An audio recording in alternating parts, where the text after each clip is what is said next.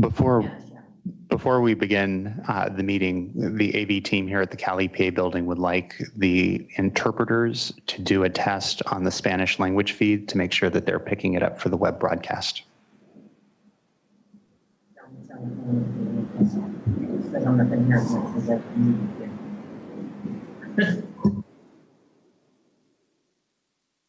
Okay, I hear Mark, he is doing a test. Can they confirm? Thanks. All right, we've been able to confirm that the webcasting is working as well. The YouTube live feed is up, and Chair Esquivel and board members, you are welcome to go ahead and commence.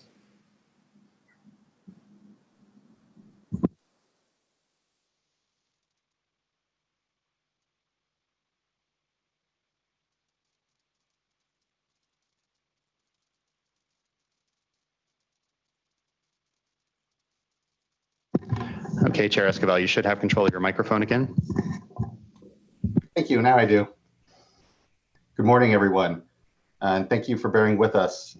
Today, we are providing for the first time translation services for this workshop, and appropriately, want to make sure everything is working well. So again, good morning and welcome. This workshop is to receive an update on the status of phase 1 of the Salton Sea Management Program. I'm Joaquin Esquivel, Chair of the State Water Board. I'm joined here today by my colleagues on the board, Vice Chair Doreen Diadamo, Board Member Tam Dodak, Board Member Sean McGuire, and Board Member Laurel Firestone. This workshop is being recorded and will be made available online for those who cannot watch it with us today. Again, a note, we have interpretive services today that are going to be provided of the conversations that will be occurring at the workshop into Spanish. If you or someone you know would benefit from this service, feel free to use it. I don't know if we want to make additional announcement now, Michael, regarding the services. I think this would be a good opportunity because one of the things that we want to ensure is that all of the English speakers are able to hear a translation of our commenters who are providing Spanish comments today. And so what folks need to do if they have come in through the Zoom client is at the bottom of the Zoom screen where you have controls. And you'll need to do this if you are an English speaker and you want to hear English throughout the day, including when the interpreters are providing translation from the Spanish native speakers to English. You'll want to go down and click the little globe that says interpretation and then select the English option. And one thing, and I'm guilty of this myself, we want to ensure that people speak at a slow and deliberate pace throughout the day so that our interpreters are not overly burdened by our rapid pace of delivery. And I'm going to hand it over very briefly now to Itze Abeda, who will make a similar announcement in Spanish for folks who have joined us on the English language feed. One final comment, besides our Zoom participants, we have a number of people who are watching on various webcasting platforms. On the Cal EPA video webcast page, there are links for both English and Spanish, and there are options to click in to this morning's workshop, the 9:30 time. So pick the appropriate feed if you are on the webcast. And then this evening, there will be 2 additional links for the 6:30 or the 6 p.m. Evening session of this workshop. So with that, Itze, it's up to you to provide the Spanish translation. Hola, mi nombre es Itze Abeta y estoy aquí para introducir las opciones del lenguaje. Ahora estamos ofreciendo interpretación en español. Si algún asistente desea escuchar esta presentación en español, por favor, busque en su pantalla el icono que dice interpretación y por favor, oprima ese botón. Ahora, cuando oprimas ese botón, vas a ver 2 opciones, una opción en inglés y otra opción en español. Si vas a escuchar y hablar hoy, por favor, y deseas hablar en el lenguaje preferido, por favor, oprima la opción de español. Gracias. Thank you. Gracias, Itze and Michael, for all the help with making sure that this is going to work well. So this workshop is being held in accordance with the public notice dated July 30th, 2020. As a workshop, the board will not take any formal action, and there will not be sworn testimony or cross-examination of participants. The board's members and its staff may, however, ask clarifying questions of speakers after receiving updates and comments at this workshop. The board may also provide direction to staff regarding future tasks of actions. The purpose of today's workshop is for the board to receive written and oral comment on the status of the Salton Sea Management Program, including a report from the California Natural Resources Agency on their progress implementing the program during 2019. I'll note that this was originally scheduled for back in March, when the 2019 report was released then in February. And so it's why, again, the report will be on 2019, but I know the Resources Agency has a lot to update us in progress from this year. Today's workshop is occurring in two sessions, a morning session and an evening session. For the morning session, we will begin the workshop with comments from any elected and tribal officials. And first off, we'll kick it over to Secretary Wade Crowfoot, and really appreciate his attendance this morning with us. So following those comments, we'll receive presentations from the State Board Water staff and the California Natural Resources Agency staff, and including 5 panels. Following the panels, we will provide the opportunity to receive comments from the public and other interested parties. For those that will be providing oral comments, please state your name and the organization you represent, if any, clearly and slowly prior to providing your comments. Public comments will occur based on the order of virtual comment cards received. Instructions for completing a virtual card were provided on the notice for this workshop and should have been submitted prior. But if you are watching on any of our video feeds and not on the Zoom platform here with us and prepared to provide comment, you can still do so by emailing comment letters, and that's COMMENTLETTERS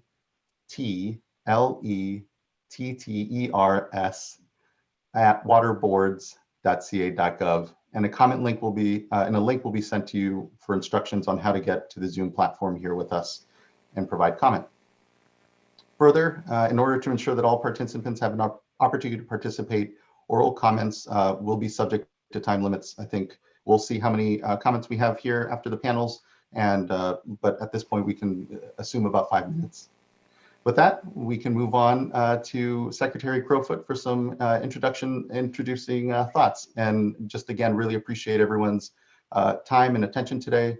This obviously has the Salton Sea, its issues have been generational and decadal in their challenges. And I just really want to thank this administration for continuing to show significant or increased progress, at least we'll say, knowing that there is a long history here at the sea of frustrations. And so just want to thank and acknowledge everyone for their time today, and really look forward to the discussion and the update.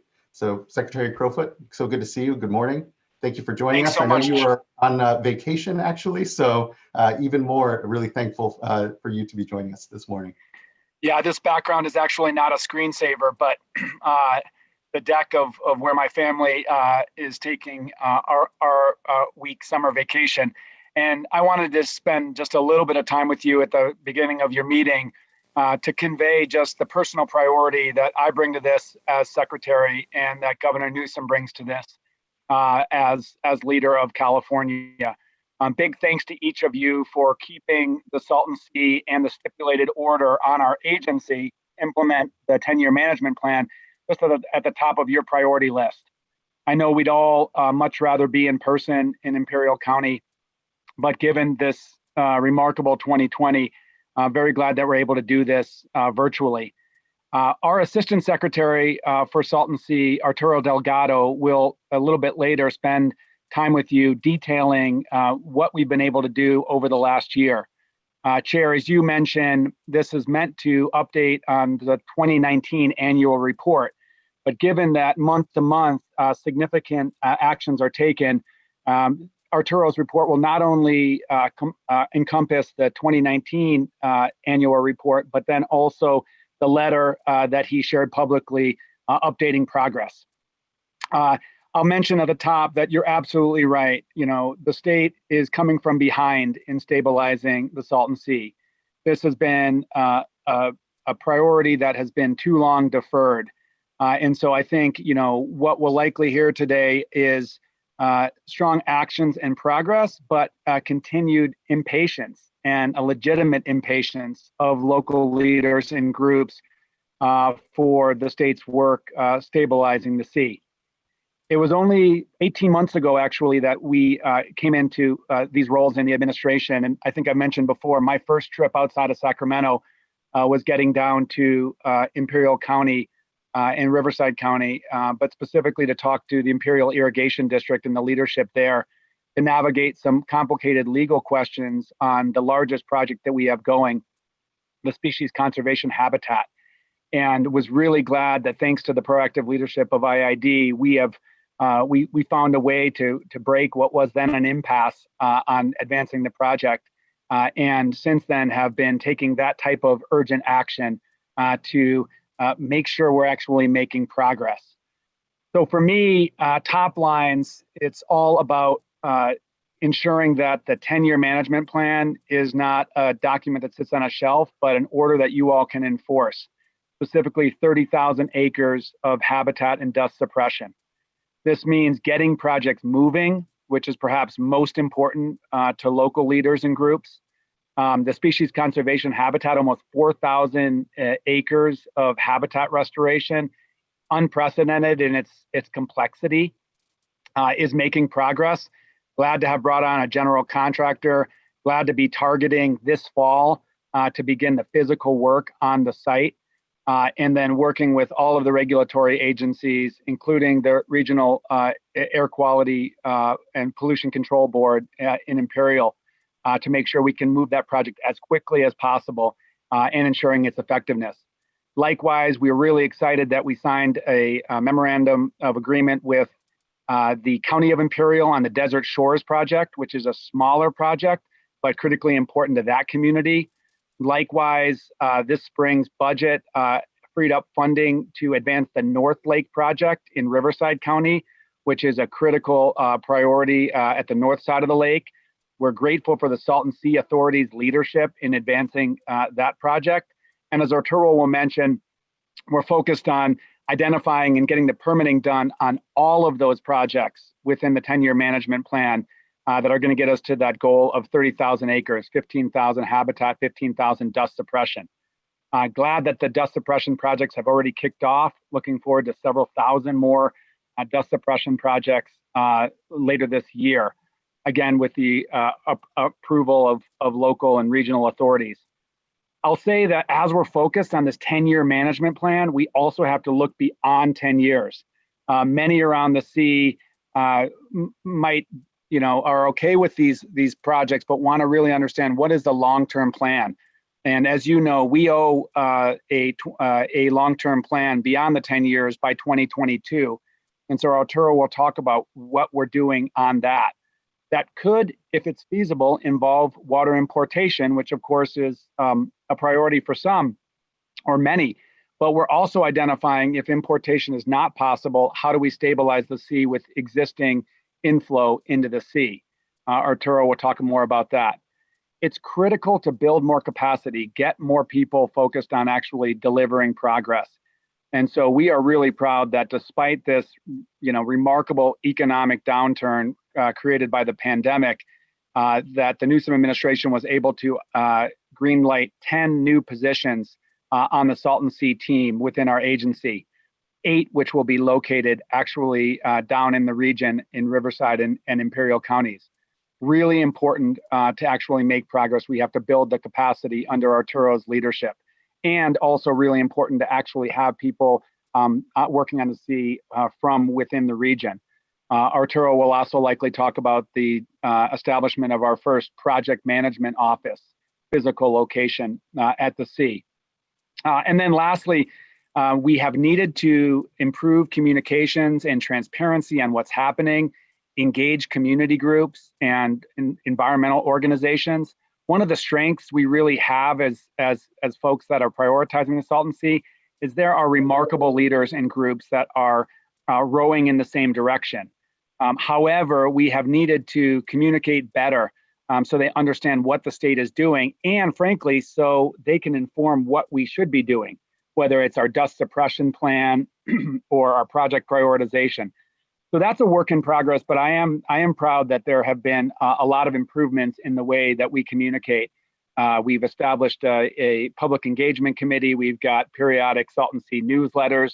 There's no doubt ways that we can improve, and we look forward to hearing that today.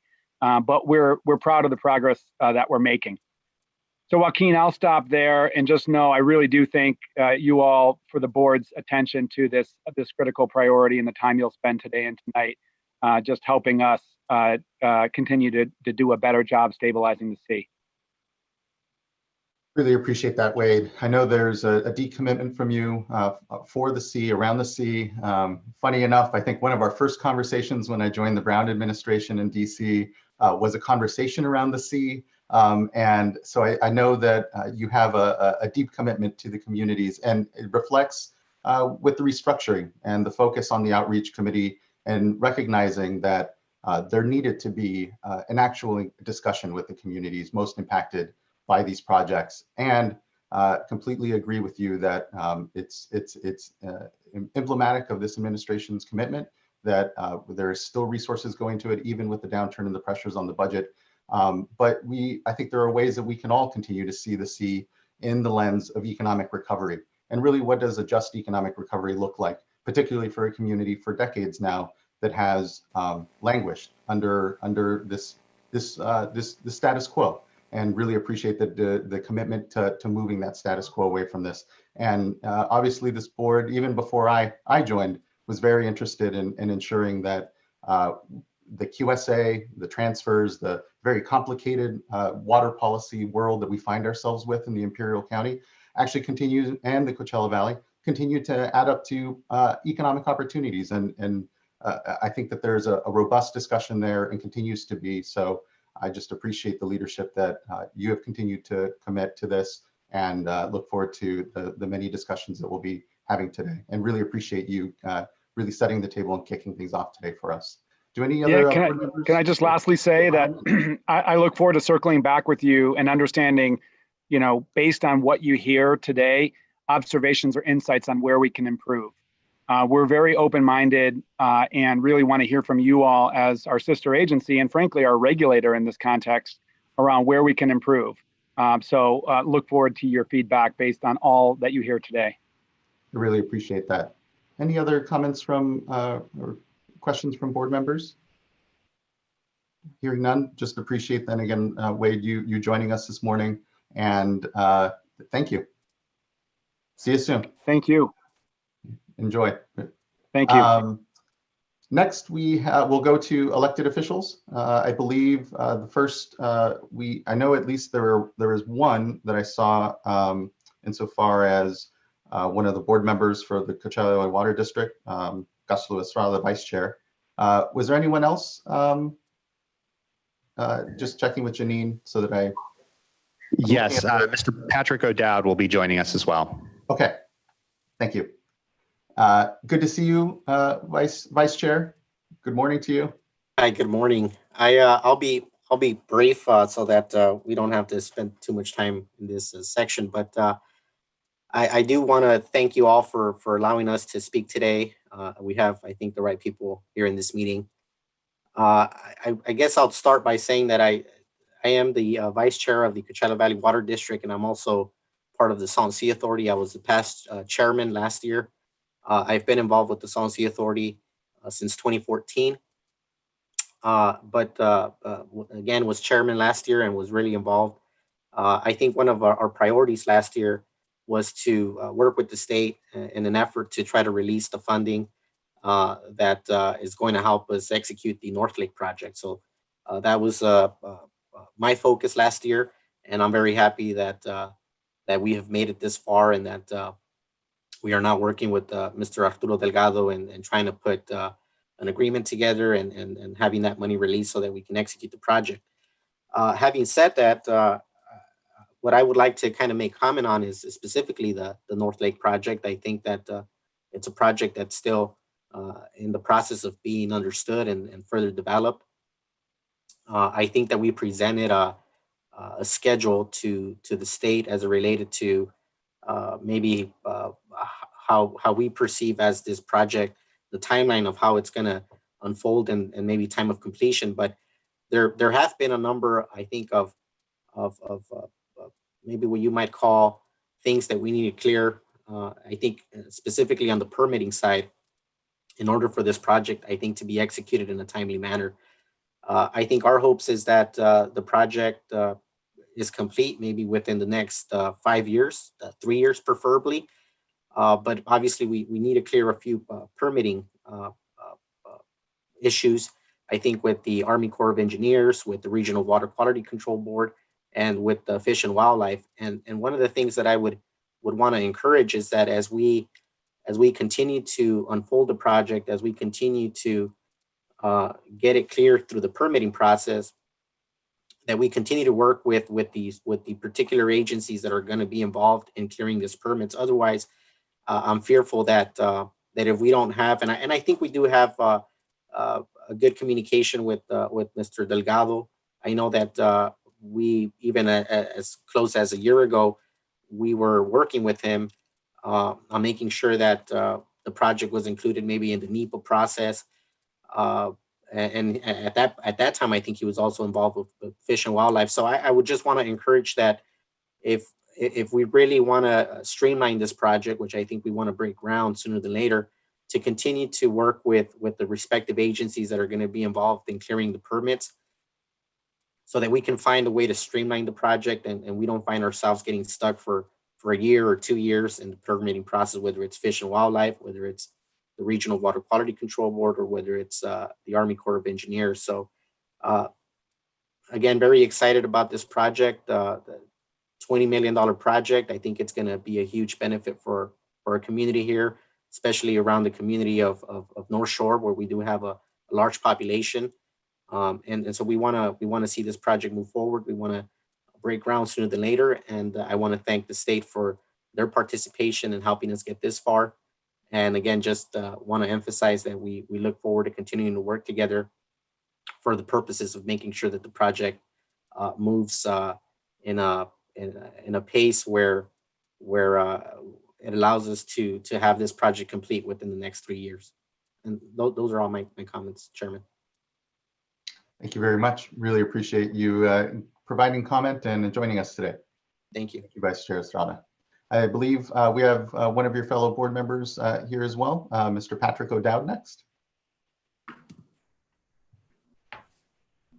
Good morning, Chair Esquivel, members of the committee. I want to just associate myself with Director Estrada's comments. I've served on the Salton Sea Authority Board for the last 6 years.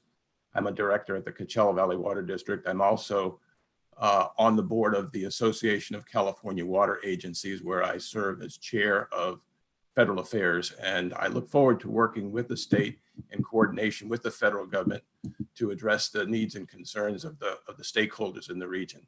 And I thank you for holding this meeting today under very difficult circumstances, and appreciate the attentiveness of this governor and his staff in addressing these needs. It's very much appreciated. Thank you. Thank you, Mr. O'Dowd. Good to see you, and look forward to those opportunities to collaborate. And glad we have a panel of our federal sister agencies here to talk about those opportunities as well today.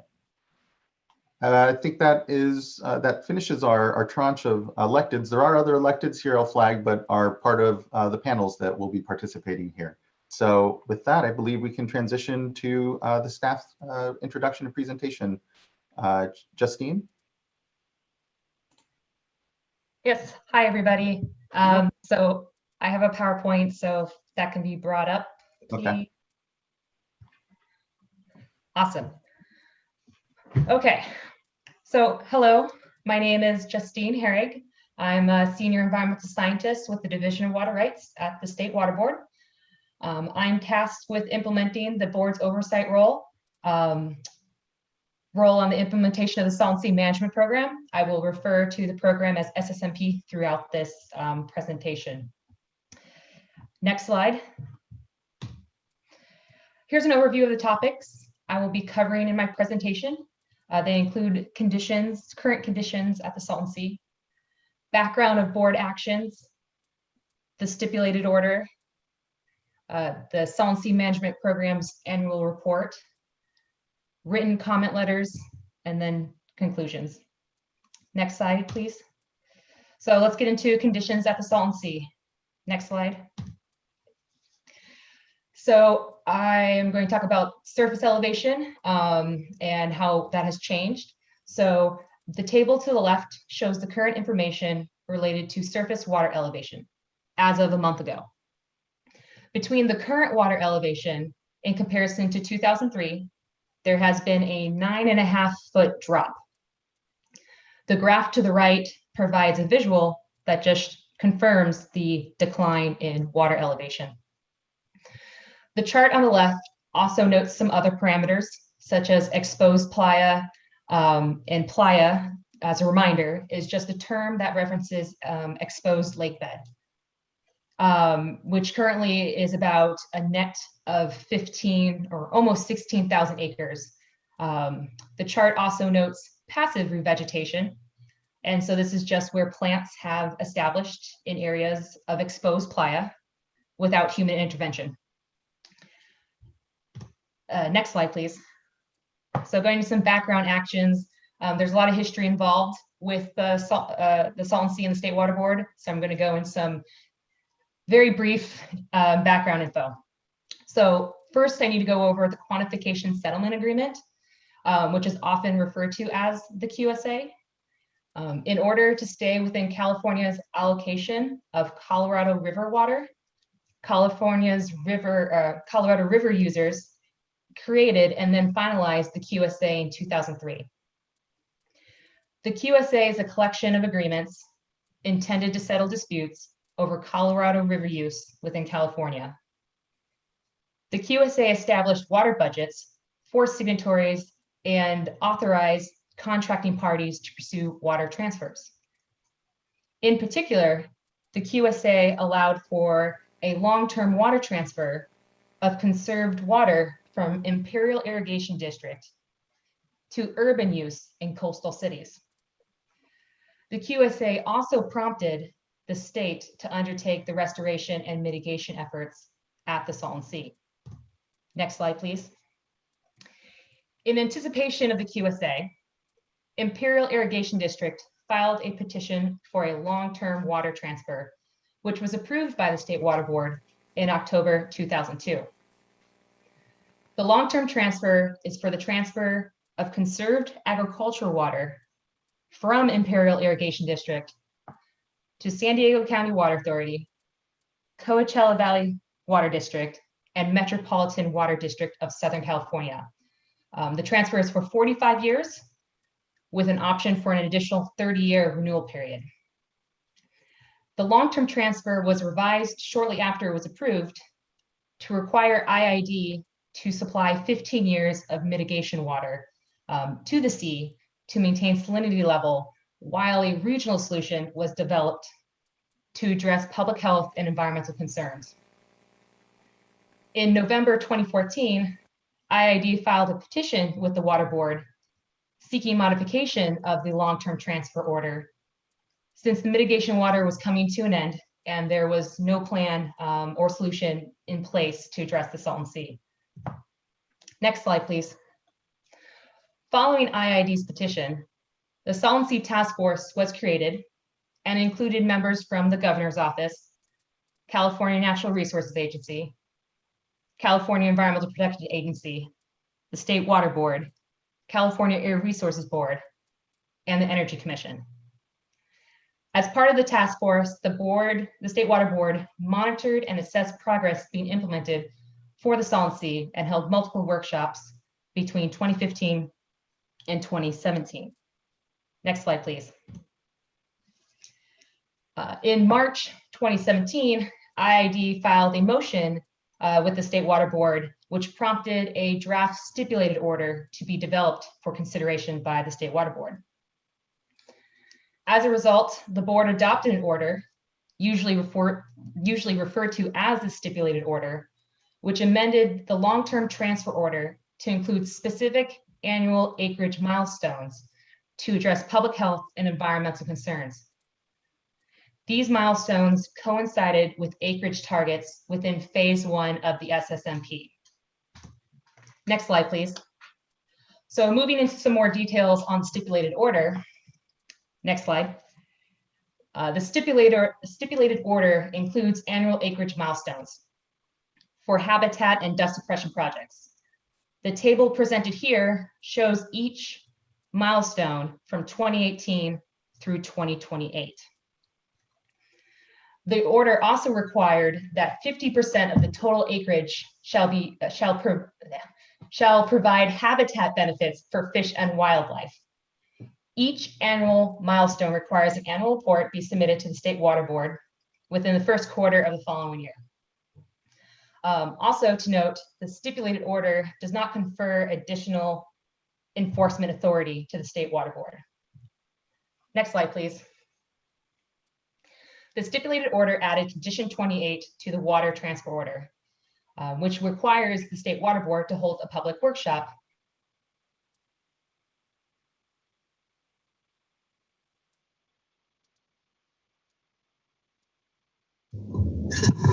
Justine, are you able to hear us? Because we have lost you in the coastal hearing room, and I think others on the Zoom did as well.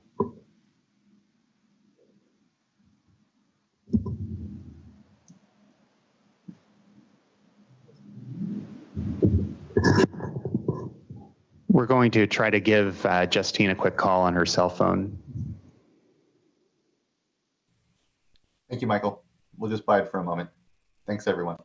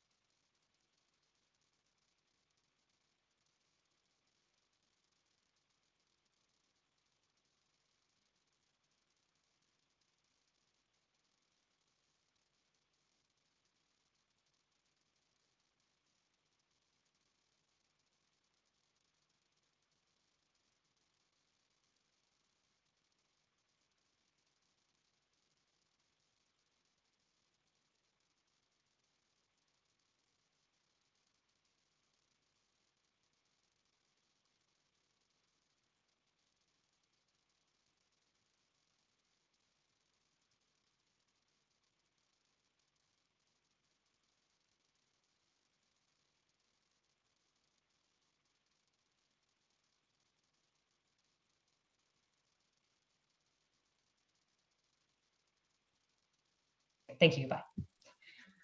Hi, sorry, can you guys hear me? Yes? Yeah. Okay, Yes. I don't know what happened. It looks like there was a glitch in my internet, but it came back around, so. Good.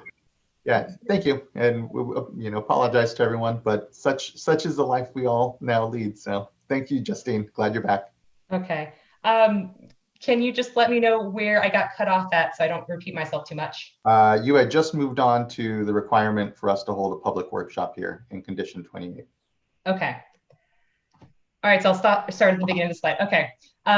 So yes, the stipulated order has condition 28, which requires us to have the board workshop to receive written comments and oral comments on the status of the Salton Sea, which is supposed to occur by March 31st of each year. However, the March 18th workshop had to be canceled due to the COVID-19 emergency. Today's workshop satisfies the requirement of condition 28. The State Water Board, as part of its oversight role, was selected to hold the annual public workshops to provide transparency and provide a public forum for governmental agencies, residents, stakeholders, and other interested parties to provide input on the progress of the state's efforts to mitigate the effects of this receding shoreline. Next slide, please. Okay. The order requires a report to be submitted to the State Water Board. The annual report needs to cover the following 6 topics at a minimum. What projects were completed for the previous year, the amount of acreage of projects completed, upcoming projects to be completed, the status of financial resources and permits, any anticipated departures from the annual acreage milestones, and what progress is being made towards the long-range plan. Next slide, please. So I'm going to go into the SSMP's annual report that was submitted. Next slide, please. As I mentioned, it has to cover those minimum 6 topics, which the report does.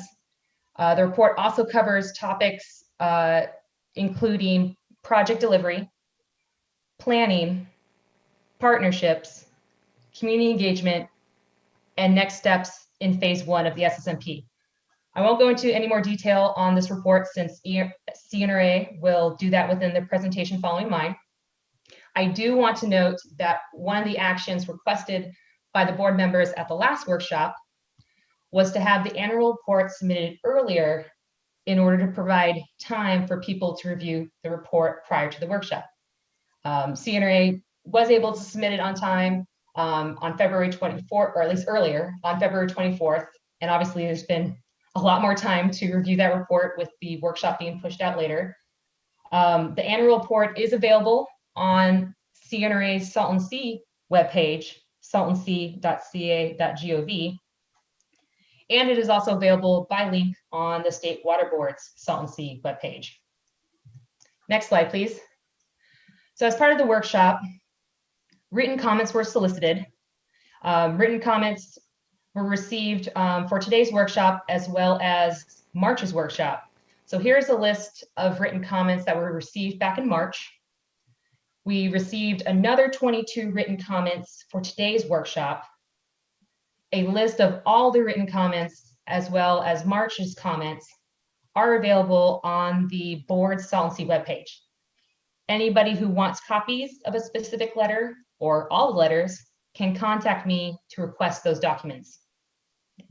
Next slide, please. Just to provide an overview of the workshop again, it consists of two sessions. The morning session has included my presentation, followed by CNRA.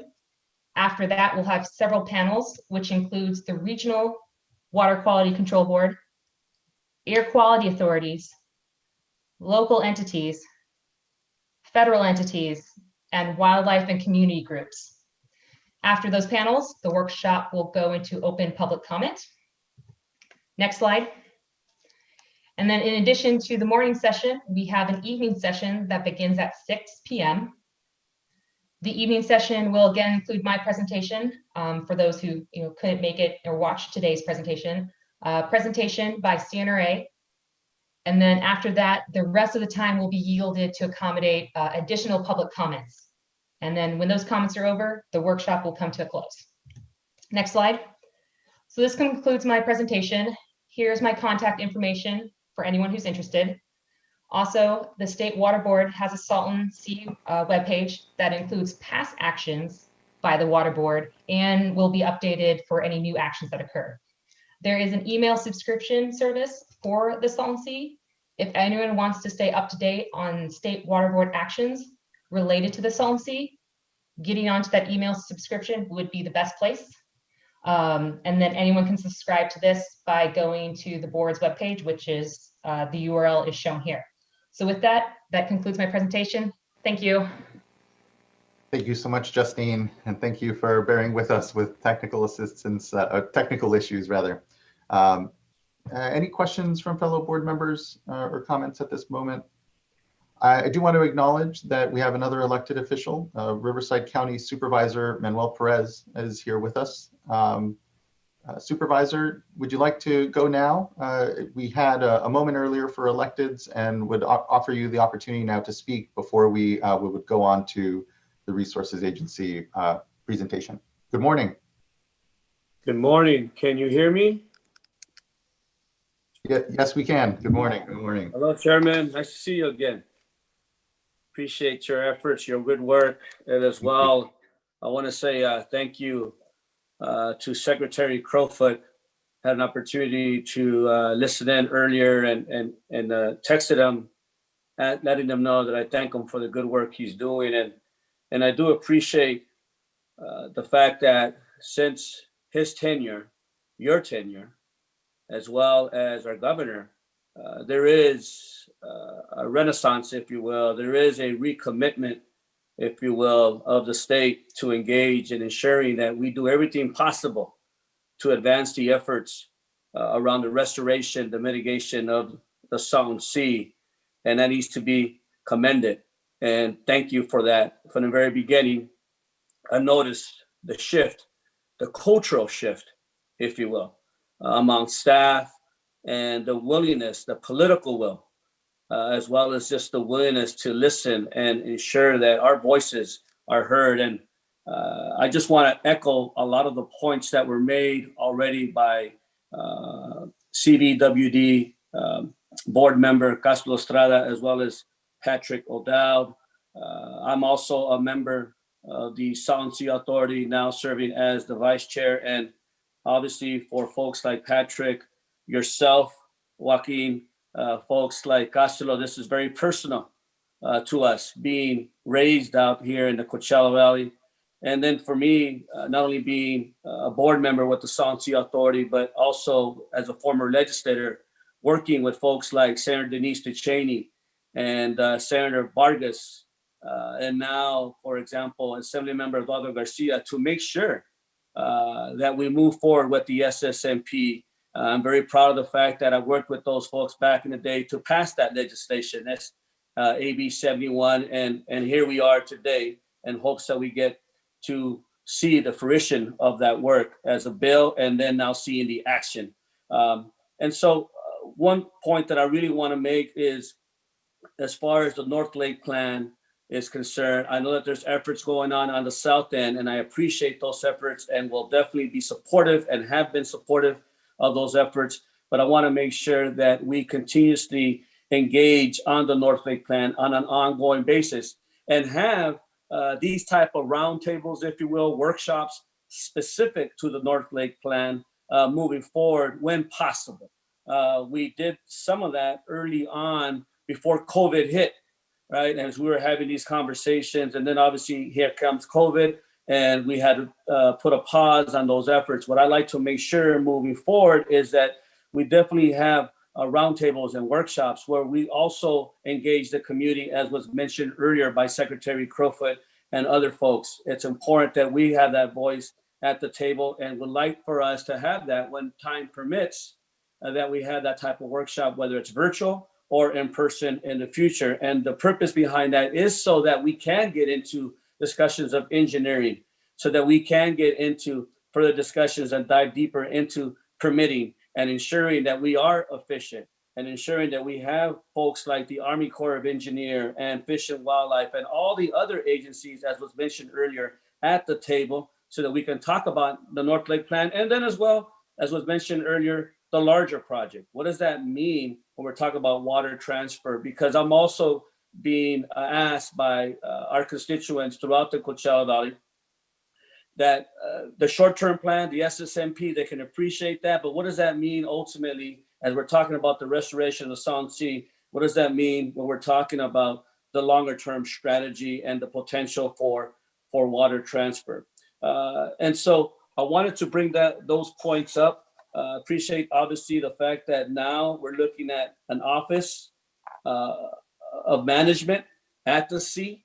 We were talking about internally how we can really partner with the state. And I think to some degree we've been able to do that, but what does that really look like on the ground, right? And so I think that one way we can do that is to ensure, working with Arturo and others, that we do actually have some sort of management office at the sea, at the North Shore area, the yacht club, something of that sort, so that we can engage with the community, so that we can also, as electeds that are local, can have those robust conversations, not only on restoration of habitat and wildlife, but let's talk about the economics of the area, as you did earlier, Joaquin. Let's talk about recreational opportunities for our folks around the North Shore area that unfortunately, have not had those opportunities over the course of years. And so thank you once again. And I also want to just say thank you for the release of funding. That's a major victory for us, the $30 million for the Salton Sea. I want to thank Assembly Member Eduardo Garcia for moving that and advancing that effort forward as well. And obviously the $20 million that are going to the North Lake. And so if there's anything else that I can just say, one last point is that let's truly partner. Let's truly partner. Let's continue that commitment. Let's sit at the table and let's put together the plans that are necessary so that we can begin to break ground as soon as possible. It was mentioned earlier, within 5 years. I'm shooting for 2 to 3 years. Let's see what we can do. Thank you so much. Thank you, Supervisor, and thank you for the sustained leadership. It definitely starts and is about that local leadership around these discussions and aligning state and federal agencies and discussion. And I think there is an incredible opportunity to do so and see actual progress where it's languished, certainly. So thanks for that continued leadership, and thanks for joining us today. With that, we'll move back to then our panel. Next up, we have the California Natural Resources Agency. We have Arturo to provide the resources presentation. So good to have you, Assistant Secretary.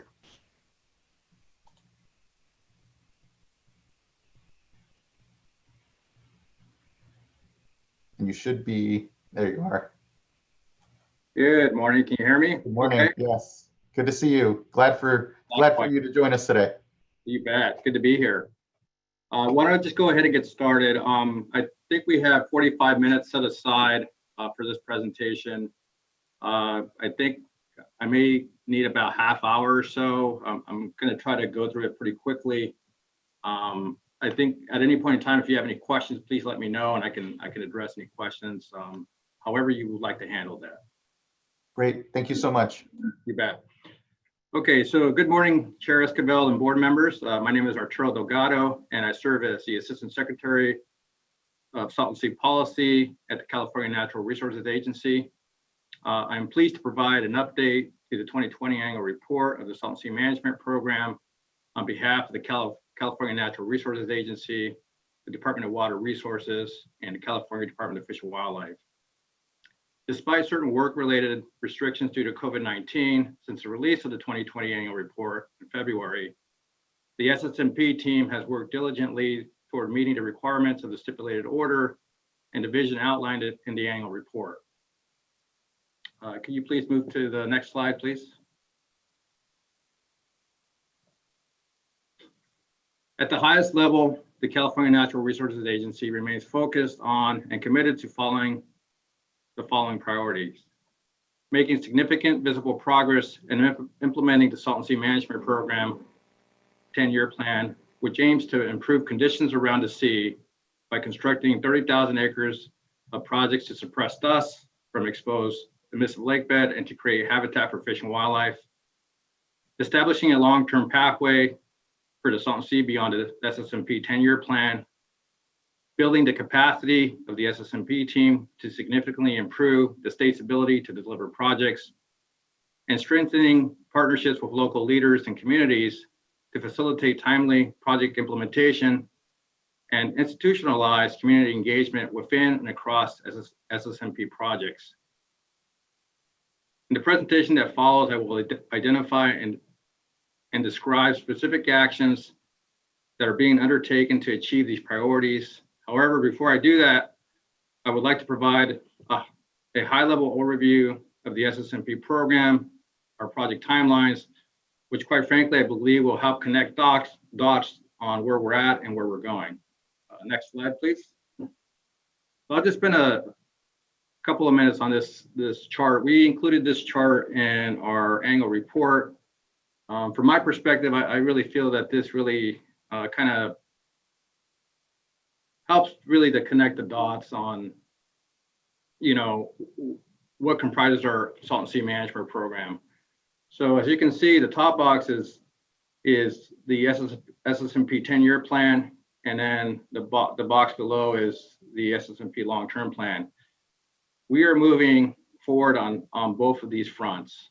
With respect to the 10-year plan, there's multiple tracks. A couple of the tracks are related to project delivery, where we've identified several thousand of acres of projects that will be implemented over the coming months. The first of those is a species conservation habitat project. We have selected a contractor, and Department of Water Resources is in the process now of actually finalizing that contract, and work on that project is going to start this fall. At the same time, we are moving forward in earnest on implementing several thousand acres of dust suppression and restoration projects. We completed our first project earlier this year in January, and in the coming months, we're going to be implementing thousands of acres as part of that plan. While we're doing all that, we're also working on completing the remaining environmental compliance requirements that need to be met, specifically with respect to the National Environmental Policy Act. Here in August, we're going to be releasing our project description. We're going to be holding public meetings this September. And then this winter, we're going to be releasing what's called an environmental assessment and hold additional public meetings and then finalize that programmatic environmental document in summer 2021.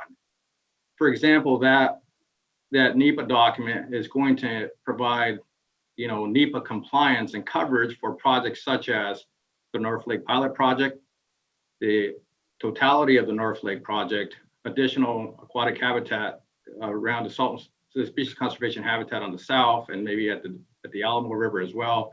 But I'll get into more specifics on this and in subsequent slides. So while we're doing all that, we're also starting work on developing the long-term plan.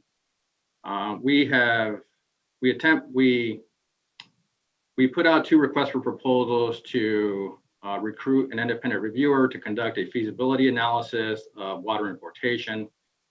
We were unsuccessful in via both of those attempts. We are exploring options now, and we hope to have an independent reviewer on board this fall. So once we have that independent review panel on board, they're going to be conducting a feasibility analysis of water importation.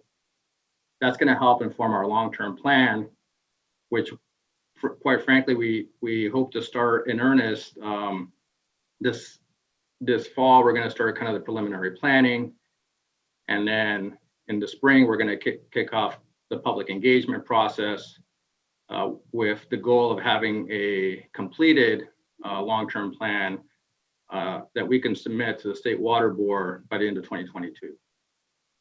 So that's really kind of a high-level overview of the Salton Sea Management Program.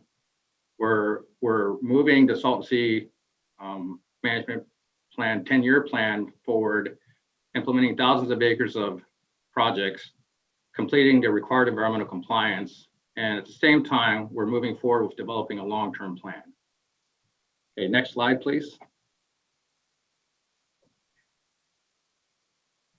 So this is the first priority, and now I'm going to kind of drill down a little bit deeper into some of the specific actions that we're taking to help meet this priority.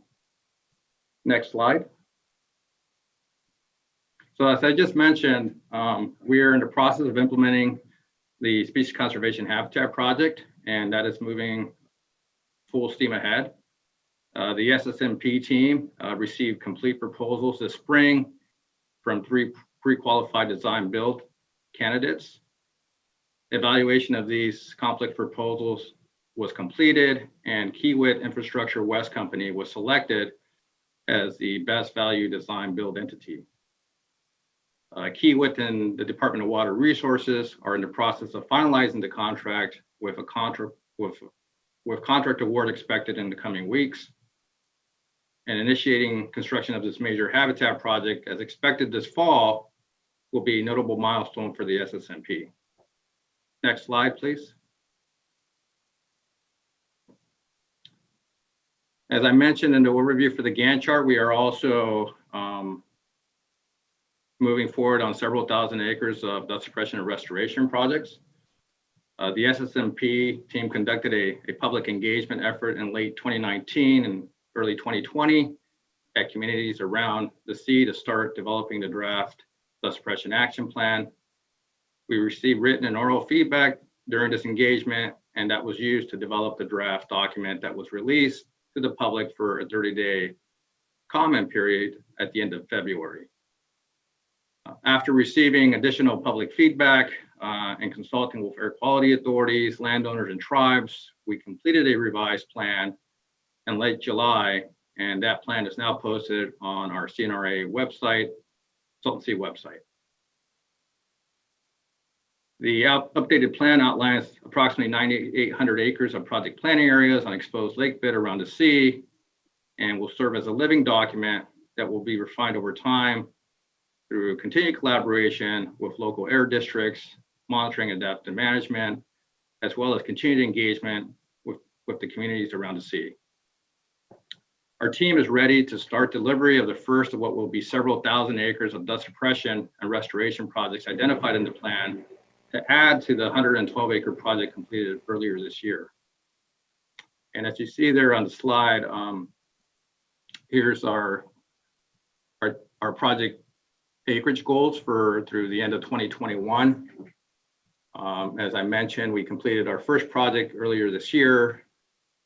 By the end of this year, we expect to have 1,500 to 2,000 acres of additional acres completed. By the first quarter of next year, likely by the end of March, an additional 2,000 to 2,500 acres. And then by the end of 2021, an additional 2,500 to 3,000 acres of completed work. So basically by the end of 2021, we will have somewhere in the range of 6,000 to 7,500 acres of work completed. And, and quite frankly, this is really how we get caught up and get back on track. Okay, so while we're moving forward on these projects, we've been actively coordinating with federal and local partners to meet regulatory requirements, obtain necessary permits, and negotiate land access agreements.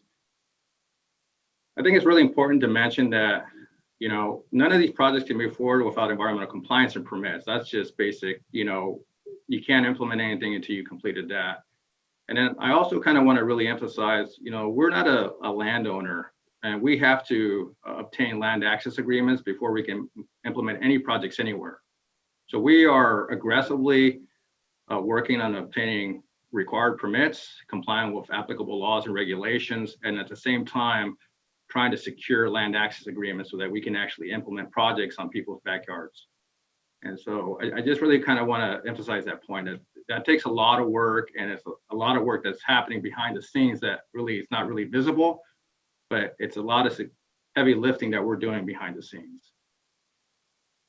So while we're doing all that, we're also increasing our ability to deliver projects by executing contracts and agreements. So that we can secure equipment, we can secure contractors, we can partner with, we can enter into agreements with various partners so that we can basically speed up our project delivery implementation schedule and add more capacity. The first project in the queue is a temporary dust suppression project that is located within the footprint of the SCH project. The reason we are proactively implementing temporary dust control measures at this site prior to the start of construction of the habitat ponds is due to the potential for emissivity within portions of the project area. Permitting for this project is completed. The SSMP team is working with the Imperial County Air Pollution Control District to obtain approval of a dust control plan that will enable work to begin upon approval. Next slide, please. So these next few slides just kind of show some examples of the various dust control restoration projects that could be implemented at the sea. This first slide on the left here is temporary surface roughening, which is basically tillage. Temporary surface roughening is achieved by constructing 2 to 4 foot deep furrows perpendicular to the prevailing wind direction. And I just really want to be clear about what we're doing with respect to these type of projects, assuming that we can implement these type of projects at the sea, is that these are going to be just temporary measures that we implement that we will then follow with some restoration component, such as vegetation establishment or creation of shallow water habitat, wetland areas. Can you move to the next slide, please? Shallow flooding is an example of something else that we can do on some of these sites. And then I also just included a photograph here of sand fencing. This is sand fencing at Oceano Dunes. There's some areas that are pretty remote that we are currently working on developing monitoring wells that we hope we can convert to water production wells at certain locations.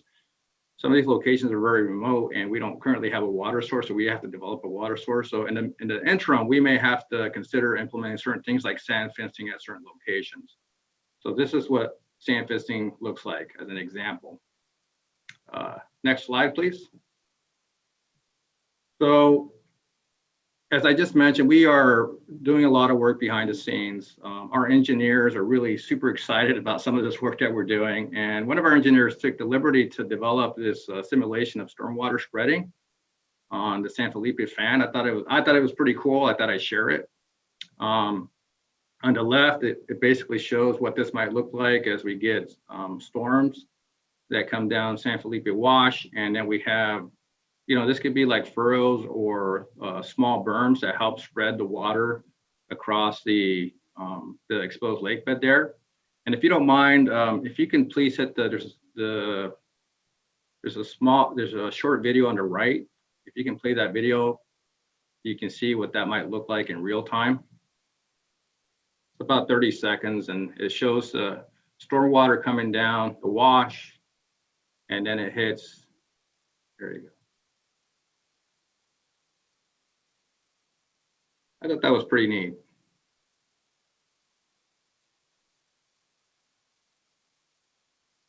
And so by doing that, you're able to spread that stormwater, you're able to saturate the soil, it helps facilitate revegetation. If we are actively planting plants down there to revegetate the area, it helps create shallow water habitat. It also encourages natural revegetation. So there's a lot of opportunities there. So that's just an example. Next slide, please.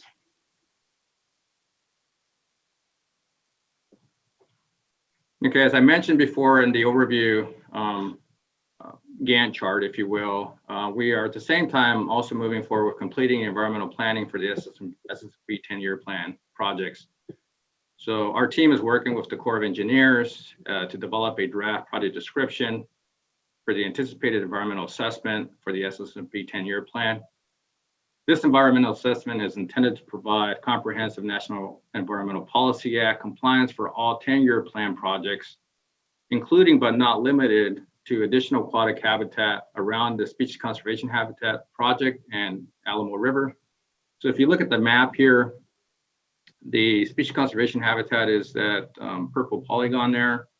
And so what this NEPA document would allow us to do is to get comprehensive NEPA coverage for really up to 30,000 acres of additional projects so that we could get our entire 10-year plan under compliance under NEPA so that we can quickly move forward with implementation of these additional projects. So this kind of gives you an idea here. This would cover areas such as these additional aquatic habitat ponds on the south side that are shown in blue. On the north side, it would include the entire North Lake project. And I think if we can zoom in a little bit there on the North Lake project also includes the North Lake pilot project, which Supervisor Perez mentioned earlier. It's a 156-acre small project there on the north side of the sea. That North Lake project proposal basically extends from the north side of the State Recreational Park on the northeast side, loops around and extends down to the southwest as far as Desert Shores. So this is the type of projects that we are intending to cover under this environmental assessment. In addition, if you look at the green, those areas that's where we could probably do some additional dust suppression and restoration projects on the exposed lake bed. So the idea here is that we can, in one kind of large comprehensive NEPA, we can cover the entire 10-year plan, complete the required environmental compliance needed to fully implement this program, and we can do that pretty quickly. So our schedule for moving this forward is we are planning to release the draft project description this month, and we plan to hold virtual public workshops in September. The draft environmental assessment is expected to be released this winter with virtual public workshops planned at that time. And we are anticipating finalizing the environmental assessment by the summer of 2021. So as I mentioned before, upon completion, this comprehensive NEPA compliance process will enable the SSMP to proceed with full implementation of the 10-year plan projects in an expedited manner. Next slide, please. So while the SSMP team is executing the 10-year plan and we are simultaneously advancing a path forward for long-term restoration of the sea beyond the first decade. Next slide. The long-term plan will establish a strategy for long-term restoration, and options evaluated to inform this plan will include project build-out based on projected future water inflow and water importation for a whole sea alternative if importation is found to be feasible.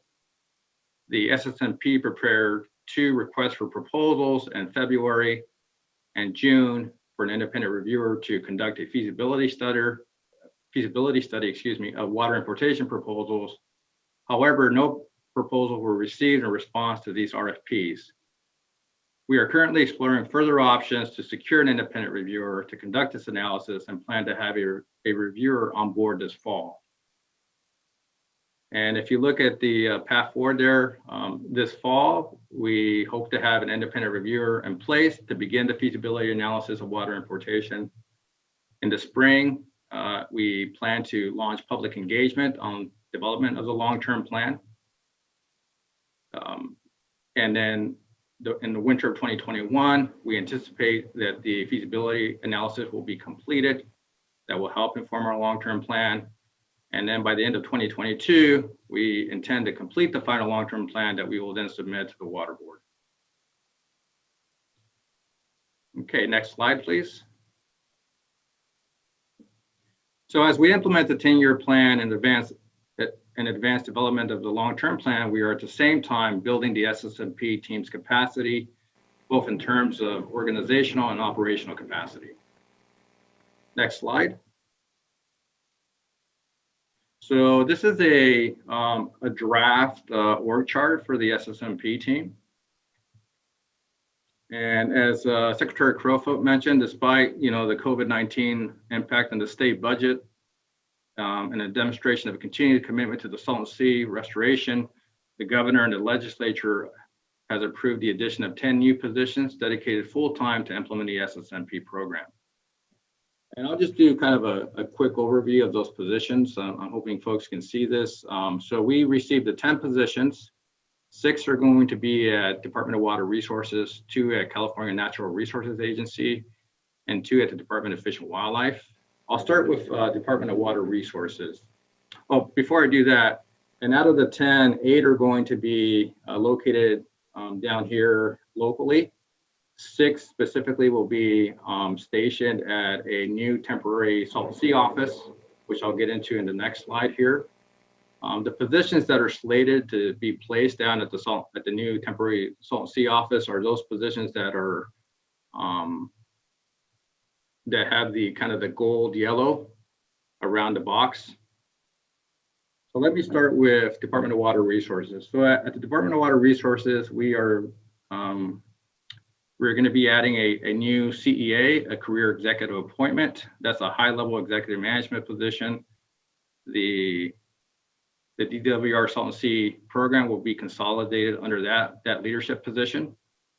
In addition to that position, we're also adding an attorney that will be dedicated full-time to the Salton Sea Management Program.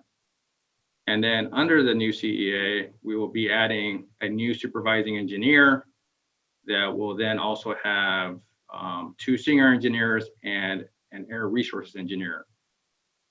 Those 4 positions will be located at the new temporary Salton Sea office down in Imperial County. And then moving over to California Natural Resources Agency, we will be adding 1 deputy assistant secretary that will be located here at the California Department of Fish and Wildlife office in Bermuda Dunes, and also adding an information officer 2 that will also be located here at the Bermuda Dunes office. And then both of those positions will report to me, or my position. And then moving on over to the California Department of Fish and Wildlife, we will be adding 1 senior environmental scientist supervisory position under the CEA at DFW. That's Gail Severance. I think some of you have met Gail. That'll actually free up Gail to really help support a lot of the work that we're doing and help with kind of the high level coordination. In addition to that senior environmental scientist supervisory position, we will be also adding more boots on the ground by adding the fish and wildlife technician, that position will be located down at the new temporary Salton Sea office. Next slide, please.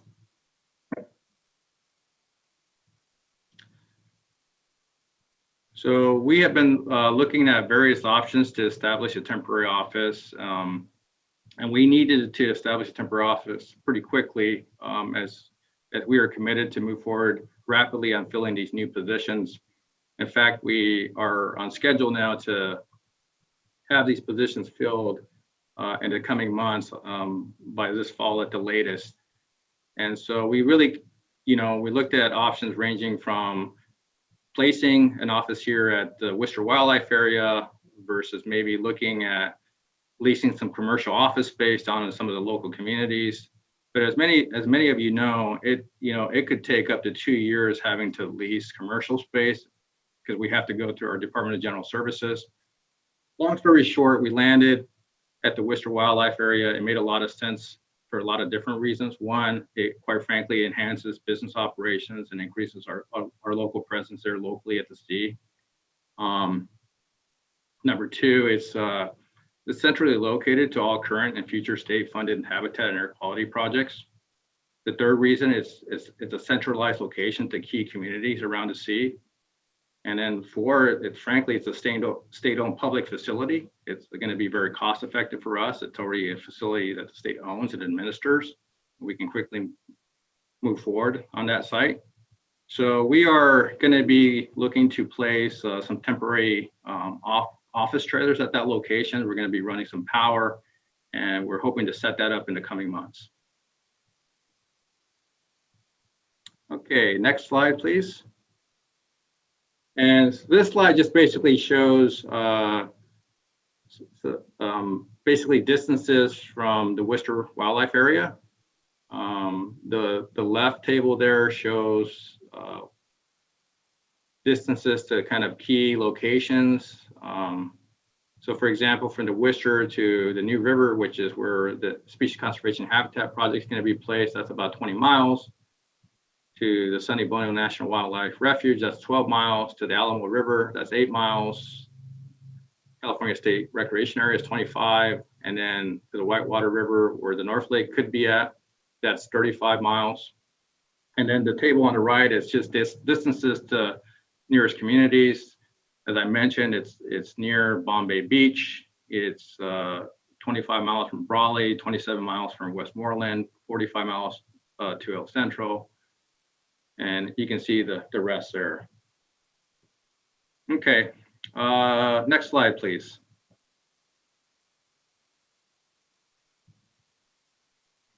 So finally, I would briefly like to touch on what we are doing in the area of strengthening partnerships. And next slide.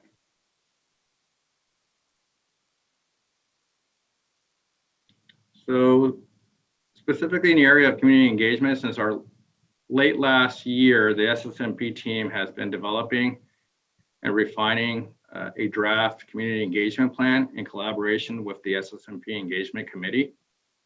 We recently formed a subcommittee of the SSMP Engagement Committee to assist us with finalizing the engagement plan. The plan will be presented to the SSMP Engagement Committee at the September meeting. In addition to the assistance being provided to complete the engagement plan, this working group is also providing guidance to help support our planning and ahead of the upcoming NEPA public workshops to maximize community input, particularly among underserved communities during the COVID-19 pandemic. Our team is also developing options to streamline the SSMP advisory committee structure.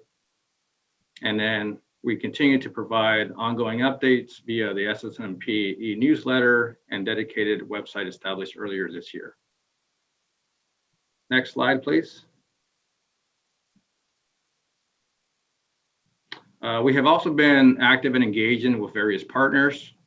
Earlier this year, CNRA and the Salton Sea Authority entered into a memorandum of understanding that outlines how we will coordinate and consult to support the broader goals of the Salton Sea restoration and to collaborate on federal funding opportunities for projects that will help restore the sea. CNRA and Imperial County Air Pollution Control District recently entered into an MOU outlining how we will coordinate and collaborate on the Desert Shores Channel Restoration Project. This project proposes to refill channels located between residents on the Salton Sea shoreline in the disadvantaged community of Desert Shores. Imperial County Air Pollution Control District will serve as the lead to plan the project and will act as a project manager. It will also lead outreach and communication efforts in coordination with CNRA. Under the MOU, CNRA will analyze and document the project's public benefits as part of our upcoming 10-year plan, NEPA analysis, as required for funding under the SSMP. The SSMP team continues to coordinate and collaborate with various stakeholders and partners to conduct important fish and wildlife surveys, assist with water quality sampling, and among other data collection efforts. Next slide. So in closing, on behalf of the SSMP team, I'm proud to report on the continuing progress since the February 2020 submittal of our annual report, despite the unique challenges brought on by the COVID-19 pandemic. Our team is laser focused and have scaled up our efforts to make significant progress and deliver several thousand acres of priority projects in the months ahead. At the same time, we are developing a path forward for long-term restoration of the Salton Sea beyond a 10-year plan. We are significantly enhancing our organizational and operational capacity. And finally, and most importantly, we are strengthening partnerships with local leaders and communities to complete projects that improve conditions for the local communities and fish and wildlife dependent on the sea. Thank you. Thank you so much, Assistant Secretary Delgado. I really appreciate what was a very thorough update, and particularly the emphasis on the increased capacity and siting offices there around the sea, and continue to emphasize, I think like the supervisor brought up as well, the need to actually be down there, be down at the sea, continue to show investment and opportunity for jobs and work around these critical projects and creating a momentum around that. So I appreciate that particularly. Any questions from my fellow board members or anything particularly like to flag or comment on? If I may? Yes, please. Board Member Doda. Thank you. Thank you for that very comprehensive and very exciting update. Lots of activities coming to fruition this year and next. And much congratulations to all of you for what you've accomplished and for being so focused on the remaining task. The one area that I'm hoping you could provide a little bit more information on is the community engagement plan. I understand that the final is expected fairly soon. I was wondering if you could share some highlights of that plan, anything in particular that jumps out as being something that either is very promising or something that you think, well, the reason I ask is we're always very interested in the issue of community engagement and how to do better at engaging communities in the decisions that we make and in the projects that we are involved in. So if there's anything you could point out and share, and I'd love to see obviously the final plan when it comes out, but if you can provide a teaser, I guess, if you will, anything exciting in that plan that you could highlight for us today. Yeah, I think I can do that. If you don't mind, can we go back to slide number 3, please?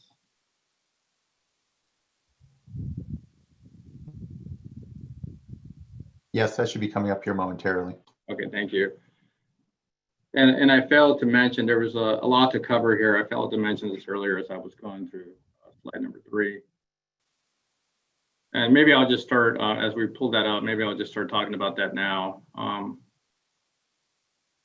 So I think one of the, at least from my perspective, is quite frankly, the beauty of slide number 3 is really our game plan. It really shows at a high level what we are doing, where we're at, and where we're going.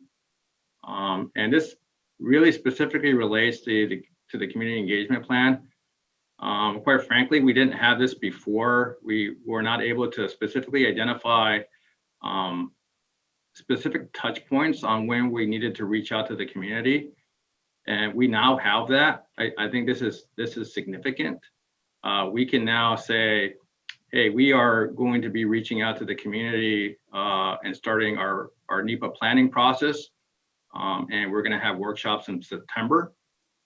We can now say that we're going to start.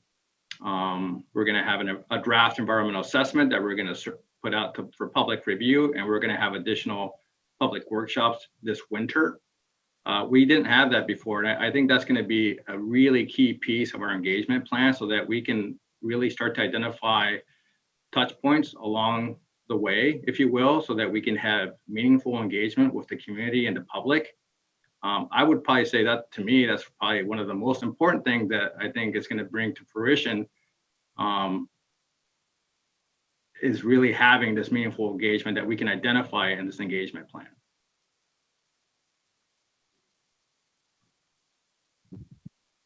Thank you. A follow-up question, if I may. As part of your community engagement plan, has there been any discussion about community capacity building? Obviously, based on our last visit there, we know that the local community has a great deal of interest in all of these projects and all of these issues, and there was a lot of interest in participating in all of these processes. Has there been any consideration of what some possible needs might be for community capacity building, and what some options might be to address those needs? Yeah, absolutely. That's a great question, and thank you. You're reminding me of all the good things I probably should have been saying as well. So thank you. Absolutely. So as I mentioned, with the 10 new positions, we are adding a public information officer too. We are adding that deputy assistant secretary. Those positions are going to be laser focused to really start to make our community engagement process more robust, to reaching out to community leaders, local organizations, to start building that capacity so that we can, quite frankly, have the boots on the ground, engaging directly with the various groups, building up the capacity with, interacting with groups like Alianza, Comité Cívico, for example, right? Partnering with them to see what we can do to further engage some of the disadvantaged communities around the Salton Sea. Yeah, I think this is a wonderful opportunity. I really see us, by bringing on these additional positions, we're going to really be able to ramp up our efforts with respect to community engagement, interacting with the various local leadership groups, so that we can really bring the information that needs to be brought out to these communities. Absolutely.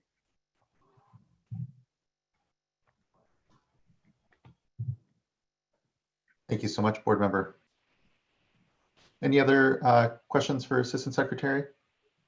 I just had a question following up on a similar topic. On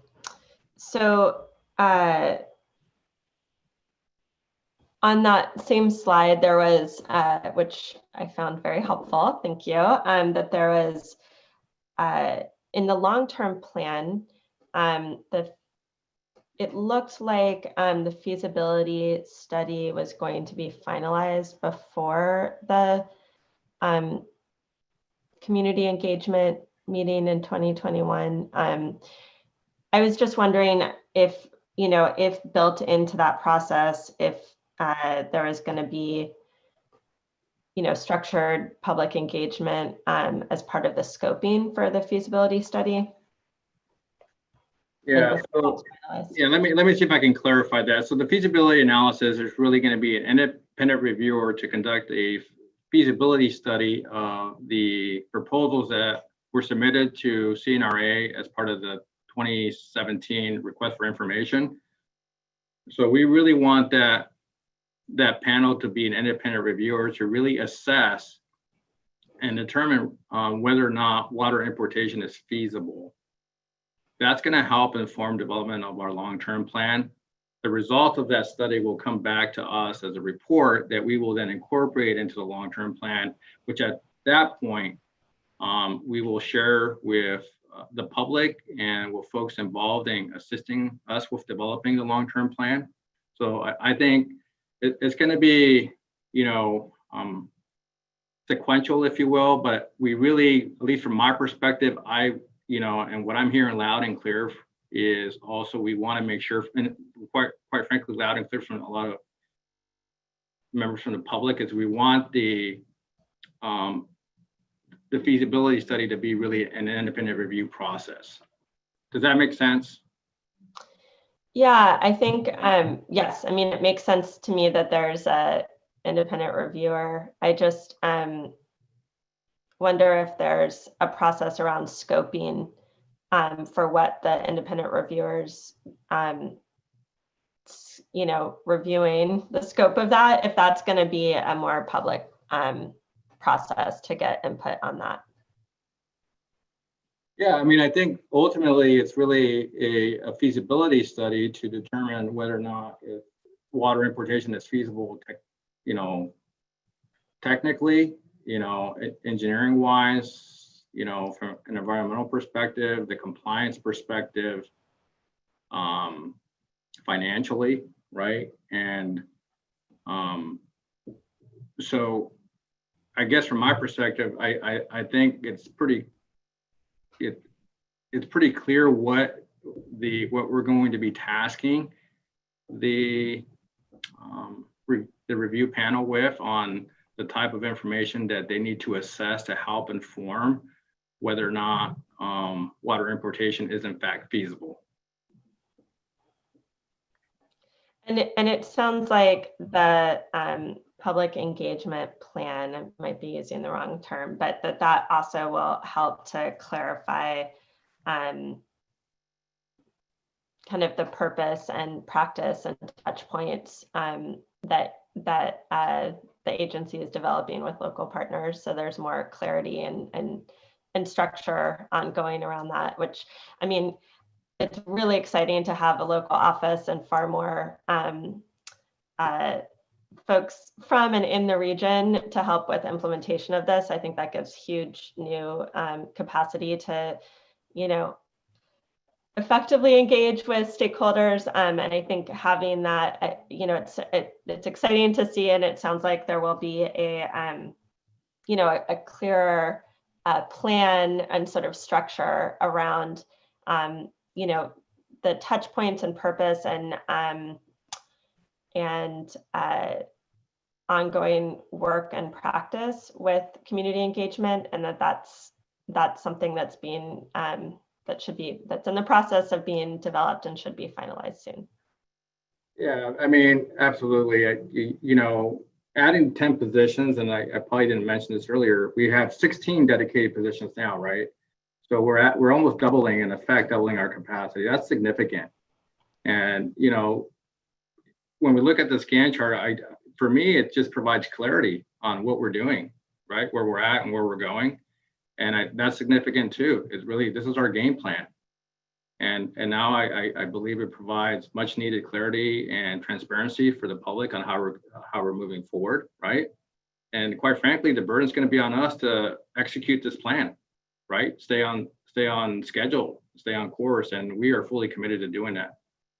And so more to come. I mean, there's a lot of details here. You know, I don't have all the answers, but we're working through a lot of these questions that are being asked, and we're listening and carefully considering what the best option is to how to best move it forward. So yeah, more to come on this. Great. And then my last question, which I think you answered, but I just want to confirm. So that timeline that you laid out, which is, you know, I think exciting, really helpful to see, and exciting, the increased pace that we'll be able to, you know, see advancements on. Just, there was a few, you know, this year in particular coming up, and I was just wondering if already, given COVID, if there's anticipated delays in some of those kind of more immediate timeline goals that you had laid out. But it sounds like that you said no, and that we're still on track. So I just wanted to confirm that. Yeah, so the goal for this year is 1,500 to 2,000 acres by the end of this year, right? But I'm going to caveat that and just be blunt about it again, is we're not a landowner, so we need to secure land access agreements, right? And we need to secure permits. So quite frankly, we need cooperation and collaboration from landowners and regulatory agencies. That's the bottom line. And assuming we can, and you know, folks are working with us now, we made good progress on developing strong relationships with various partners. So I feel really good about that. But at the same time, all this hinges on our ability to obtain land access agreements timely, as well as get the necessary permits. So that, absolutely. And sorry, just so that timeline on that same slide, on the short-term work, that's still, you know, those sort of, all those interim pieces still are on track despite a lot of the challenges with COVID. These are, you know, putting together this dust suppression action plan that I talked about earlier, quite frankly, provided a lot of clarity and help. It was really helpful because it really gave me a reality check on what's realistic. I feel comfortable that this is realistic. Great. But again, it's going to be dependent on timely execution of access agreements and permits. Absolutely. Yep. Great. Thank you. You bet. Thank you. All right. So I have a couple of questions as well. And I think the recurring theme here today revolves around slide 3. So I hope we can pull that one up again. And I just want to say that I really appreciate all the steps that Resources Agency has taken this past year to, you know, elevate your game in terms of communicating to the public. The improvements in the annual report and the update that came after that just recently are greatly appreciated. And just to see all the work that you've done in ramping up project delivery and execution is really encouraging. And so just echo the other board members' comments thus far. So I want to focus a little bit on that project delivery and kind of some of the caveats you've laid out very clearly, and that there's, you know, oftentimes there's factors outside your control. You don't own the land, you have to get permits, land access agreements. Sometimes there's unforeseen things that pop up. And, you know, my background as an engineer and consulting and project delivery, I understand that very keenly. And so I am looking at your schedule, and just a couple of questions popped to my mind. And one is on kind of the allocation of projects. And, you know, you have this balance between dust suppression projects and habitat restoration projects. And so, and it looks like, I can't tell from the maps, it's a little hard to suss out exactly where the projects are relative to one another. But I just want to be clear. So at the end of the 10-year plan is the idea that you'll have at least 15,000 acres of each, dust suppression and habitat restoration, and there won't be overlap, but these are separate investments. Is that how that's envisioned to work? Absolutely. Yeah, we are committed to fulfilling the commitments in the Stability Water Order, which is to have at least 15,000 acres of habitat projects at a minimum. Okay. Yeah. Okay, that's helpful. And then, yeah, so just, you know, thinking about the stipulated agreement and, you know, our role as an oversight agency, you know, part of this was that it does have annual milestones, and those milestones are every year, you know, starting a couple of years ago, and we know about the difficulties in ramping up thus far, but the milestones then continue to 2028, I think. And so, you know, one of the things I haven't seen in the annual report is sort of that, not the long-term plan, but sort of the midterm plan, once you get past the SCH project and some of the dust suppression projects, you know, as to what's going to be happening from 2023 to 2028. And so interested in any thoughts you have on that. I know you're doing NEPA right now, and perhaps maybe the next version of the annual report or other updates could include that longer term vision in terms of how you anticipate meeting the milestones all the way through the end of the 10-year period. So anyway, any thoughts on that would be appreciated. Yeah, you bet. No, that's a great question. I would say that I did briefly touch on that. I think as we move forward with the Species Conservation Habitat Project, we're also moving forward with the dust suppression restoration projects, right? And I also mentioned that we're also moving forward with the North Lake Pilot Project. We do have funding for that, as Supervisor Perez mentioned earlier, right?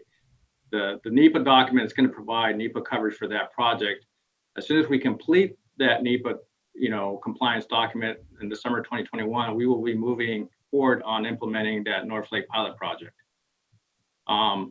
After that, quite frankly, we're going to have to identify additional funding sources. And let me take a step back. I would also say that as we're developing this NEPA document, you know, quite frankly, that's going to provide a lot of clarity on identifying specific projects, right?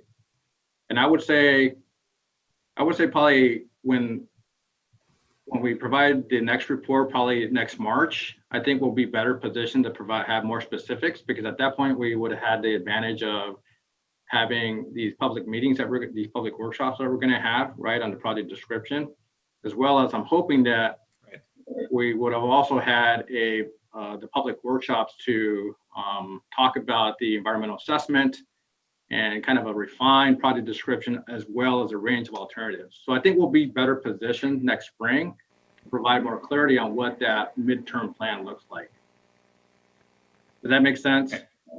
Yeah, that would be very helpful to see next year. And, you know, for me, it's just all about keeping our foot on the gas and keeping up the momentum that you're already well underway of building. Just making sure, I understand funding is a huge challenge, but just making sure that we continue to do everything we can to meet those milestones as much as possible. So again, thank you for all your efforts on this. No, you bet. And I can say that we definitely have the pedal to the metal, if you will, and it probably went through the floorboard.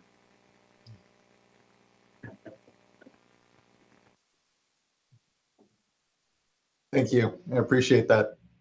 Vice Chair. Yes, so I'd just like to follow up on something that Board Member McGuire already raised, and that is permitting. So I know you spoke to it briefly, but could you provide any additional information regarding any pre-consultation or MOUs or anything that you've done to help provide a streamlined process as much as possible on permitting, and any flags that you may want to raise for us at this early stage? Yeah, I think one thing that's important to mention is that we did execute a water resource development agreement with the Corps of Engineers that basically allows us, the Corps is able to then dedicate staff to support our efforts, as well as to prioritize our projects. I think that's been significant in allowing us to be able to make the progress that we have been able to make with the Corps on the projects that we have. I think the idea of, and this gets, I don't want to get too much into the weeds here because this can get weedy pretty quick here, but I think doing this programmatic environmental document also is a strategy that we're trying to use to comprehensively bring all of these projects into NEPA compliance, if you will, so that we have one document and it's completely covered and we can move forward. So I think that's the strategy that we're employing here. Some of the strategies that we're using on quickly implementing these dust suppression restoration projects is really focusing on these exposed lakebed areas that are emissive, that are likely outside of the Corps' jurisdiction, so that we don't have to get a 404 permit, as an example, as well as avoiding impacts to listed species, so that we don't have to consult under the state and federal Endangered Species Act. Those are definitely tactics that we're employing to kind of fast track implementation of these projects. So I think hopefully that answered part of your question. Yes, thank you. You bet. Thank you both. Sorry, I had one other follow-up along that line that made me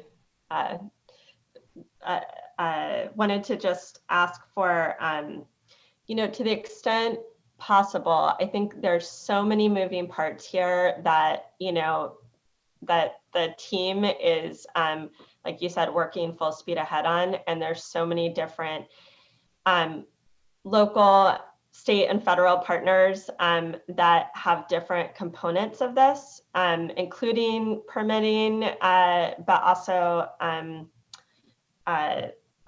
implementation. And, I think that's that is why we have so many panels and sort of stakeholders at this meeting today.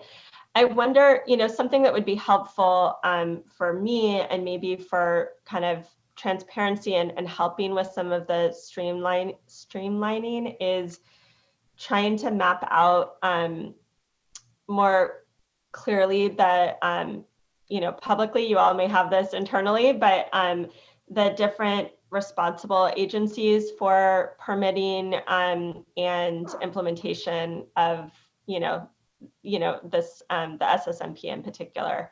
I think that may be a tall order, but I think it might help certainly me understand, and I would imagine a lot of other folks, in terms of helping to effectively engage and kind of navigate all these different agencies and permitting processes that we have to go through, so that ultimately all of us can achieve this goal of a more sustainable sea and successful implementation of the project.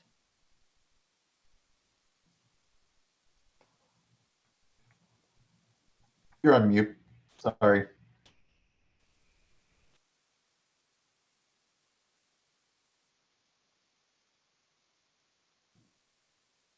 Okay, there we go. Great, thank you.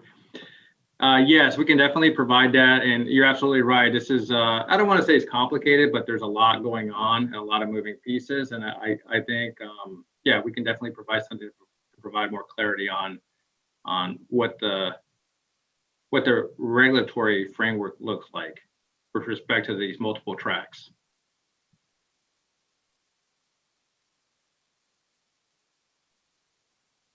Great, thank you both.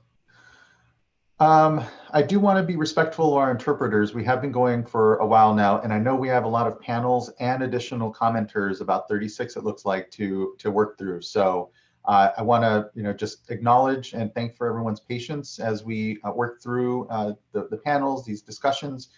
Really appreciate Assistant Secretary Delgado, your presentation and the questions here from board members. What I'm going to recommend is we go ahead and take a 10-minute break and come back, and then we'll start into the second panel. Great, thank you. Okay, thank you all. And so let's come back at 11:25. Thank you, everyone.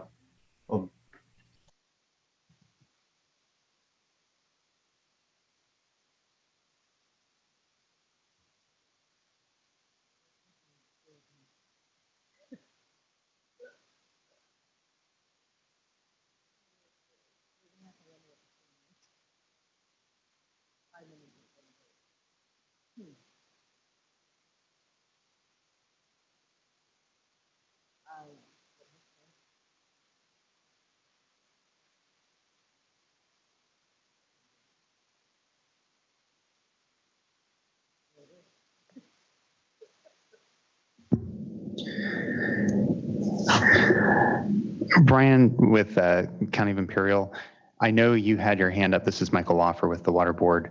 Was there an issue, or was there something you were just going to try to comment on? Yeah, Michael, I guess I'll wait until my presentation, but I did have a comment to Arturo's presentation. Okay, yeah, let's try to weave it into the presentation, just because I'm concerned if folks start trying to pop off on each of the individual presentations, it could get a little chaotic. Okay. So thanks, appreciate it. All right.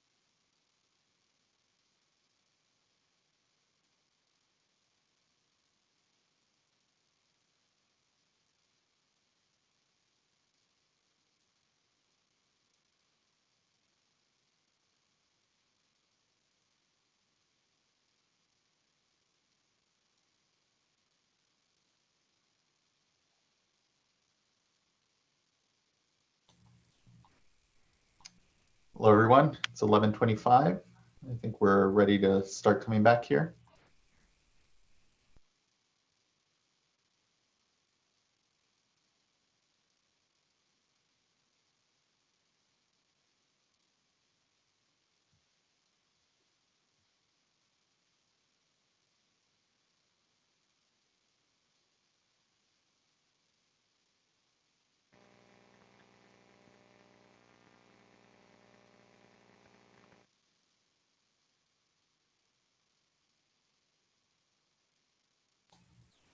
So our next panel will be composed of the Colorado River Basin Regional Water Quality Control Board. So I'd like to invite the panelists to begin to come on camera here, and really appreciate the regional board's participation today. And just, I think it's part of the agenda, but just so folks know, run of show as well, so you can help prepare yourselves.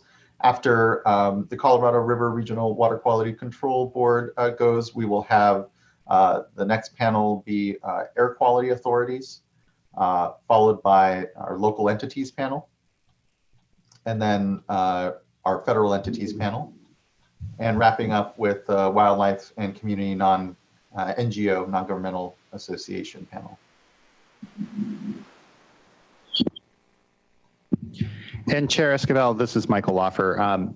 I just wanted to point out we did have a number of people join the Zoom meeting over the last hour and a half since we had made a public announcement. And for those of you who are joining in under the Zoom platform client control tools, at the bottom of your window, you will see an interpretation option.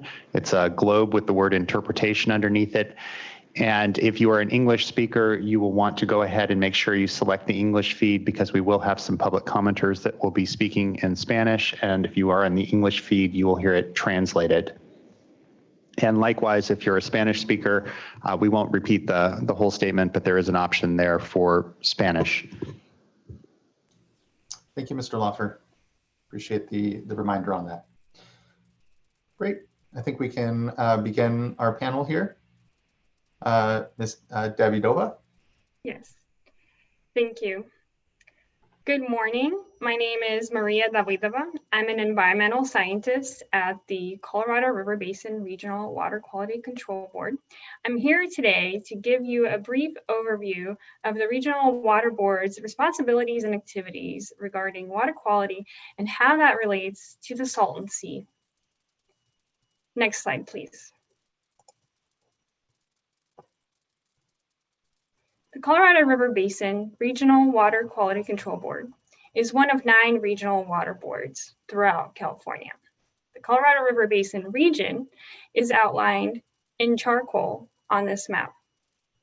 As you see, the Salton Sea watershed, which is shaded in gray, takes up almost half of our region, and most of the populated centers within our region are located within it. Regional water boards are semi-autonomous from the state water board and make critical water quality decisions for their respective regions.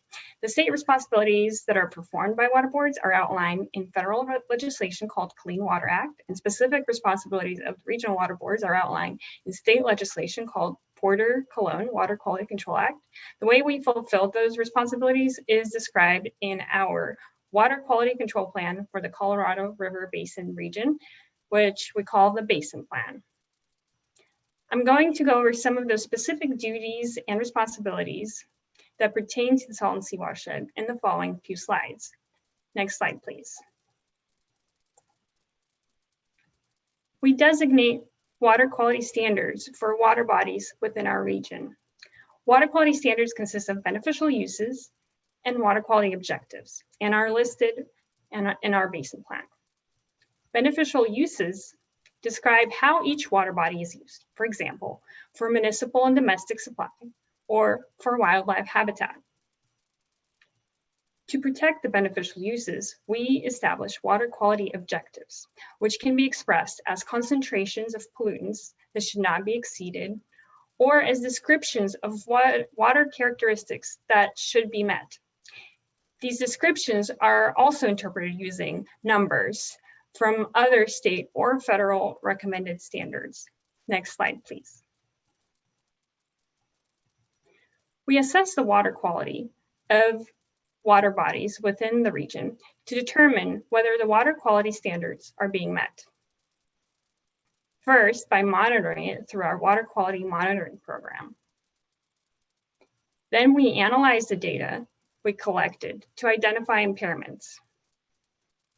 Any pollutant that exceeds the water quality objective for a specific water body is an impairment, and it impairs the beneficial use that the objective was based on. Once an impairment is identified, it is our responsibility to address it by developing and implementing a plan on how to eliminate it if possible. Sometimes before we develop that plan, we may need to evaluate the water quality standards that the impairment was based on. We use that number to determine that a pollutant's concentration is too high and the water body is impaired. But is that number appropriate for this water body with its site-specific conditions and existing beneficial uses? Is a more stringent standard needed to protect the beneficial uses, or would a less stringent standard be sufficiently protective? Now, if the water quality objectives and beneficial uses are appropriate, we must develop an impairment control plan. Impairment control plans are called TMDLs, which stands for Total Maximum Daily Loads. They describe and direct actions that must be taken to improve water quality and get rid of the impairment. Next slide, please. We also issue permits for waste discharge to ensure that the discharge does not cause the receiving water body to exceed the water quality standards. For direct discharges to surface waters from wastewater treatment plants or industrial facilities, we issue federal permits, and all such discharges in our region happen to be to Salton Sea tributaries. We issue permits for stormwater discharges for construction, industrial stormwater discharges, and urban runoff. In the Salton Sea watershed, all stormwater either recharges as groundwater or discharges to the Salton Sea. We issue general permits for agricultural runoff for individual farmers to enroll in. Within the Salton Sea watershed, we have such permits for Coachella and Imperial Valleys. And finally, there is the state certification of water quality, or 401 certification. This is for any other activity that may result in discharge to surface waters. We issue 401 certifications for activities around the Salton Sea, such as aquatic habitat construction. Next slide, please. Now we're going to take a closer look at how we address water quality impairments within the Salton Sea watershed. Next slide, please. So why talk about the Salton Sea watershed and not just the Salton Sea itself? Watershed means that all of the water in the gray area on the map ultimately ends up in the Salton Sea. Rivers, creeks, and drains that discharge to the Salton Sea are called its tributaries. The Salton Sea is a terminal basin, meaning that there's no outlet and all discharges to it just stay there or evaporate from the surface. As water evaporates, some pollutants concentrate.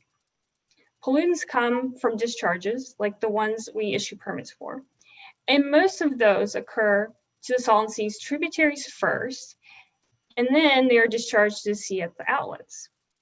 That is why, when trying to address water quality impairments at the Salton Sea, we must take a watershed-wide approach by looking at the tributaries as well. Next slide, please.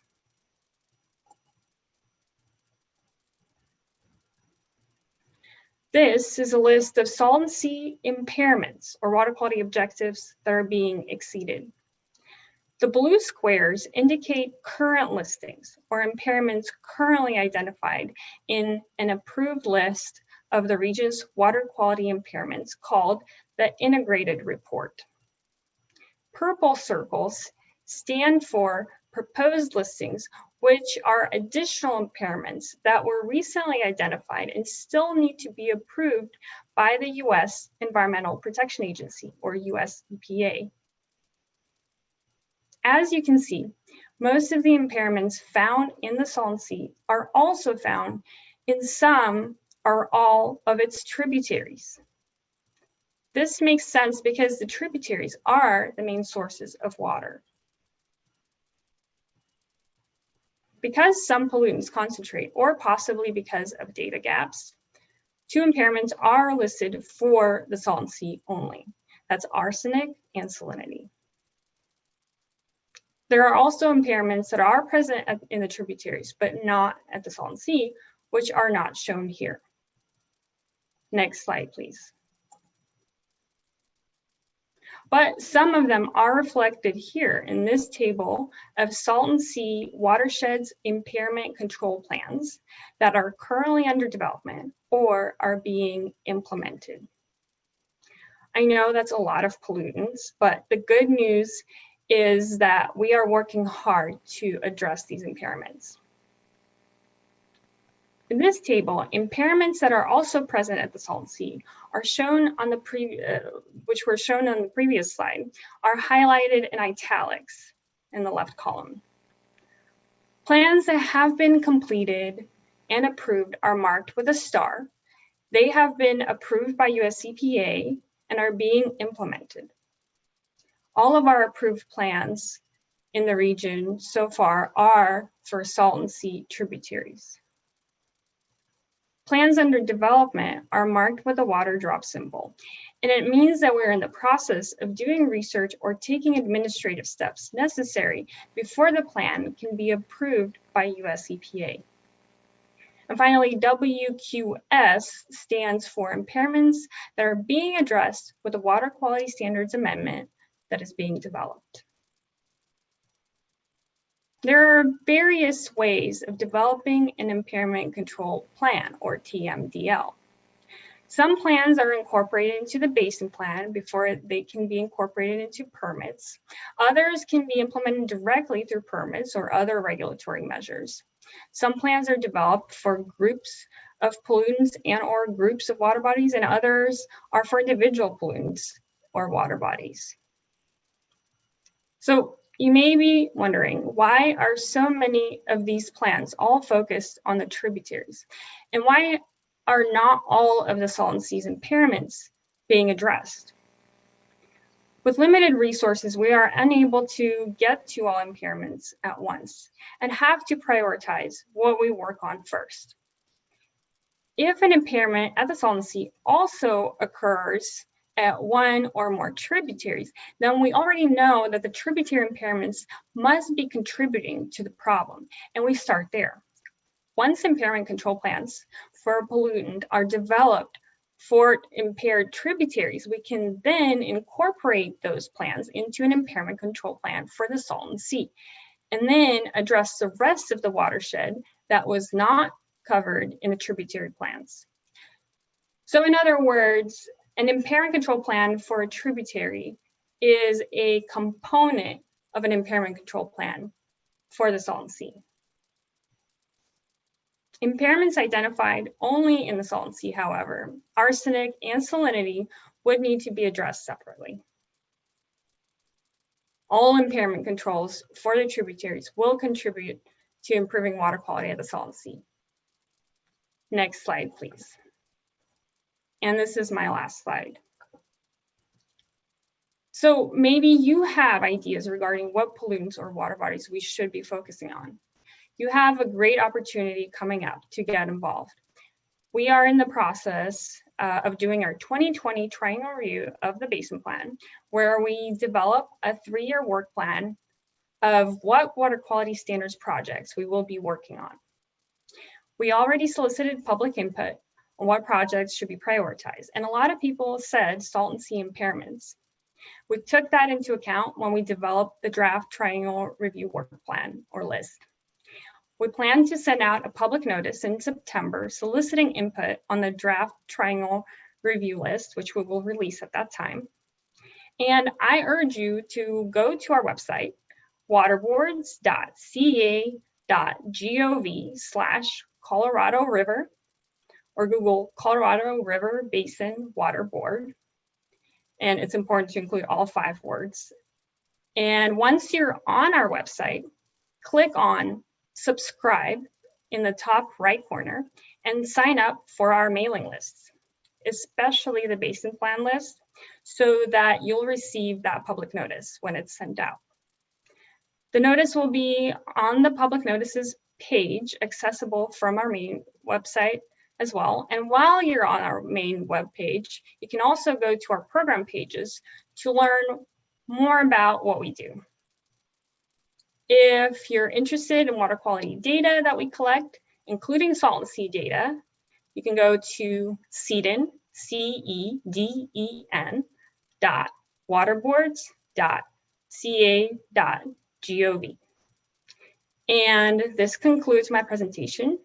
We will be happy to answer any questions about the presentation or other topics related to the Regional Water Board's Salton Sea activities. And I will be joined to answer your questions by our Executive Officer, Paula Rasmussen, and our Legal Counsel, Catherine Budding. Thank you so much, Ms. Davidova, and welcome to Ms. Rasmussen, the Executive Officer of the Regional Board. Good to see you. I don't have any questions off the bat, other than to say I appreciated the note regarding opportunities for the public to engage around the triennial review and the priority projects then that the Regional Board is looking to undertake. You know, I think this is an example of really looking for ways that we can all, in our own state agency capacities, contribute to the success down at the sea. Looking at these water quality objectives and impacts are really critical to support the sorts of habitat and work that I think we know the Resources Agency is pursuing, and that will be part of, you know, the sea's future and success. And so we always, you know, it's a careful, you know, discussion, certainly balancing many interests, as we all know, for the regional boards and even at the state board when it comes to the beneficial uses of water. But just want to, you know, think that there is an opportunity for the public to further engage, and look forward to that discussion as it unfolds at the region. Any comments or questions from fellow board members? I'll just add thank you. I'm really grateful that you all were part of this overall framing for the Salton Sea, because I think the regional board is a, you know, critical partner and has a particular role to play within all of this work. And also just a great opportunity with all of the stakeholders that are working hard to try to create a more vibrant and sustainable sea and communities that they can understand how best to navigate the different agencies and engage with the regional board in particular. So I just am really grateful for the good overview there. And also, as the chair said, just highlights on how to continue to engage. And just, I think I mentioned this at the last meeting, but I'm the state board liaison with this region. And I just encourage folks within the stakeholders and the public to continue to engage with the region, which is, you know, I think been continuing to evolve and do great work, but also really relies on partners to help, you know, inform the different priorities that that the board works on. And again, feel free to use me as a resource as well. I, you know, certainly am following and looking to link in and support the work of the regions with the state board's work. So grateful for staff's presentation, and look forward to continued work together. I want to acknowledge that the chair of the Regional Water Quality Control Board, Ms. Nancy Wright, is here with us as well. Chair Wright, did you want to reflect or provide any comment? Just wanted to make sure you had the opportunity as well here. And but also open to, hello, good to see you, Chair. Hi. Good afternoon. No, I thank you, Laurel, for your comments. Very, very nice. And yes, we have been doing a lot of work on water quality in the Salton Sea for many, many, many years. Love to see this. Thank you for having this. I know in person's better, but this is great anyway, just to get some outreach out and whatnot. I really liked Wade's comments in the early, Secretary Crowfoot's comments in the early part of the meeting, excuse me. And I thought that might be a good pre-recorded situation that we might use in other venues. You know what I mean, Joaquin and WQCC. Anyway, thank you for today. Look forward to hearing the rest of it, and we'll be participating or be looking in on tonight's 6 o'clock meeting also. So thank you. Thank you, Chair. Really appreciate your participation and continued leadership down in the region. Other board members, questions for the regional board staff and others? Okay, hearing none. Thank you again so much. We can move on then to our next panel, which will consist of our air quality authorities. I think Kurt Carpereros, sorry, Kurt, to butcher the last name a bit. I think you're with the California Air Resources Board, maybe going first. Good morning. Chair Esquivel, thank you. You did fine on the name. No, I won't call you out on that at all. I appreciate the opportunity to talk to you today about a really important statewide program, AB 617, carried by Assemblywoman Cristina Garcia a number of years ago. The enabling legislation didn't provide it a name, so we did in our guidance, CAR, Air Resources Board did in our guidance, and we call it the Community Air Protection Program. And with that word community, it really sits in a place that complements our the state's existing programs that operate on a global scale for climate change and a regional scale for traditional air pollution under the Federal Clean Air Act of particulate matter and ozone, for example. Beyond just the scale, there are a number of other really important differences in the Community Air Protection Program. First is the focus on the cumulative burden within communities. The programs, our climate program and our criteria traditional pollutant program is focused on one pollutant at a time, an ozone strategy, a particulate matter reduction strategy. Within the communities, the residents are breathing a mix of pollutants from gas stations and dust and soot from a variety of sources. And so this program, not only just in scale, but also in terms of thinking of it as a holistically, the full spectrum of pollutants that an individual is breathing. Very, very different for that reason. But probably most important in terms of the difference between the Community Air Protection Program and our existing programs is the engagement with the community and the role that the residents play in shaping the program. Traditionally, an air district or the Air Resources Board would develop a plan for reducing ozone or another pollutant and then bring it out for public comment. Under the Community Air Protection Program, it starts with the conversation with the community between the air district and the community members about what their priorities are, what they see as the most critical sources that need to be addressed within their community. That's implemented through the program through something called the Community Steering Committees. That is made up primarily of residents, but also currently, depending on the community, has representatives from industry and advocacy groups and local government, all who might have a role in reducing the pollution burden on these communities. We're a couple of years into the program.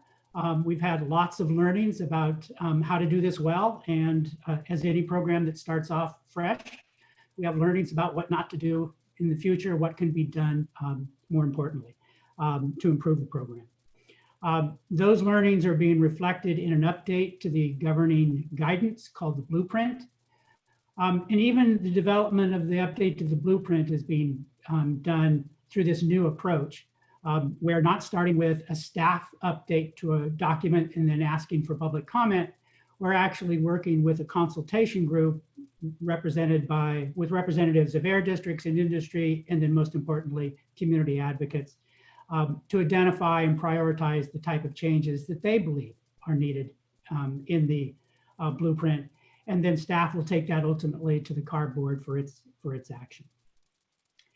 As I said, the program's a couple of years old. Under the program, the Air Resources Board is required to annually identify communities for incorporation into the program. In the first year, in 2018, CARB identified 10 communities. 7 of them were what we call SERP communities. That's an acronym that stands for Community Emission Reduction Program. So that's actually mapping out the actions and the projects that will take place in that community to reduce the pollution burden. And 3 are monitoring communities. That's sort of the precursor to developing a community emission reduction program. You want to have a baseline information on what the emissions are if you don't have that already. The 7 communities in the first year are an amalgam of Wilmington, West Carson, and Long Beach. That's one community. Also in the Southern California area, East Los Angeles, Boyle Heights, and West Commerce. And then finally, east of there, the San Bernardino Moscow region. Coming north, West Oakland, so very, very near the port in Oakland. Shafter, down near Bakersfield, representing an agricultural community in the state. Moving a little bit north, staying in the Central Valley, South Central Fresno. That's an area where there's a lot of development and logistics and warehouses going in. And then finally, relevant to your thinking today, the El Centro, Heber, and Calexico corridor. The 3 monitoring communities were South Sacramento, the Florin area, Portside neighborhoods in San Diego, that's near the region's communities near the port, and then finally Rich and San Pablo area in the Bay Area. The CARB added 3 new communities in 2019 in the second year of the program, and then also elevated the participation of the San Diego community from just monitoring to include the development of this community emission reduction program. But the 3 new communities are Stockton, near the port in Stockton, Southeast Los Angeles, and then again, relevant to your thinking today, Eastern Coachella Valley. Turning the focus to the 2 communities near the sea, as I said, the El Centro Heber Calexico corridor was selected to develop a community emission reduction program. One other thing, I should have mentioned this earlier, one other thing that's very different about this program is the timeline. The legislature gave very, very ambitious timelines to develop these programs. A traditional air quality program plan may take 2, 3, 4 years from start to finish. The legislature gave the air districts, the communities, and CARB 12 months. So the Imperial County Air District, working collaboratively with the community and its steering committee with really important leadership provided by Comité Civico, developed the SERP for this area. And I should note that each of these communities in the relationship that's been developed between the air districts and the communities has differed across the state. And the relationship between the steering committee here in Imperial and with the air district is one that's being looked at as a model out elsewhere in the state, is one that was very, very productive. The key air quality concerns for that region, not surprisingly, windblown dust from roads and open areas, agricultural activities, both dust and then ag burning, truck idling and traffic associated with the border crossing. And then finally, pollution that is generated, the area is impacted by pollution that's generated south of the border and then carried by the air, winds and breezes into California. And all of that, you can imagine, overlaying on a very vulnerable population to start with, that's even been made more vulnerable by the pandemic. Near-term actions in that SERP relate to paving to reduce dust, school bus replacement, updating the district's ag burning program, air filtration and urban greening, and then finally, improvements to the school's flag program. Since the program, the Community Emission Reduction Program in that first 12 months was developed, they're now focused on implementation. And of course, the reality of the constraints and frictions of the pandemic have impacted that implementation, but nevertheless, things are happening. There's been air filtration action taken with 2 schools in the area. The district has initiated discussions with the cities about urban greening. And there also work is going on to expand air monitoring, both in terms of fixed sites and mobile sites, which have been found to be extraordinary. The mobile sites particularly have been very, very important in identifying what are the sources within the community when you're trying to really find those local near source exposures. Turning to Eastern Coachella Valley, that, as I said earlier, was a community that was added last year. In fact, actually, the action by the CARB board was in December. Their effort is right now still focused on organizing and defining the relationship between the community and the air district. That was one of the lessons learned in the first year, that identifying that process, getting it down on paper in the form of a charter or some other mechanism was critically important. And that has been primarily the focus to date in Eastern Coachella Valley. And there is a informal agreement within the community and the air district that they would not get into substantive issues in terms of what actions to take and timing until they had that charter landed. But they have discussed their air quality priorities. Not surprising, on that list is Salton Sea, but also pesticides, open burning from ag, and illegal dumping.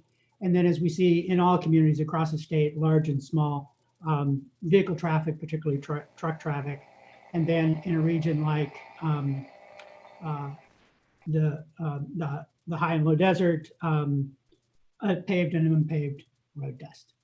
So in respect for your time, I will stop there and let others speak, but happy to answer any questions. Thank you so much. Really appreciate the comprehensive and holistic approach that the Air Board is taking to, I know what are a lot of compounding challenges there, and dust, fugitive dust from playa at the sea being one of those, obviously. So thank you. Any questions from fellow board members?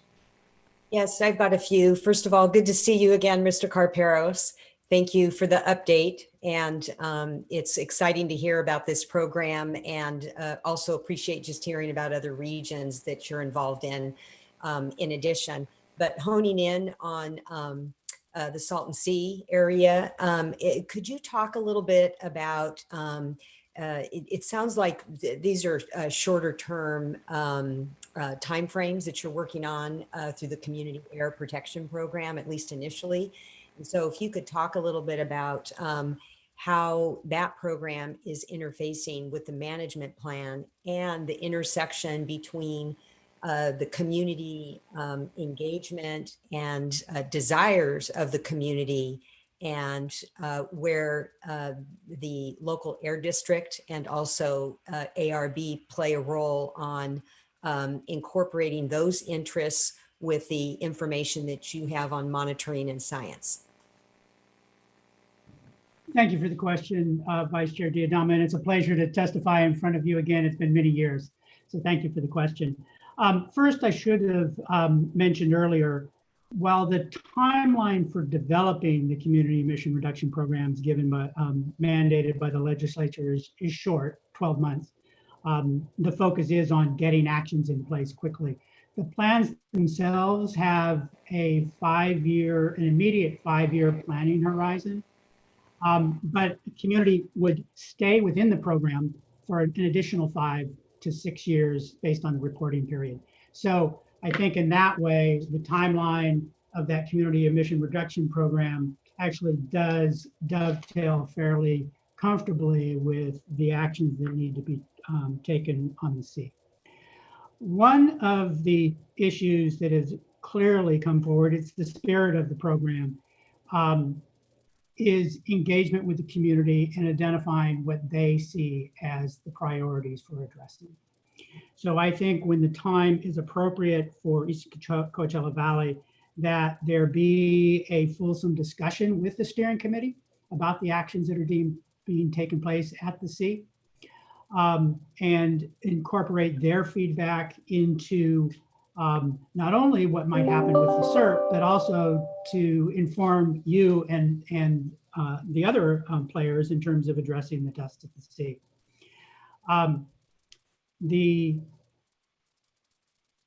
The critical part of ensuring for these communities that we are addressing the cumulative impact of pollutants means while it will be from a CARB perspective, while it's very important that the issues related to the sea be aired within the context of the community emission reduction program, CARB staff working with the Air District staff will be focusing, will be stressing that the community also needs to look at other sources.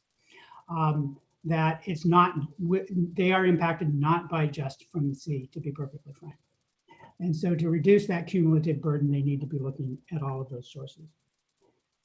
Lastly, to your question about the role of CARB, CARB staff participate in essentially all of the community steering committee meetings. And one of the things that is being discussed at this consultation group that I spoke about earlier in terms of updating the guidance is the perspective of the community members in the role CARB plays when we are at those steering committee meetings. The first year, we were there to provide information, but we did not take a leading role. We felt it was important for the air districts and the community to engage. So one thing that will be discussed in terms of the updates to the blueprint is should CARB take a more active role when we're in those meetings. So let me stop there.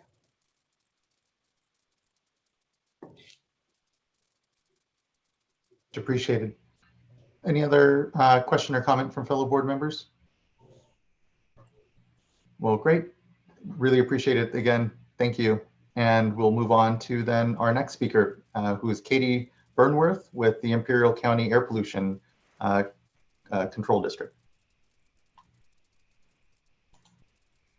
So I have a presentation also.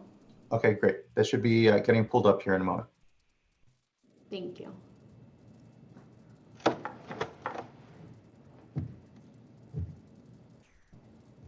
Okay, should be up. Okay, great. Thank you for your time today, everybody. My name's Katie Burnworth, and I'm an Air Pollution Control Special Projects Coordinator with Imperial County Air Pollution Control District. If you can go to the next slide, please. So Imperial County has the regulatory authority over air pollution and air quality in Imperial County. So right here is just a map that gives you an overview of where our actual jurisdiction is, and if you see, it's a majority of the Salton Sea. Our rights come out of the Clean Air Act, which under that gives us the National Ambient Air Quality Standards. For Imperial County, and mostly for the Salton Sea, the biggest pollutant that we're worried about is PM10. So PM10 has a standard of 150 micrograms per cubic meter over a 24-hour day. This standard cannot be exceeded more than once per year on an average of a 3-year period. Currently, right now, Imperial County is actually considered a serious non-attainment area for PM10. And currently, in 2018, we submitted what's called a state implementation maintenance plan for PM10. And right now, it's all the way up at the federal EPA waiting for a redesignation request to get put back into attainment. It was passed by the California Air Resources Board, but we have to wait for the federal approval before we can move forward and say that we are in attainment. If you go to the next slide. So just a big thing on the maintenance plan. In our maintenance plan is the state's SSMP and also IID's Salton Sea Air Quality Mitigation Program. Our maintenance plan relies on these plans doing what they're supposed to do. The biggest source of PM10 in Imperial County comes from fugitive dust. And so since we're in non-attainment right now, essentially that means that our cup is full. So if the Salton Sea is not mitigated, then we're already going to we're going to overflow our cup of PM10 that we're allowed to have. And so by doing so, the US EPA has determined that we have to use best available control measures for these significant sources of fugitive dust, or PM10. If you go to the next slide. So this is our regulation 800, and the purpose of this regulation is to reduce fine PM10 or fine political matter in ambient air that are a result of emissions from anthropogenic sources. So pretty much if they're man-made. The Salton Sea is considered an anthropogenic source just because it was man-made because of the QSA water transfer and other human activities that go into it. So therefore, it is required to do what we call best available control measures in order to mitigate those controls. And if you can go to the next slide. So specifically in our rules 800, there is a series of rules, but the one that is specific and will be used for the Salton Sea is our rule 804.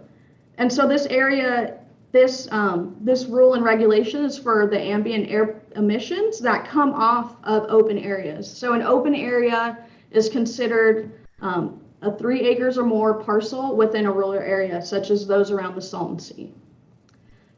Those areas that are man-made and disturbed, so just as almost every acre of playa that is because of the receding shoreline is considered a disturbed surface, just as once the water uncovers it. And so we have best available control measures that are determined by US EPA and the Air District that can be placed on those to mitigate those measures. And those are to apply water, so shallow flooding to all areas, establish vegetation coverage, gravel or chemical stabilizers. And just note that those, just because they're applied, it's not this walk away, and leave it there. So you can't just go put down gravel and not maintain and monitor it. So for us, the biggest thing at the Salton Sea that we really need to have is the maintenance and monitoring. For you to show that these measures are working, because if they're not working, then we need to go in and do contingency measures. Also in there, we have alternative backup for exposed playa at the Salton Sea. That way we allow the agencies that are working together to be a little bit more creative, with their measures, but they have to follow our rules and they have to demonstrate a stabilized surface and meet the 20% opacity requirement. So pretty much they can't have a dust plume that comes off of the playa that is over 20% opacity. These measures then, you have to go under a technical review, which has to get the stamp of approval from Imperial County Air Pollution Control District and also the US EPA. And so it's not just a one-stop getting approval from us. We then have to pretty much go to bat for your measure up at the US EPA. And if you can go to the next slide. And so how does Rule 804 in the Salton Sea work? So pretty much Rule 804, to implement Rule 804, Imperial County and the Imperial Irrigation District collaboratively worked on the Salton Sea Air Quality Mitigation Program. And this is the information that is needed so that we can use our exceptional events rule. And so our exceptional events rule is one of the really big tools that we have to use in our state implementation plans or our maintenance plans that allow us to actually take a bigger look, under a microscope of what sources are actually, creating these problems. And so in this case, if Salton Sea's not mitigated for, then we won't be able to use our exceptional events rule. And that will then pretty much immediately knock us out of federal attainment for PM10, and that's going to trigger a lot more effects. And if you can go to the next slide. And so as the Salton Sea recedes, backup measures, so best available control measures, are needed to mitigate potential emissions from the exposed playa in a robust and permanent manner. There would be significant air quality impacts and to our public health if backup measures are not used on the Salton Sea. Also, not only does it have a public health aspect, of consequences, there's also state and local economic consequences that Imperial County can't, if Imperial County does go out of attainment. And so since Imperial County is already considered a disadvantaged community, our county really cannot afford to go out of federal attainment.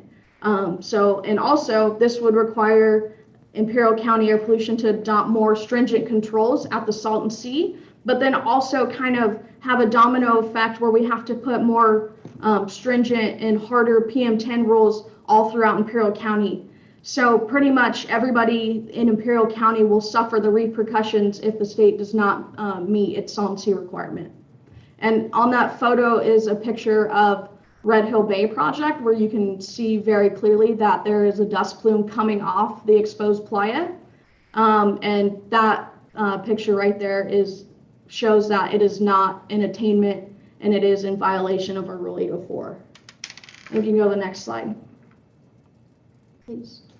So on the Salton Sea Playa, currently the exposed playa, there's about 24,000 acres of exposed playa.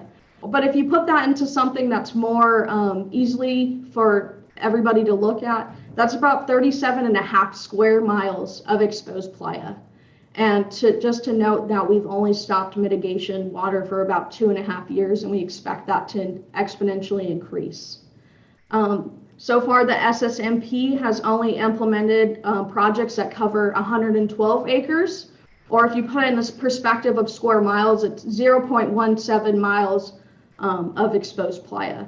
Also, I just want to note too that measure that was implemented at the Bouchard Road project does not meet our Beckham requirements. And so therefore at the Air District, we don't really recognize it as a control measure. It is something temporary that can be done in a proactive manner. However, since we do see these plumes off of the playa, I want to believe that it's more of a reactive matter, not necessarily something that's proactive anymore. And the only way to, we really appreciate the temporary dust control measures such as surface roughening. However, the only way that we can protect those measures and mitigate something fast and easily in a temporary manner is to put it under what is called a stipulated order for abatement, which then will require the state to give us more increments of progress. They'll have timetables and milestones to meet, and there will be repercussions if they don't. And so right now our legal teams are working together to get a stipulated order for abatement for the temporary dust control measures that Arturo mentioned in his plan earlier that will go under the species conservation habitat. The species conservation habitat as a whole covers about 5.9 square miles of exposed playa. And currently Imperial County is working with them to make sure that they can get their temporary dust control measures in place and under an order for abatement to kind of make sure that the air quality of Imperial County is protected while we wait for the long progress of the SCH project to be constructed. So far, Imperial County has issued violations on the Salton Sea Playa at about roughly 600 acres of exposed playa at the Red Hill Bay project. Same thing, we're going through an order for abatement process right now with the agencies that are involved. And if you can go to the next slide, please. And if you can play that video that's on there. So this video right here, if you could see it, is actually of the Red Hill Bay project area. I know for many years we talked about this is coming, the dust events off the playa are coming, they're coming. Well, now everything that we've been talking about is coming is actually here. So the time is now for us to get our act together, and Imperial County is committed to making the Salton Sea controlled under our rules and regulations, but it takes a lot of cooperation from the agencies. And yeah, so with that ends my presentation for today. Yes, Burnworth. I appreciate the images and certainly the anecdotal but still evidence of fugitive dust. I guess my question is just maybe trying to put a a finer point on it, do we know what percentage fugitive dust from the playa contributes to challenges with non-attainment or particulate matter versus ag and other existing uses as well? I know it's always been, it's still, a tremendous amount of concern from the communities that there is a significant amount of dust coming off of these exposed lands, these playa already. But I was trying to recall if we had a better understanding of just what the share is of it, just insofar as some numbers might be concerned. So yeah. I don't know if you recall. And we actually do. A lot of the numbers that have been seen, and I know that your water board has seen, they actually compare which is the desert, which is not a man-made. It's considered a natural source. And so it really can't take into factor those measures because it's not realistic to go and, pave the entire desert. And so then also, the Salton Sea is a man-made thing, so it does require these reasonable or best available control measures. Agriculture, again, is pretty small source of our overall PM10 airshed. But as I mentioned before, the desert is, the BACM rules do not apply to our desert. The Rule 800 really only is man-made sources. That's helpful. So, yeah, very, very helpful. I appreciate that. Any other questions or comments from fellow board members? Well, great. Hearing none, thank you again, Ms. Burnworth. I appreciate the time and your presentation today. Thank you for having me. The next presenter will be Kevin Durkee, who's the Quality Assurance Manager for the South Coast Air Quality Management District. Good morning. Morning. Oh, afternoon. Good morning. Yeah, afternoon now. Okay, great. Well, so I'm Kevin Durkee, QA Manager for South Coast. I come from a long history of doing meteorological and air quality evaluations for the South Coast AQMD, including work done in the Coachella Valley. So I've been involved for quite a while. Let's see, next slide, please. Okay, so who is South Coast AQMD? We're a regional air quality management district. Our authority is mainly for stationary and area sources. We have very limited vehicle fleet authority in the mobile source area. As you can imagine, mobile sources are extremely important for much of our jurisdiction, which includes all of Orange County, the non-desert portion of Los Angeles County, Riverside County, and San Bernardino County. And then in addition, we also have desert portions of Salton Sea Basin, which is the Coachella Valley in Riverside County, and then part of the eastern portion of Riverside County as well. It's shown in the bold area on the map. Our responsibilities include adopting air quality rules and regulations and enforcing rules through periodic inspections and response to air quality complaints. We also have responsibility for clean air planning. We put out air quality management plans on a pretty regular basis. We also do a lot with clean technology advancement, especially trucks and clean fuels and things like that. We have pretty significant air monitoring presence. We have 42 permanent regulatory monitoring stations for air quality. And then we also have a pretty significant set of monitors out at any given time, sometimes for long periods of time, for compliance and community monitoring projects, including the new AB 617 work. And we also have a pretty stringent public outreach presence. Next slide, please. So I've kind of narrowed this down to the eastern Coachella Valley. The map shows, that area from Indio basically down to the North Shore, our jurisdiction, portion of the Salton Sea included. So our current monitoring in that area, starts in Indio, where we've had long-term monitoring for ozone PM10 particulate matter, PM2.5 fine particulate matter, and of course meteorology. And then in Mecca, we have particulate matter, PM10 monitoring, as well as H2S, hydrogen sulfide, and meteorology monitoring. The nearshore site is an H2S monitoring site. It's actually a site that the IID has. It's on Torres Martinez property, tribal property. So that's our nearshore site for H2S. H2S is an odor-causing pollutant, sulfur, rotten egg smell, and comes from natural processes within the Salton Sea. So we're able to at least identify, when that's hitting our jurisdiction. So ozone is a big concern for us, especially in the South Coast Basin, but we do have ozone non-attainment status in the Coachella Valley. And that is primarily, well, pretty much all from transport from the basin. The local impacts are much less significant. And of course, we're PM10 non-attainment as well in the Coachella Valley.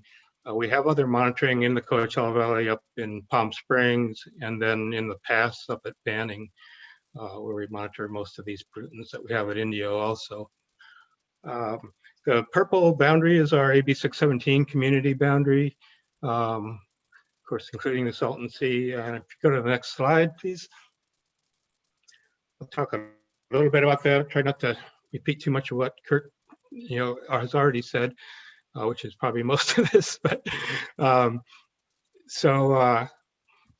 focus of AB 617 is really to reduce emissions from air pollution in environmental and justice communities.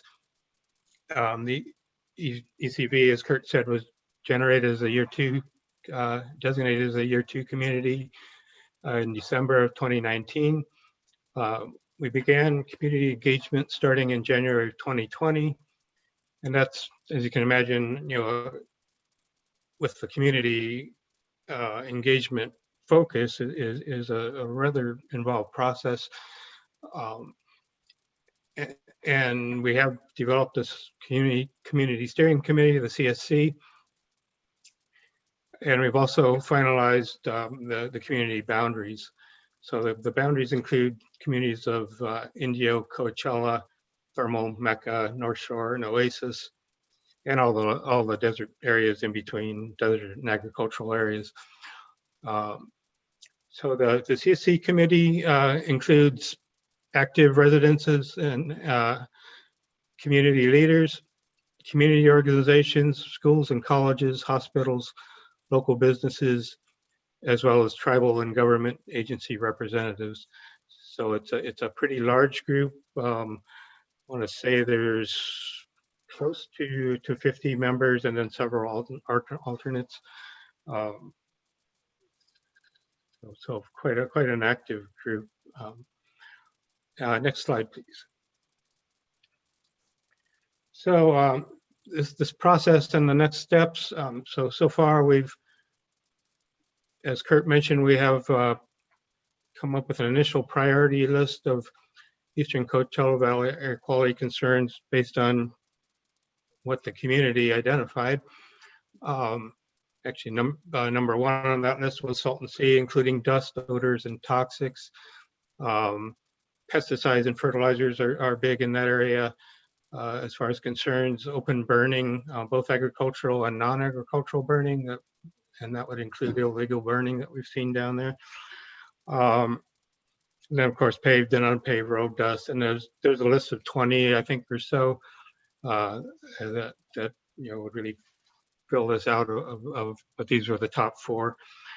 So what are our next steps with the Eastern Coachella Valley AB 617 program?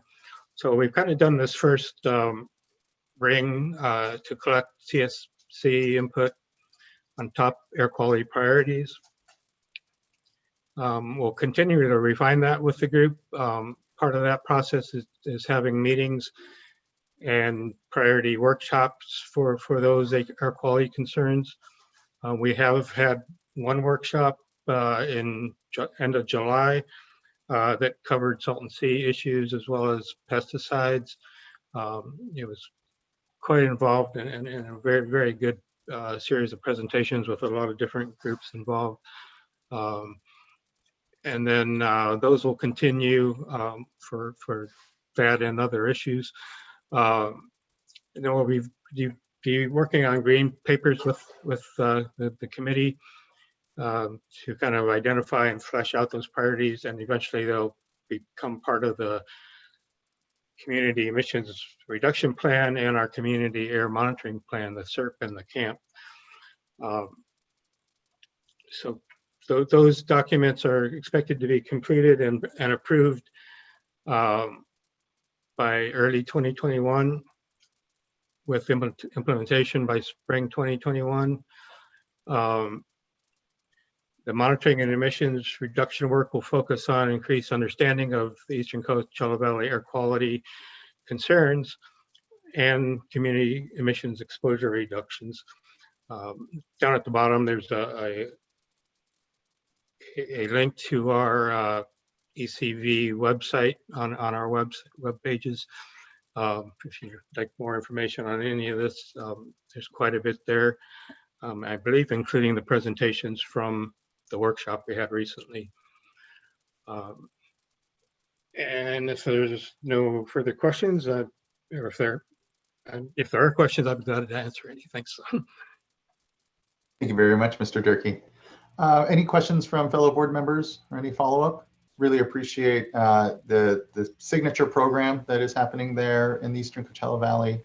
Hopeful that there's even lessons for the other, the Imperial County district as well, and how we continue to, it's a massive watershed, and the fact that it covers 2 counties, two air districts, and multiple entities here means I think there's a lot of learning to do amongst us all. So just appreciate that the program is prepared to help provide that space and facilitation and collaboration. So just thank you.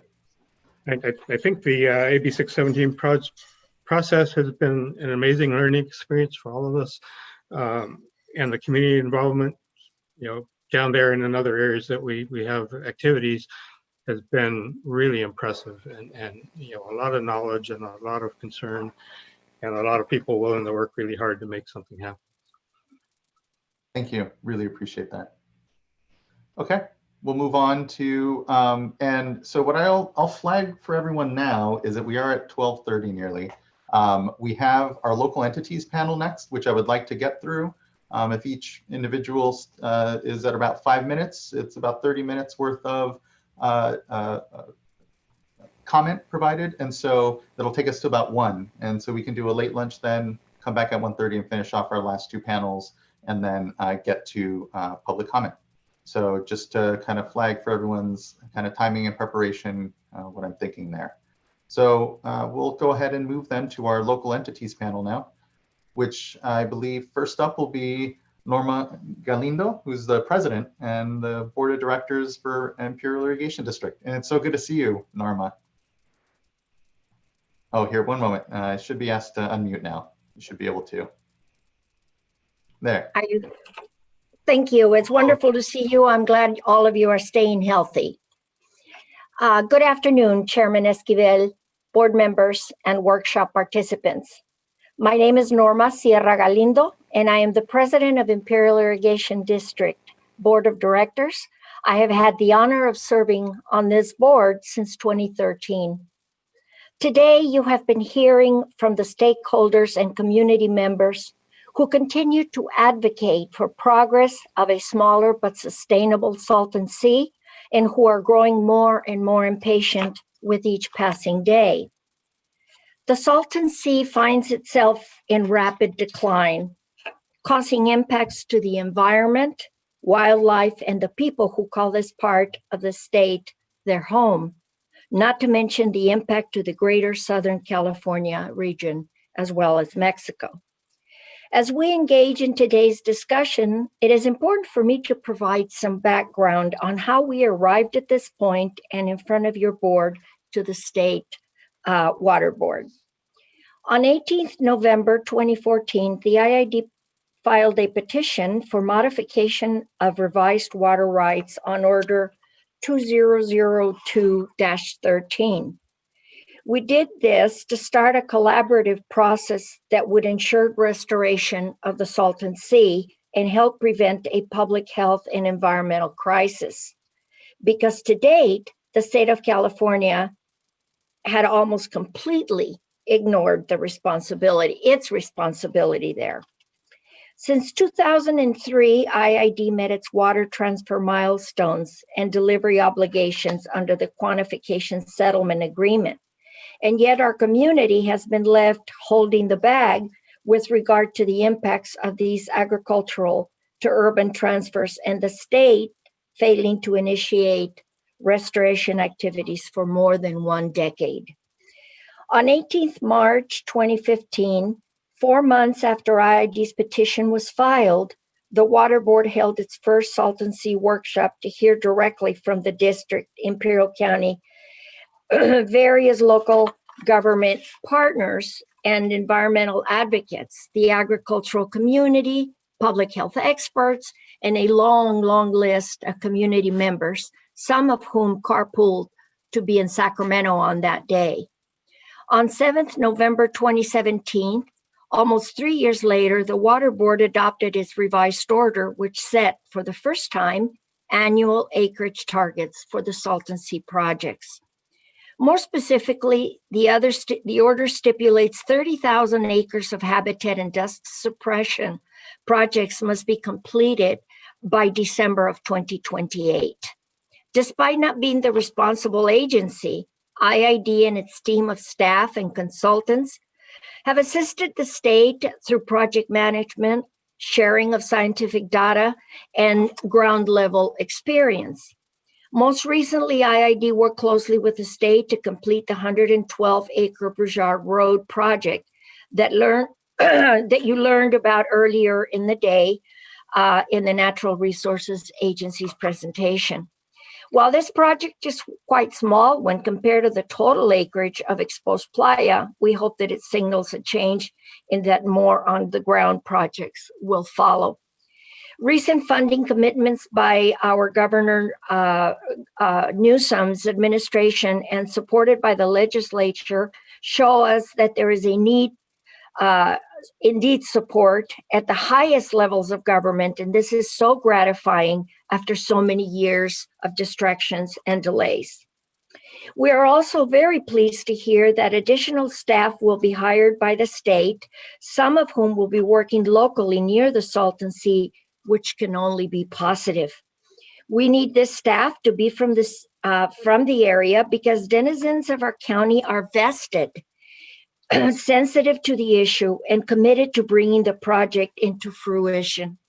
However, we also need to emphasize the restoration of the entire body of water rather than focusing on the North Shore because of the significant difference in the emissions, with the largest of them coming from the southern perimeter.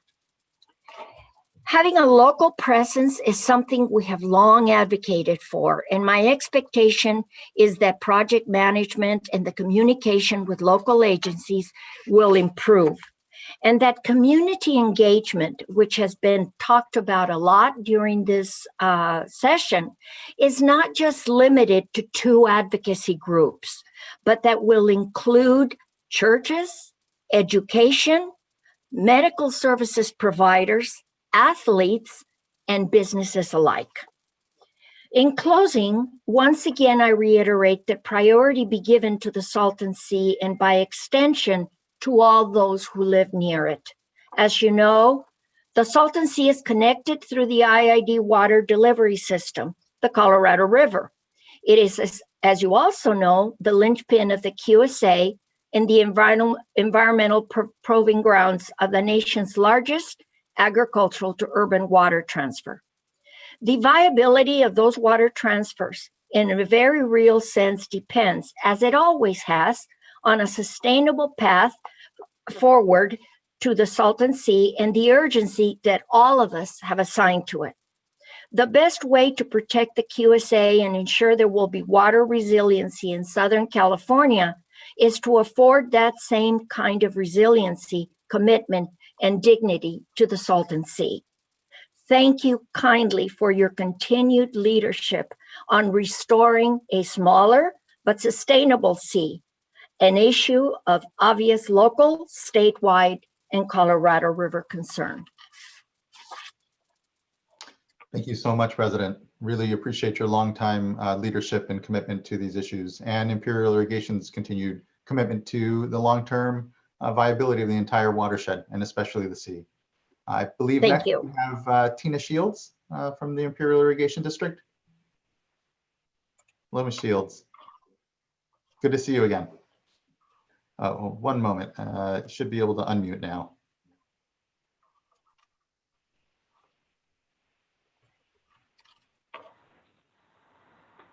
Good afternoon. Good afternoon. How are you doing? Doing well. It's good to see you again. Thank you. Hello, my name is Tina Shields, and I'm the manager of the Imperial Irrigation District's Water Department. I'm here to talk briefly and quickly, given time constraints, about IID's Salton Sea Air Quality Mitigation Program. Next slide, please. This program was developed in coordination with the Imperial County Air Pollution Control District. It is a comprehensive, science-based, adaptive approach to proactively implement projects that will prevent significant dust emissions at the Salton Sea. To date, IID has implemented projects on approximately 2,000 acres of exposed playa, with another 7,000 acres of projects in various planning stages. And we're working on this in collaboration with the state's efforts in trying to funnel some of those projects to help them meet their milestones. Next slide. The Salton Sea Air Quality Mitigation Program consists of 3 primary steps, the first of which is calculating an emissions estimate in order to determine where the dust is coming from. This helps us to prioritize projects. As you can see from this graphic, the primary areas of concern are those shown in yellow, orange, and red, while the green areas have much lower emissivity. The data indicates that only about 1% of the playa emissions occur on the north end of the sea based on the most recent survey efforts, and we do these annually, while about 20% of the playa acreage contributes to 80% of the total emissions at the sea. This has been a consistent ratio for the past 4 years, and I think it's a really important point to remember as we go forward in implementing these programs. Next slide. Step 2 of this program is the proactive dust control planning process. It has 5 components. These are important to the design and planning steps to make sure that the most appropriate control measures are implemented on the right areas and the right soil conditions at the playa. This step also collects data to guide future implementation and planning, including water resource development, which is a critical piece. Next slide, please. The first part of step 3 is implementation. Of the currently exposed 23,900 acres of playa, approximately 7,900 acres are controlled with projects or natural playa vegetation. Near-term projects account for 3,600 acres. These are planned for the next 12 to 18 months. And there's 3,400 acres of more complicated projects that will occur over a series of years and phases, with scaled-up implementation planned over the next 36 months. Next slide, please. The last part of step 3, after construction, is performance monitoring using various lines of evidence. And you heard Katie from the Air Pollution District talk about how important this is. That data determines when O&M activities are necessary, and it's really critical to helping our local regulatory agency maintain their compliance and protecting our public health. Next slide. There are many challenges at the sea. I've listed a few here, and that's above and beyond the sheer magnitude of the acreage that we're having to work with. These are most problematic, particularly on the west side, and those are adjacent to the dunes, and it's where the lack of the water resources is. So those are really the troubling areas, and they have the highest dust emissions as well. If I can, sorry to interrupt, Tina, but if I can ask there, is that where some of the projects that Arturo mentioned off of groundwater wells perhaps are being proposed then? Yeah, so a lot of our programs overlap and we're working hard to coordinate these activities. We've been doing it a couple years more than the state's efforts, so we're trying to educate them about our plan and our details so that they're, number one, not duplicating effort, and number two, so they can hit the ground rolling. And we're sort of funneling some of our projects into their process as well to help meet those milestones. But yes, we're doing some groundwater pilot test wells in that area. Reclamation is helping us out on some federal lands. And really what we need is a source of supply to get some vegetation established. So let's try the next slide. So you've all seen this chart. It doesn't need much explanation. It hasn't changed much over the years. I'll just note there's a little typo there on the 2020 acreage so far. That was the original goal of that project, but when we got out in the field, there wasn't as much land available due to the soil conditions. IID and its stakeholders are hopeful that this year is the turning point, but that remains to be seen. I want to add one piece of advice to this state as they attempt to fill in the blanks in the future years. I think it's really important, despite these huge acreage targets, that the state focus, particularly in the near term, on the quality of the projects instead of the quantity of the projects. As I mentioned earlier, over 80% of the emissions are from just 20% of the playa. So if you really care about progress and not just checking off boxes and meeting those acreage milestones, and you target that 20% of the area, you're going to see the air quality improvements that have a much higher priority than just an acreage number. Should the state fall short of any more milestones, I think there's just a much better story to tell on these projects if they've been implemented and cited on the areas that have the most significant emissions contributions. Next slide. So the last slide is really just for more information for folks. IID has established a website at iid.com/air quality. If you go to this website, you'll see all of our program documents that explain the details of our air quality management plan. It has the coordination with the county and has that performance monitoring component.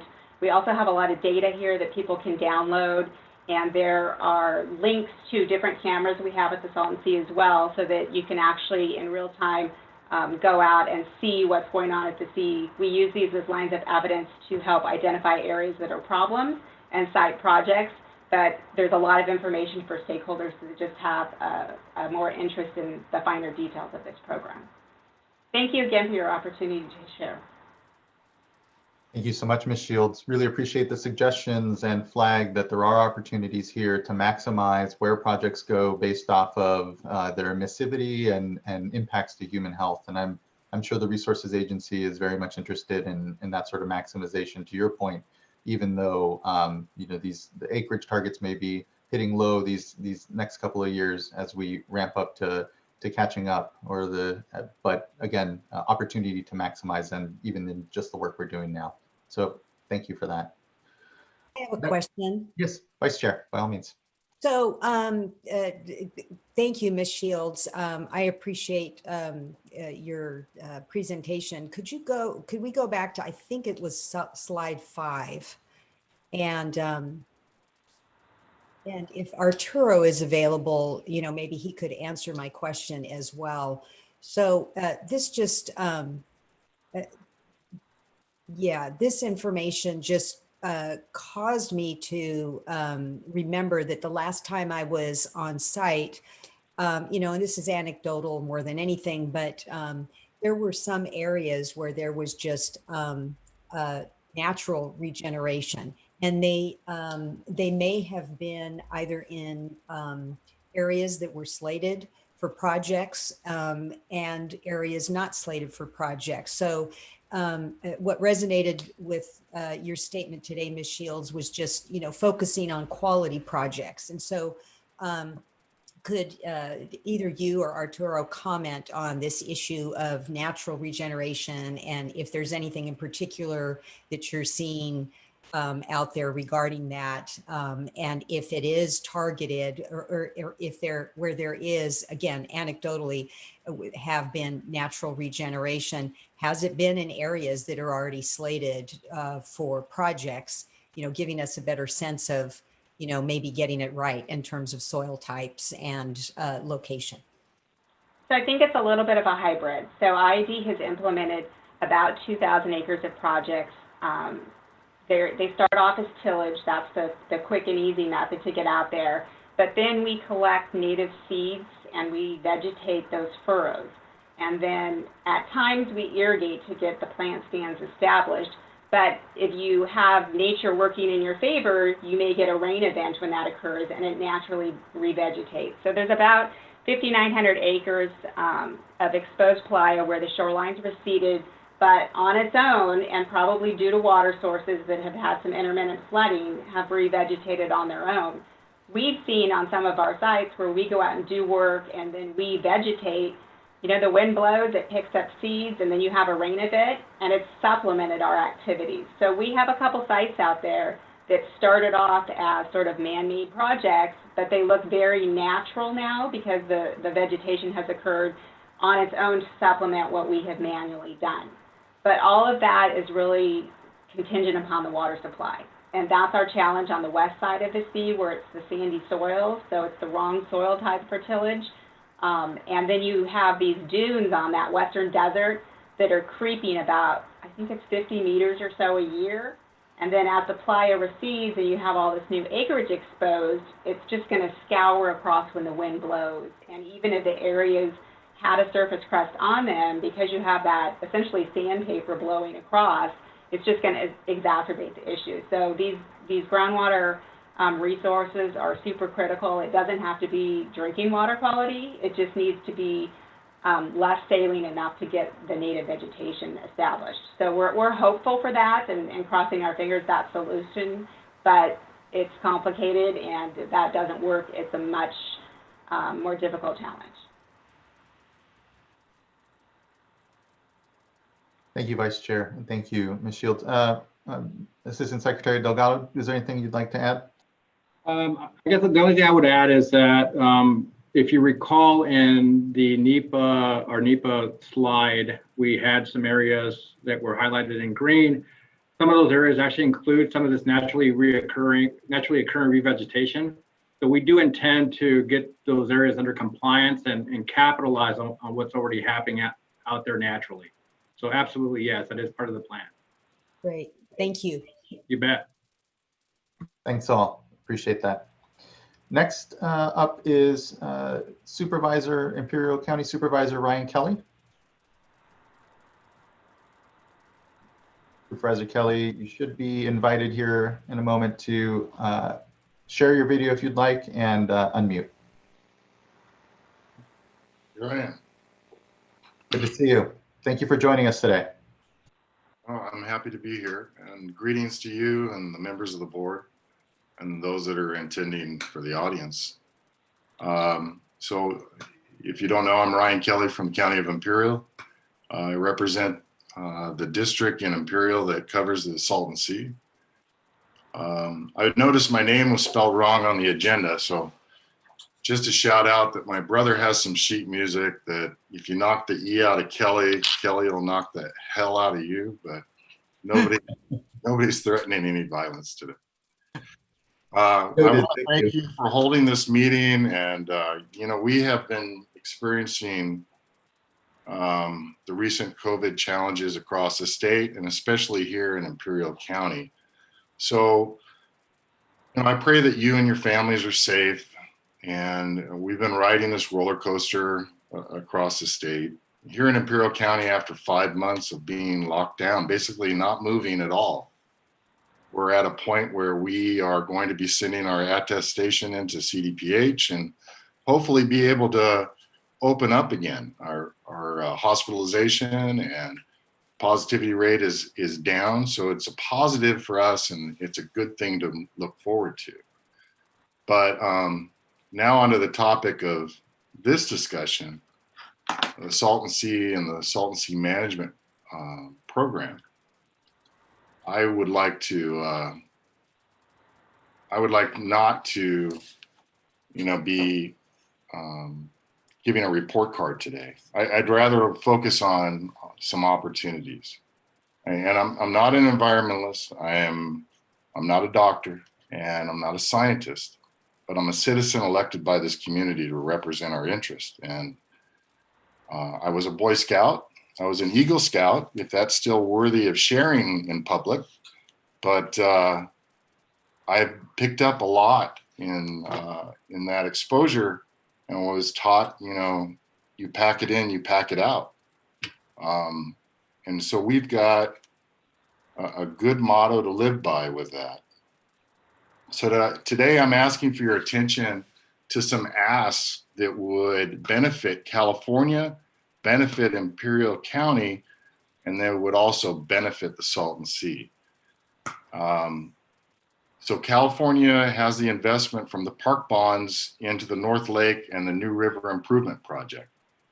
And the North Lake in Riverside County can be the beginning of a perimeter lake, which may be the long-term plan that coalesces, you know, from all stakeholders. But then, you know, the New River Improvement Project, it has a direct benefit to the Calexico community, which is important to us. And the future phases of that have the hope of cleaning the dirtiest river in North America.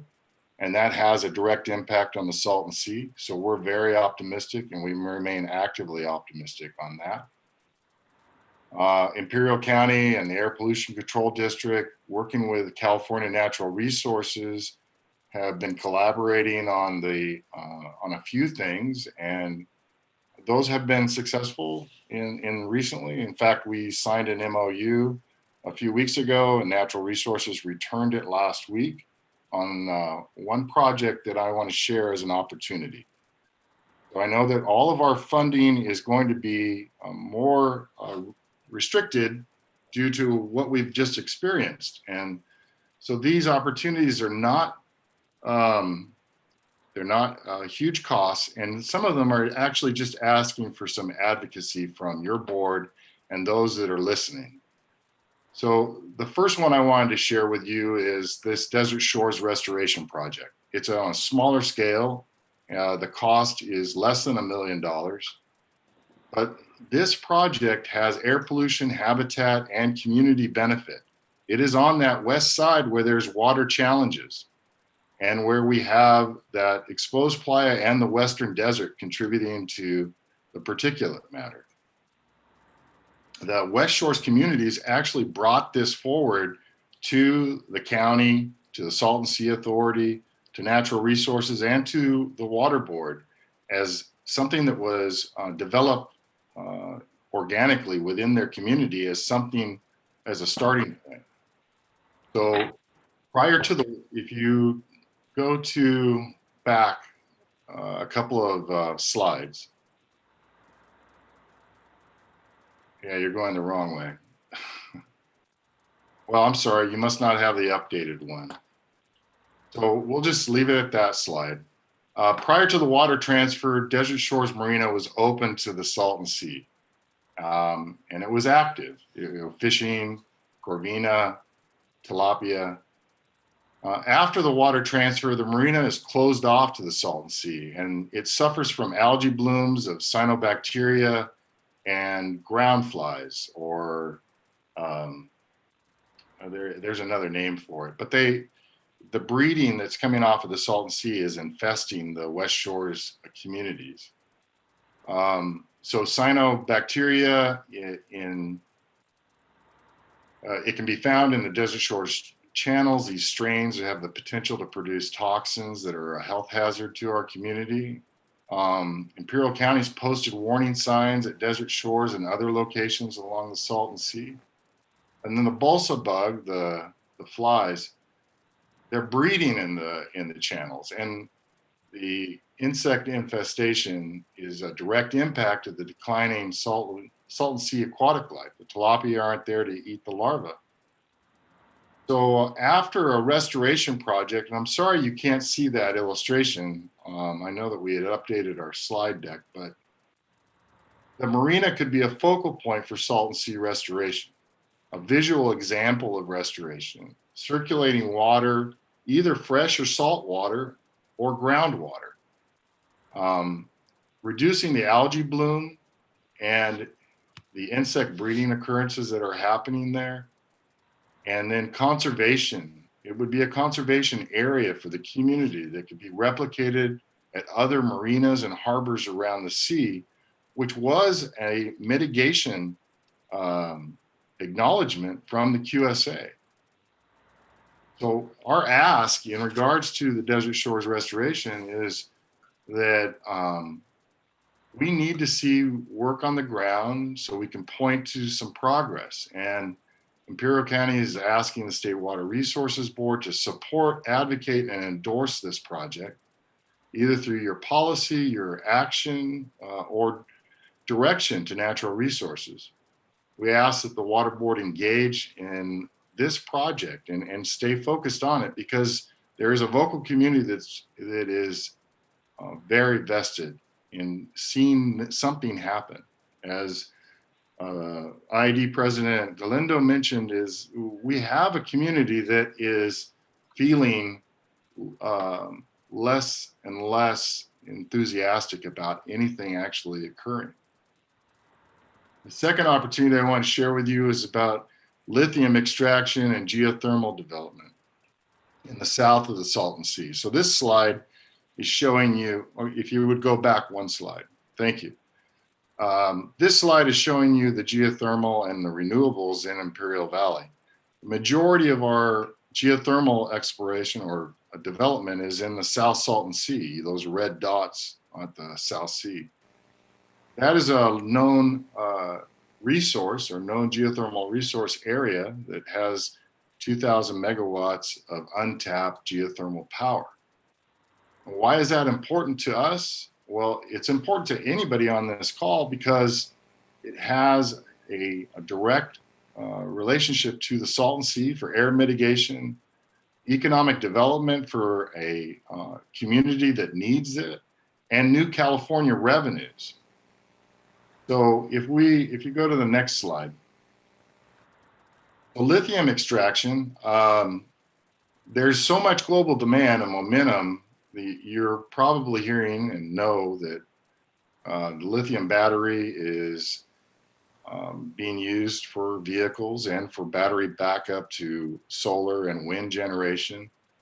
And the uses of it are exceeding the availability. We've been advocating for this development for quite a while in Imperial County. And we believe that that shortage and the availability of the resource is out of country. We need to have a secure source in America that can give us a large supply, and that's located in Imperial County. That would create resources and industry for California, new careers for our citizens in Imperial County, property tax revenues that we don't see with wind or solar, and new revenues for the state of California. Geothermal energy is also in this area, and we see that as, you know, one that was left out of the RPS, and it's a green energy that has not been on equal playing field with solar and wind. Geothermal is at a crossroads after multiple attempts to create a more secure future. Baseload renewable energy finds themselves outside the RPS. And as you've seen, probably, if you haven't seen, Cal ISO is sending out these notices about the heat wave currently, and that the availability of power distributed in California is limited because of their reliance on wind and solar power.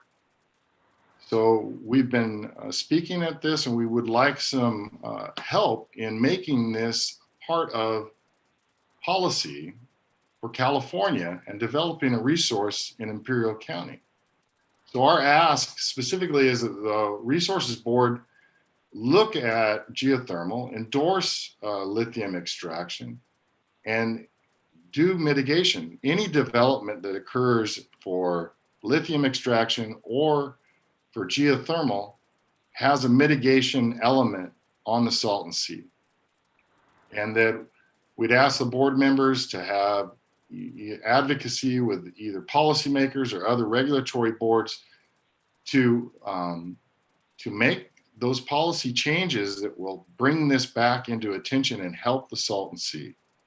The Public Utilities Commission has an upcoming integrated resource plan, and geothermal procurement needs to be elevated in its stature, and independent operators and municipal utilities should be adding that to their portfolios.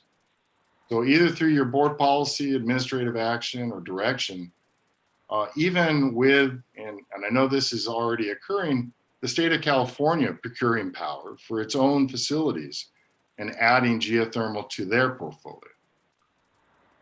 I do want to mention, I did see Mr. Delgado's presentation, and we've been communicating and working well, and I hope to continue. We're going to have some further conversations about Desert Shores Restoration Project. But in the staffing that we are very happy to see, the location for Worcester for natural resources staff should be reconsidered. As the majority of the Salton Sea lies within Imperial County, we need to have these positions located in one of our cities or towns, residing in our community, and be accessible to our citizens. Worcester is a remote location, and there are limitations on being able to get there or to be able to have direct access to people that are working on projects at the sea. In closing, I'd like to say, you know, Imperial County is not a little guy, but in the context of Southern California, we're the smallest in population. And our voices are usually drowned out in Sacramento, but we persist. And our county is experiencing, you know, the effects of COVID-19 just like everyone else. The only difference is that Imperial County had the highest unemployment, the highest poverty rate, the highest food insecurity, and the least opportunity of California counties before COVID. Help us make a change and offer hope to this corner of California. Help the forgotten Californians. Thank you for your attention, and I'm available for any questions. Thank you, Supervisor Kelly. And I can promise you, communities aren't forgotten, and you know, these venues are incredibly important to bring voices out. And your note to Assistant Secretary Delgado's noted. I'm sure he's here, and I think it is an intent to ensure that there is greater access to the communities through these programs. But again, really appreciate your time today, Supervisor, and the thought around how we create multiple economies around the sea to contribute to its success. It's not any one aspect or project, but how really it all does add up to a more healthy community and watershed writ large. And so I know you, Supervisor, are committed to that, and others, and so I appreciate that. So thank you. Thank you, Chair. Next, we have Tony Rojas, who's with Executive Officer for the County of Imperial. Good afternoon. Can you hear me okay? Yes, we can. Good afternoon. Good afternoon, Chairman and board members and attendees. My name is Tony Rojas. I'm the County Executive Officer for the County of Imperial, and it's a privilege here to be able to comment here today. And I will keep it short because I know you guys, I'm holding you guys up for lunch. I want to thank you for today on the overall progress and implementation of where we are with the SSMP, and for the opportunity to speak on behalf of Imperial County. As you've heard from various representatives of Imperial County, I want to make it very clear we are here to work in a collaborative spirit with the state and other entities to assist with the implementation of the 10-year plan and the development of long-term plans and effective in an organized manner. As local stakeholders, most of us are directly impacted. We are here to provide our unique, imperative perspectives, recommendations on the opportunities where we can work collaboratively. But I think the bigger aspect here is the people you are hearing from today are people that have lived in this community our entire lives. We've made Imperial County our homes. We've raised our children here, and we truly have the Imperial County's community at our heart and do what's best for the community overall. As you've heard from some of those opportunities we can collaborate to be the most impactful in would be supporting the implementation of the Desert Shores Restoration Project, launching the Perimeter Lake Project through the investment in the North Lake Project, and recognizing how lithium extraction and geothermal development at the Salton Sea can play an important role in the stabilization. And one that I would like to add to this list is working with federal agencies like the Army Corps of Engineers to streamline processes, permitting processes, to accelerate the mitigation efforts, address air quality impacts to Imperial County residents and its properties.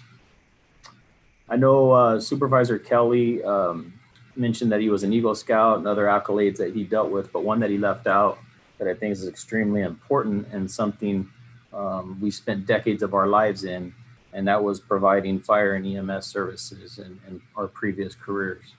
And the reason I think that's important to point out is, as paramedics, both he and I were, as long as firefighters, we responded a great deal to emergency medical incidents throughout this entire county. And we always talk about the effects of the dust, the impacts it could have. We've seen that firsthand. We've treated those people. We've treated hundreds of people with respiratory difficulties, and it's still a long-standing issue within our county and something we need to address. I think today he and I are in places where we can address that as a much larger need and have an impact to make a true difference in this county. And I just want to say on behalf of Imperial County, myself, my board, and my staff are here to help make that difference. We want to be true partners, and we want to make a difference, not just for Imperial County, but our visitors and our neighboring communities. Thank you very much. Thank you as well. I want to acknowledge that there is obviously a lot going on in the county, and the Salton Sea and its challenges are but one of what are a lot of compounding and, as a supervisor, flag endemic challenges around poverty and access. So really appreciate your continued leadership and many others in the community around trying to continue to serve in your different forms, and appreciate that anecdote as well. So thank you for joining us. Thank you. Next, we have the Deputy General Manager, I believe it is, for the San Diego County Water Authority, Mr. Dan Denham. I actually. Oh, sorry. It looks like we have Kelly Rogers instead. Sorry, Ms. Rogers. I have an old list here. I apologize for that. Good to see you. Thank you for being here on behalf of the authority. Great. Can you hear me okay? Okay, great. Yes, my name is Kelly Rogers. I'm the director of the Colorado River Program with the San Diego County Water Authority. We are the administrative and financial arm of the QSA-JPA, and I will be brief as well. I just wanted to offer a few words to underscore our commitment to the Salton Sea, and just very pleased to be here today. On behalf of the Water Authority, we are certainly pleased that under Governor Newsom's administration, really a corner has been turned. The Sea's inclusion in the water resilience portfolio and the stepped up efforts of the California Natural Resources Agency to implement the Salton Sea Management Program are both positive indications of that. And while we do have our concerns on the past lack of progress, we really feel that these additional resources and some of the restructuring in the office of the Salton Sea will really help to gain some momentum on the SSMP, and we have hope for that. In terms of the QSA-JPA and our efforts on the mitigation program at the sea with our partners, we've met our commitments to impacts of the QSA, and we are committed to continuing to do so. And then we've always maintained that the sea must be recognized as a critical part of the Colorado River system. And to that degree, the sea must be prioritized for restoration and be a pivotal part of the future discussions on the management and operations of the river. And so that's why, in terms of our efforts under the QSA-JPA, the Water Authority has worked cooperatively with our partners to fund and implement IID's Salton Sea Air Quality Mitigation Program that Tina described. While its purpose is to focus on mitigation, we really believe that the program can work hand in hand and has demonstrated It's very complementary to the state's restoration program and the efforts of the Salton Sea Authority.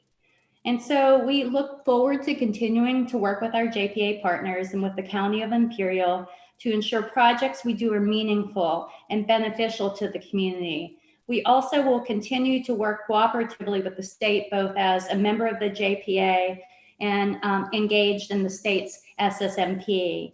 And to that end, the Water Authority worked with IID Imperial County, the state environmental justice organizations on drafting of the revised water order. The goal was to help the state move forward with restoration. And again, we remain hopeful that the revised order will lead the kind of projects that can make a difference at the sea. And so beyond that, we are hopeful again, and we are state of California and the federal government and all those involved to ensure protection of the sea in all future talks related to the management and operation of the river. And again, on behalf of the Water Authority, we remain committed to continue to work with our JPA partners on the mitigation program and remain committed to staying engaged state on their SSMP. And thank you. Thank you, Ms. Rogers. Really appreciate the continued commitment from the authority and your statement today. Last on the local entity panel, we have, but not least, certainly, Mr. Phil Rosentrader from the Salton Sea Authority. Mr. Rosentrader, you should be invited to share your camera and or audio. Thank you, Chairman. Thank you, Chairman Esquivel, board members. I also want to thank our colleagues, Secretary Crowfoot from Resources and Arturo Delgado, especially the colleagues at Salton Sea Authority and the member agencies. The progress that we see today from the Salton Sea Authority standpoint, we believe is largely attributed to the kind of cooperation that is exemplified among the member agencies of Salton Sea Authority, and to the extent we can cooperate and collaborate with our partners at the state, we believe there is tremendous new opportunity because of the state investments and because of the consensus around the Salton Sea on priorities like perimeter lake. We believe we can bring in the federal government, our major missing partner in many of the investments and the planning efforts around the Salton Sea. So this is a very encouraging point in time from our perspective. I'd like to advance this slideshow. We certainly don't have time for a next slide. I just want to point out, this is how we frame the Salton Sea Authority Board of Directors frames up its priorities. The board met in November and again last month in July to have a strategic planning workshop, and they capsulize the obligations, responsibilities, and the opportunities with an acrostic, H2O, in this order of priority. I'm very happy to hear numerous speakers address the opportunities because we see the Salton Sea Authority embraces our challenges with limited resources and multiple challenges. We think we are best positioned to meet those through an integrated approach that is captured here. Healthier and more prosperous Salton Sea is what we are seeking. And we understand we cannot do that alone, nor should we. The state is obligated, and we also have federal partners that are part of this too. So we have immediate opportunities with the $30 million that is now in the process of being drawn down from the state to the local entities, Salton Sea Authority foremost. So please advance slide. Advance. Next, I just point out this slide to remind folks, the air quality issues at the Salton Sea are not limited just to those around this shoreline. Those people suffer first and foremost, but in the correct or certain weather situations, an entire Southern California population, tens of millions of people are impacted with air quality from the Salton Sea. Next slide. nor is the scope of our dilemma on habitat limited to the environmental conditions around the shores of the Salton Sea. This is an intercontinental issue. Next slide. We all know doing nothing is the worst, most costly, irresponsible option. So that's why it's particularly thrilling today to have an opportunity to discuss the progress toward project delivery and implementation. Next slide. Next slide. Some of the most important consensus building has actually been attributed to local entities that were one point at odds with each other. The local agencies have understood that whenever we've reunited and come together in consensus, we have been able to achieve progress we could not achieve any other way. Next slide. At the local and state level, this effort has been captured years ago with this legislation that was mentioned earlier by Supervisor Manuel Perez. And this is one of our guiding principles. This is how we operate at Salton Sea Authority in partnership with the state of California. Next slide.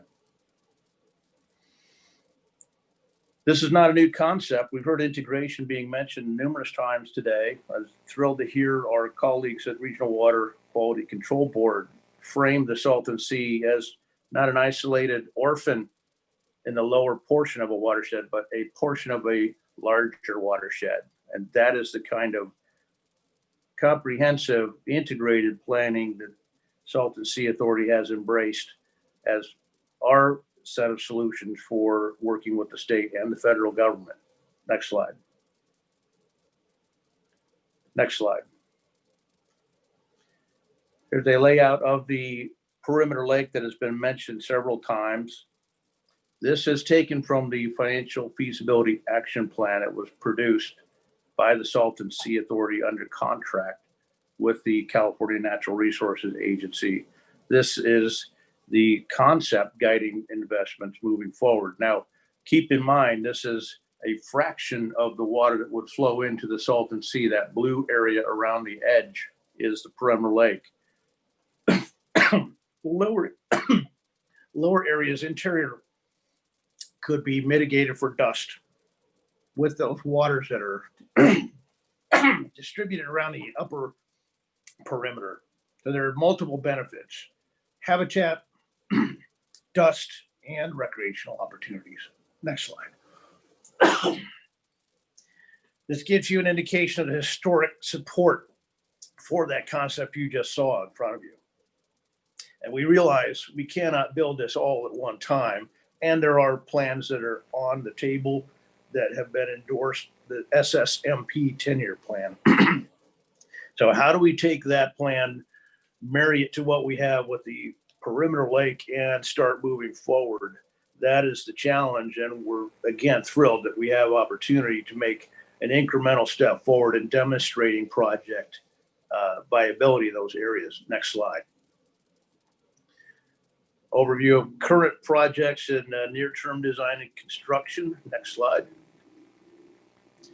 There is a joint agency project that is ancillary to the 10-year plan, but it is a demonstration of progress already underway.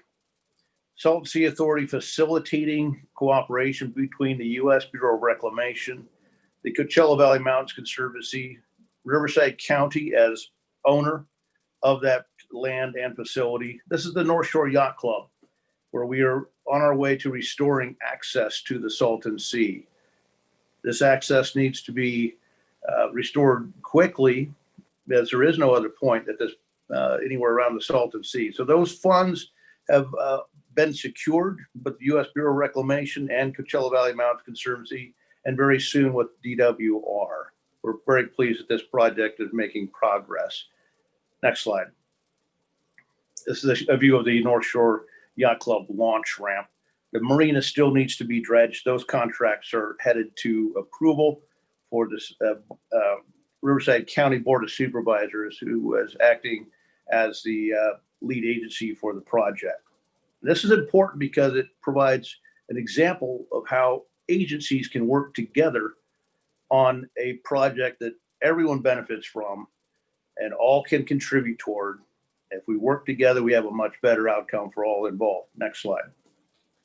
Bill, I will just add, that seems like a very simple project. I'm sure to most folks that are taking a look here, it's kind of, well, why wasn't that done prior? But I think it's incredibly meaningful. And someone from the local community knows it is the only, if one of the few access points to the lake. And so ensuring that access continues, that the community is thought of in having and continuing to maintain those sorts of access points is really critical. So just thank you for that. Thank you. And I want to thank again, U.S. Bureau of Reclamation, the County of Riverside acting as lead as project manager, and the Coachella Valley Mountains Conservancy and the Department of Water Resources. This is how we believe multiple agencies can work together to get projects done around the sea. Next slide, please. This is a descriptor I won't go into for sake of time. Next slide. A overview schematic gives you a picture of where it is. Again, using an existing facility for the North Lake Pilot Demonstration Project, that'd be the North Shore Yacht Club, and then traveling up along north and west along the shoreline to those ag drains that come out and can supply water to that demonstration project. Next slide. Let me back up 1 second on that, just so folks know.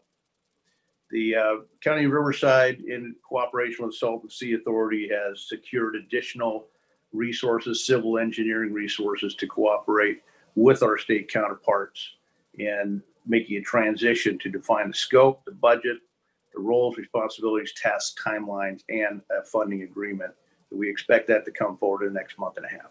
Next. High priorities, you mentioned, most polluted river in North America. We have now an opportunity to bring the folks together that successfully created a solution in this area. Calexico reports they have filed their notice of determination on July 23rd. No opposition to that. So that means this project is heading into its final stages of permit. And that's with Army Corps, Regional Water Quality Control Board, and Fish and Wildlife. So we're excited. Next 6 months to a year, this landscape will also be changing in a much better condition. Our concern is in these instances where we have state and Salton Sea Authority and member agencies working together, we have great benefit, but we also have an opportunity that we need to exercise, and that's the federal engagement. Next slide. There are common obligations in most situations for the federal government on environmental resources. There is an existing MOU. It's non-binding. Salton Sea Authority would like to see that language strengthened. Our federal legislators are interested in helping in that.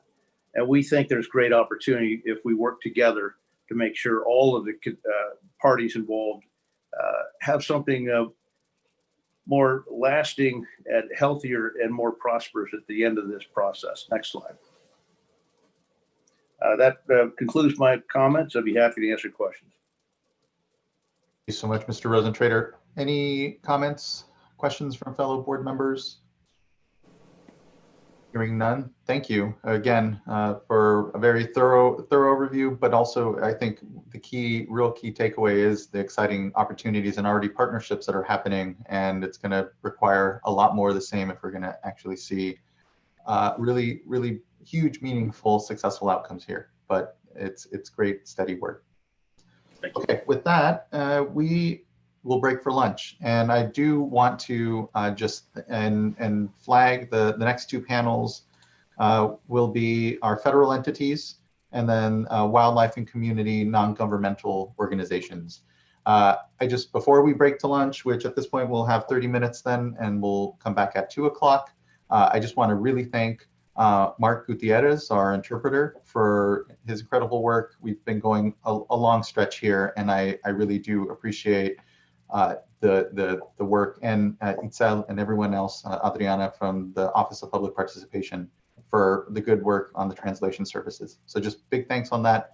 and we can return then at 2 o'clock to finish off our two panels and then move into public comment. And just thank everyone's patience as we go through what is a number of a good number of stakeholders and really interested folks, and hopefully everyone is gleaning good discussion and further thought for collaboration here. Mr. Loffer, anything I'm missing before we go to lunch?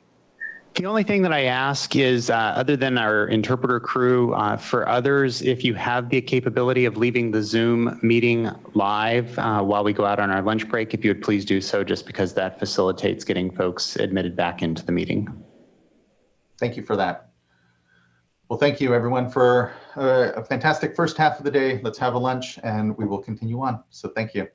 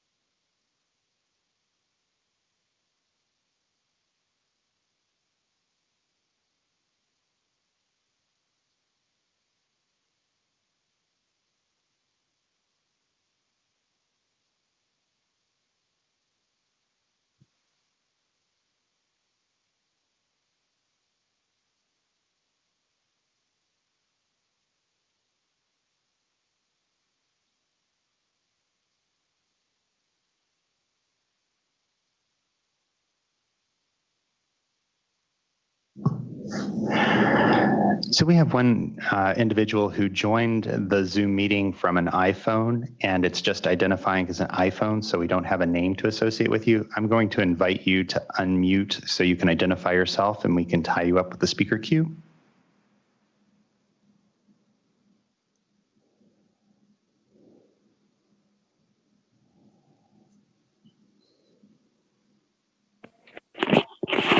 Hello?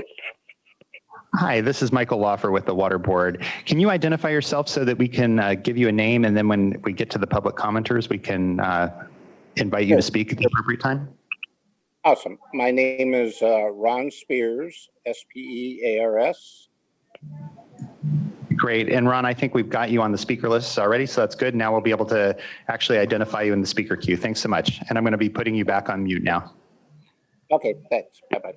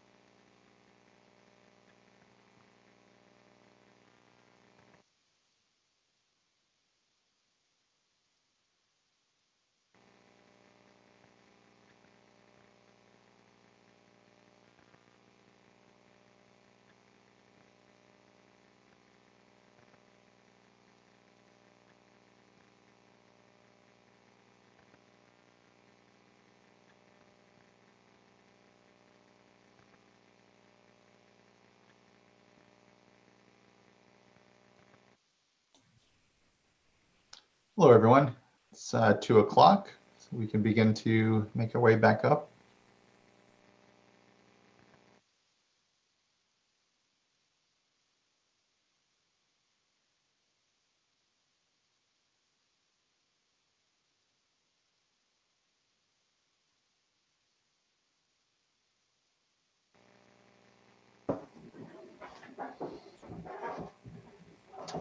And I think we'll be starting with our next panel here, which was panel number 4, our federal entities. Genevieve Johnson, Program Manager for U.S. Bureau of Reclamation, I think is going to be speaking first.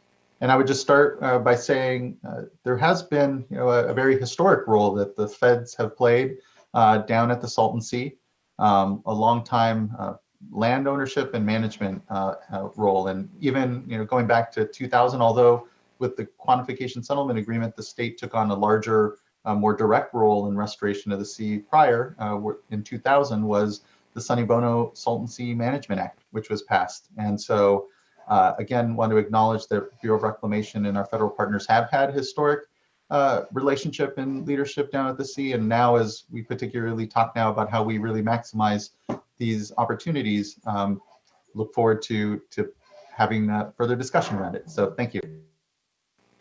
And thank you so much for the opportunity to present today. As mentioned, I'm Genevieve Johnson. I'm the program manager here at Bureau of Reclamation for the Salton Sea program. And you can advance to the next slide. Just really quickly, our program originally was connected to the agricultural drainage from lands irrigated by the Colorado River. Reclamation does own about 90,000 acres of withdrawn lands under and adjacent to the sea. So we're also a landowner there, a land manager, and have that responsibility. We have been involved, as you mentioned, with sea activities for a very long time. And specifically for reclamation, we've been involved with restoration efforts for about 40 years. In 1997, we were designated as the lead federal agency to work with state and local agencies on Salton Sea activities, just as a way to try to coordinate, have one point of contact instead of having several. And we continue in that role today. And then our goal really is to provide those resources for implementing activities that protect air and water quality, reduce habitat impacts, and maintain a secure Colorado River water supply. Next slide. As has been mentioned throughout the day, a lot of our work goes through memorandums of understanding between different agencies, just as a way to really kind of create that framework for collaboration. We do have a 2016 MOU between the Department of Interior and California Department of Natural Resources. This provides that framework for collaboration through 2026. As Mr. Rosentrader mentioned earlier, it doesn't force anybody to do anything, but instead kind of creates that ability for us to work together. And Reclamation has been working under that framework since 2016. It also recognizes the state's role as the lead on sea management. And so we really want to support the state in their goal to meet acreage coverage for wildlife habitat and air and water quality projects. In that MOU, the DOI agreed to pursue $20 million for operation and maintenance costs of projects associated with the SSMP and $10 million for state managed monitoring of SSMP projects. And another thing I just wanted to mention, there's a few other bullets in that MOU, but another one I wanted to specifically call out today is continued USGS scientific and technical support, which also included this selenium management discussion during implementation of the SSMP. Next slide. Reclamation's annual program funding is $300,000 a year. So that is what by Congress we get every year. It provides our base funding for staff travel and time, coordination. We do some environmental compliance activities and monitoring, and then some small technical support. So for us to really get other work done on the ground, we need to receive additional funding. And that additional funding comes through various programs within Reclamation as well as the Department of Interior. And so since 2016, we've actually received almost $11 million in additional funding for the Salton Sea program. And on the slide there, you can just see it by our fiscal year, which runs October to October of each year.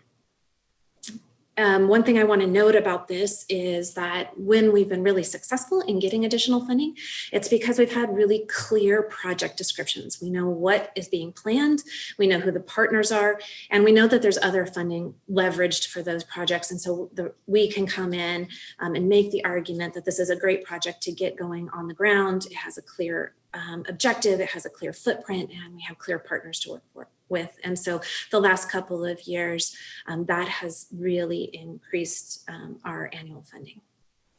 Next slide. These are just a few of the projects that we've been really involved with since 2016. And so I just wanted to note how we've leveraged that funding and used that funding over the years. In 2016, for instance, we provided $3 million for the Holtville Alamo River constructed wetlands. That's really a project to improve water quality on the Alamo River. So again, one of the key goals is for us to make sure that we're addressing water quality. The same thing with the New River Demonstration Wetlands monitoring effort. Those are wetlands that have been constructed along the Alamo and New Rivers, and we've been working with IID to continue monitoring of those, make sure their work, and see how we can potentially use that information elsewhere around the sea. Ms. Shields noted the Salton Sea wash test well on the west side of the sea that we're working with IID to install a well there. And that's, again, as she mentioned, to look at if there's a sufficient quantity and quality of groundwater that we can use for dust suppression in that area where there isn't a lot of water available. We've also worked very closely with Sunny Bona National Wildlife Refuge on building some new habitat, as well as improving their water infrastructure, and providing funding for Red Hill Bay construction. So hopefully we've closed the loop there. There was not quite enough funding to finish that project, and hopefully we've provided that funding now so that that loop is closed. We are working with California Department of Water Resources on their dust suppression action plan, the dust mitigation and suppression project. So far, we've provided about $700,000. That was to really kind of help everybody get on the same page about where suitable locations and methodologies were for dust suppression activities. And we'll be working on, and we're working right now with them to complete the environmental compliance for those phase A projects, as well as provide for land use access. This year, and then as Mr. Rosentrader noted, restoring North Shore Marina access, we've provided funding to restore boat access there. And hopefully that will also be a cornerstone of the North Lake project as that effort moves forward, to reconnect people with the sea, be able to provide them that recreational opportunity. But also, you know, a lot of agencies and organizations do monitoring out at the sea, and we continue to have issues with accessing the sea just for monitoring activities. And then this year we're working with Audubon on the Bombay Beach Habitat and Dust Control Project, which is an effort to reduce playa emissions and provide habitat for wildlife near Bombay Beach, and with IID on the San Felipe Emerging Wetlands Pilot. This is, as Mr. Delgado noted earlier, this idea of how can we look at these emerging areas where vegetation is growing on the sea and manage that in a way that makes it sustainable for the long term. And then lastly, with USGS, we are working on the selenium risk summary. This is really an effort, it might be really of interest to folks interested in the water quality issues, where we're summarizing data. So this isn't new data that's being created right now, but we're trying to summarize all of the selenium information at the sea, really focusing on assessing the risks for wildlife first, and being able to use that information then and how we develop some of these wetlands in the future. And next slide. Future program activities, as of course we have been an active partner. We have been actively involved with trying to support the work that's going on out there with the people who are doing the work on the ground and live in the area. So we want to continue those actions to reduce dust emissions, especially for us on federal lands, on reclamation lands. Improve that water quality and restore habitat, as well as provide economic development opportunities through those actions.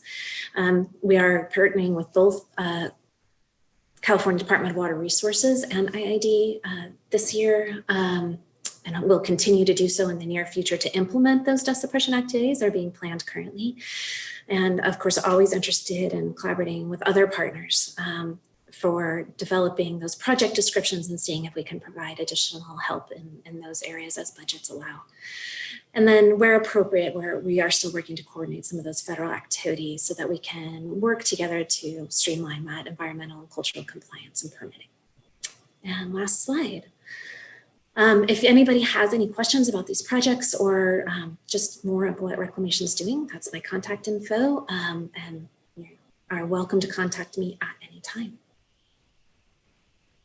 Thank you, Ms. Johnson. Appreciate the presentation and the highlight of the projects. Particularly was interested in the Selenium water quality project, given the nexus, I think, with the Regional Water Quality Control Board's decision or discussion rather around water quality projects around the sea and updating in the triennial review the Basin plan to support those activities. So I can see where that project particularly can help really inform maybe some of that discussion. So see a lot of opportunity for collaboration and appreciate the continued collaborative space that Reclamation has provided here, including across the entire Colorado River system, which we all well know the sea is very much part of. And so thank you. Any questions? One thing I should, I'm sorry. One thing I should mention really quick about that selenium study is we entered into that agreement with USGS just a couple of months ago, and actually expect a draft report out at the end of September, early October. So we're trying to get that information pulled together very quickly. And that draft will be available to anybody who'd want to participate or comment or anything like that too.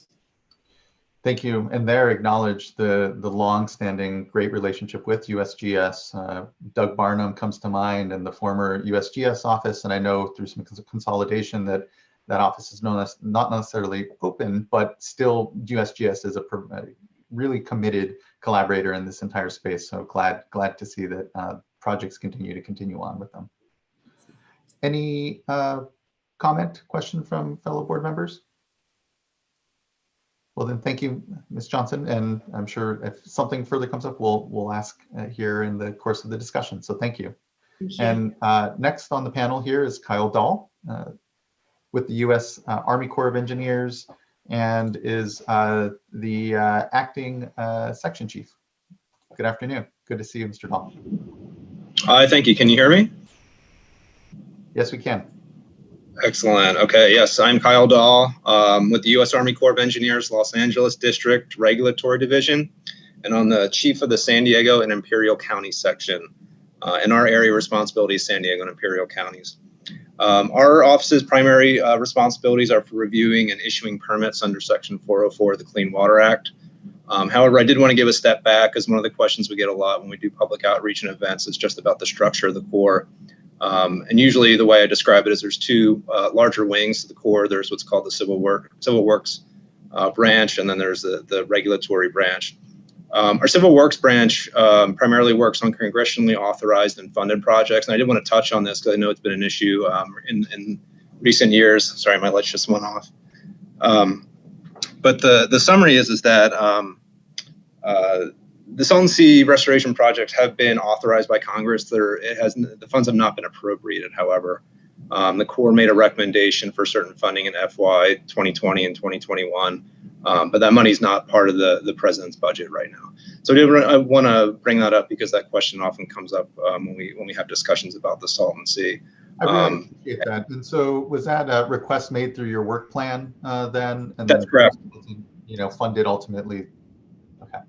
And appreciate that's exactly right. And making its way through the work plan. I know that as well wasn't always the case because of sometimes cost benefit analyses that, and I think this authorization, sorry, maybe sometimes just a little too knowledgeable on this one, but it goes back to 2007 and it's about $30 million pilot projects, not unlike the species conservation habitat type projects that we're seeing down there, but would have been done by Army Corps. And Senator Boxer, I think, got those in there. But yes, a story appropriation or authorization still needing appropriation. So correct.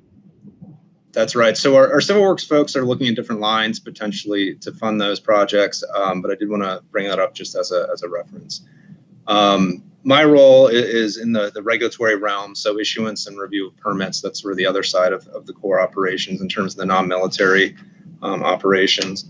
But just in summary, things that we've been working on, I think Arturo brought up earlier, one of the big things that was accomplished was the Corps and the state entered into a Water Resources Development Act, or worded 214 agreement. And the benefit of that agreement is it allows the Corps to prioritize staff and time to expedite projects out of the Salton Sea. And I think we've already seen some of the benefits of that through some of the dust suppression action plan approvals and some of the work that we've been doing on SCH, Species Conservation Habitat Project, in addition to some of the SSMP developments that we have, but I did want to mention that. The projects out of the Salton Sea are largely being handled by this office. So this is the San Diego and Imperial County section, understanding that the sea physically goes into Riverside County as well, but the projects themselves are largely being handled out of this office.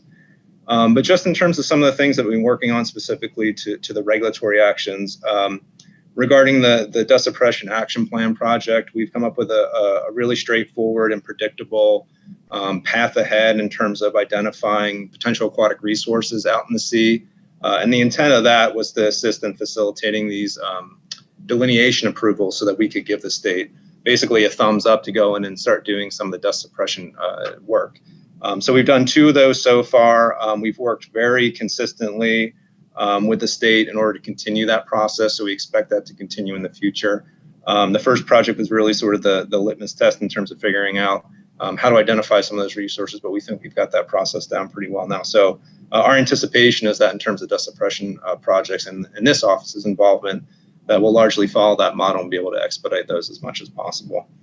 The other thing that we've been working on extensively is, of course, SCH. Right now, we're in reinitiation with some of the resource agencies to get final approval so that we can give our final thumbs up and get that project out to construction. This office has been involved with all sorts of conversations, ranging from conversations with the contractors to the biologists in terms of endangered species. So we've been heavily involved in that as well.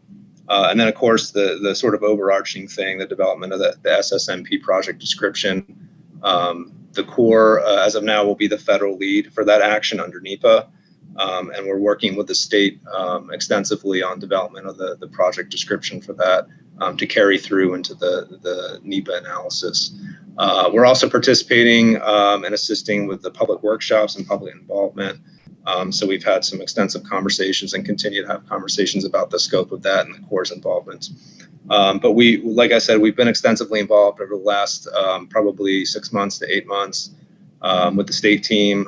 We think we've made a lot of progress in terms of especially the dust action plan and the project description for SSMP. So I think we're starting to see some of the benefits of that dynamic. And I'm available for any questions if anybody has anything. Thank you, Mr. Dahl. I really appreciate it. Sure. There's been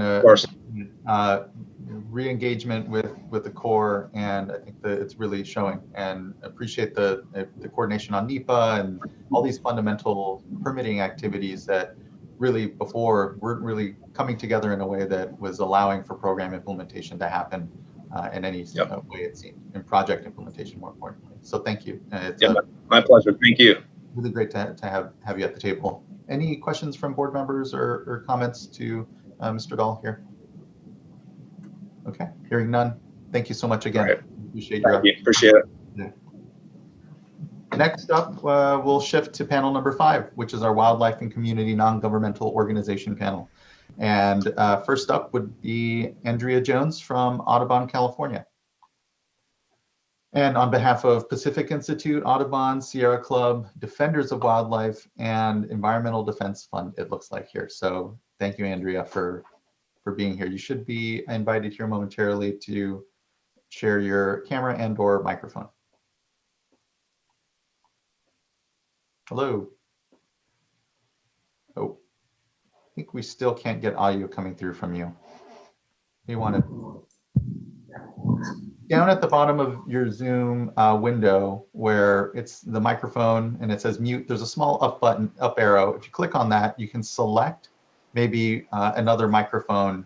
Maybe the wrong one is selected there. Sometimes. Hey, how's this? We can hear you now. Hello. Okay. Sorry about that.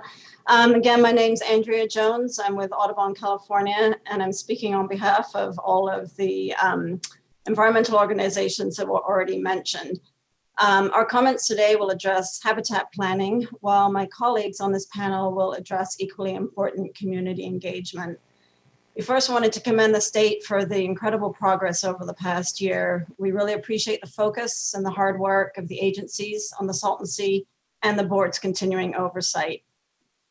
As stated in our March letter, our joint letter, we are concerned that neither the SSMP annual report or the recent update letter include any plan to cure the state's cumulative 900-acre habitat project deficiency through 2019.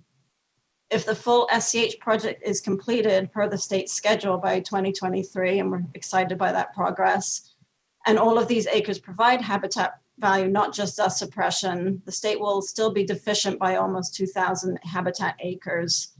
So we're asking for a plan to develop those additional project acres needed to protect and provide long-term fish and wildlife habitat and restore the aquatic and shoreline habitat at the sea, as mentioned in the Fish and Game Code. Also, regarding the SCH project, we would like to know how the state or stakeholders will evaluate the contractor's design to determine what wildlife values it is meeting. And I don't mean just by commenting on the EIR when that comes out, but is there going to be a proactive effort to include outside groups? Also, is funding secured to monitor and adaptively manage the SCH when it's constructed? Because as several people have noted today, including Tina, you can't just construct something and walk away. So I'd love more information on how that monitoring is going to happen. In my remaining comments, I want to focus on the long-term planning and how that will be accomplished and how experts and stakeholders will be incorporated into that process. As we know, long-term planning is important to ensure that the dollars are spent wisely and to ensure efficiencies in water use, which is really important right now when building habitat and dust control projects. As Tina Shields from IID said today, quantity and quality are not the same thing. How at the end of the day will we know if we have lost or gained habitat to protect wildlife and the health of surrounding communities? A few years ago, Audubon quantified almost 70,000 acres of habitat ringing in the sea in 2010, and that could serve as a baseline. However, we do not currently know which species or guilds of birds future habitat projects will benefit or what baseline the state would use. What are the habitat goals of the various projects and how will these habitats be connected to each other? These are all really important questions. We already know that over the past 5 years, almost 6,000 acres of newly formed wetlands have emerged, mostly at the end of irrigation drains that no longer reach the sea. And these wetlands have a dual purpose. As do all wetlands, they are both controlling dust and creating habitat refuge as the sea recedes and conditions degrade. So we ask that the state make sure to incorporate these wetlands into future planning, and both Arturo and Genevieve have also noticed that.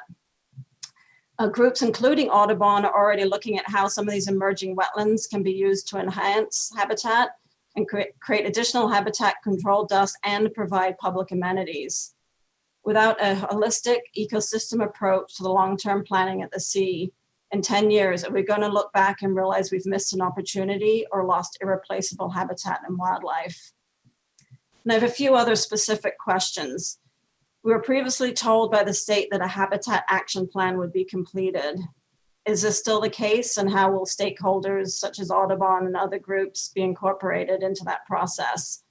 The dust suppression action plan, while good in its own right, does not and is not set up to address statewide or seawide habitat needs. Secondly, what is the status of the state's monitoring plan? Initially, that was going to be released more than a year ago, and the science committee that would have reviewed that has not met in many, many months. Coordinated monitoring of water quality, wildlife, and food resources are going to be extremely important to determine if habitats are meeting objectives. Funding, as I mentioned, also needs to be secured for long-term monitoring. Thirdly, we request a stakeholder advisory committee be established to support and consult on the SCH design and implementation process, as well as on the long-term planning. And lastly, we request clarification from the board on how the dust suppression action plan, specifically the Phase B projects, might be counted towards satisfying habitat acreage milestones in light of the stipulated order's clear language. We're concerned that in the DSAP, it notes that biology, water quality, and other are generally outside the scope of the DSAP. And other biology comments are out of the scope of the DSAP. So the Phase 2 dust control projects may have a habitat benefit component, but that hasn't been quantified, nor does it satisfy the need for a habitat action plan that would take a more holistic approach to planning and quantifying future habitat at the sea. Again, we're not saying the DSAP isn't important. It's a great document, but we just equally need a habitat action plan to accompany that. Finally, Audubon and our partners are here to express our commitment to and interest in supporting, partnering, and working with the sea to do long-term planning to ensure that the future of the sea continues to be a vital part of the Pacific Flyway, is viable for wildlife, healthy for communities, and accessible for residents and visitors to enjoy. We acknowledge and appreciate all the state has done in the last 2 years, and we look forward to continuing to work with the state to achieve the SSMP and the broader issues that we and our partners are discussing today. It's a good time to be both reactive and proactive as we think about the future of the sea. Thank you. Thank you so much, Ms. Jones. Appreciate the comments and the flags on several issues there. Much appreciated. Next up, we have Luis Olmedo from the Comité Cívico de Valle. Mr. Olmedo? You should be. Okay, there we are. Good to see you. Good afternoon. Glad you could join us. Good afternoon, Chairman Joaquin Esquivel and members of the board. For the record, again, my name is Luis Olmedo. I'm the Executive Director of Comité Cívico del Valle. And we're all here today to talk about the status of one of the state's public health emergencies. And we can't talk about the progress made at the Salton Sea without highlighting the deeply rooted inequities, disparities, and injustices that have been taking place over the last century. Historically, the communities along the California-Mexico border have been underinvested, underserved. That all has contributed to inadequate living conditions and health status of our community, which unfortunately is of concern and are now exacerbated by COVID-19. Before I talk about the historic progress made in the advocacy to address the urgent needs of the Salton Sea and in environmental justice in the region, I must highlight the inequities and injustices that our communities have to live as well as result of one of the greatest public health emergencies at the Salton Sea. Our community, made up of Latinos, immigrant families, agricultural workers that have lived with constant exposure to bad air quality, emissive toxic dust, and bad odors that present persistent health burdens to the communities along the Salton Sea region. As studies have shown, these burdens are making residents that live with exposure susceptible to diseases such as COVID-19 and exacerbate and create underlying health conditions.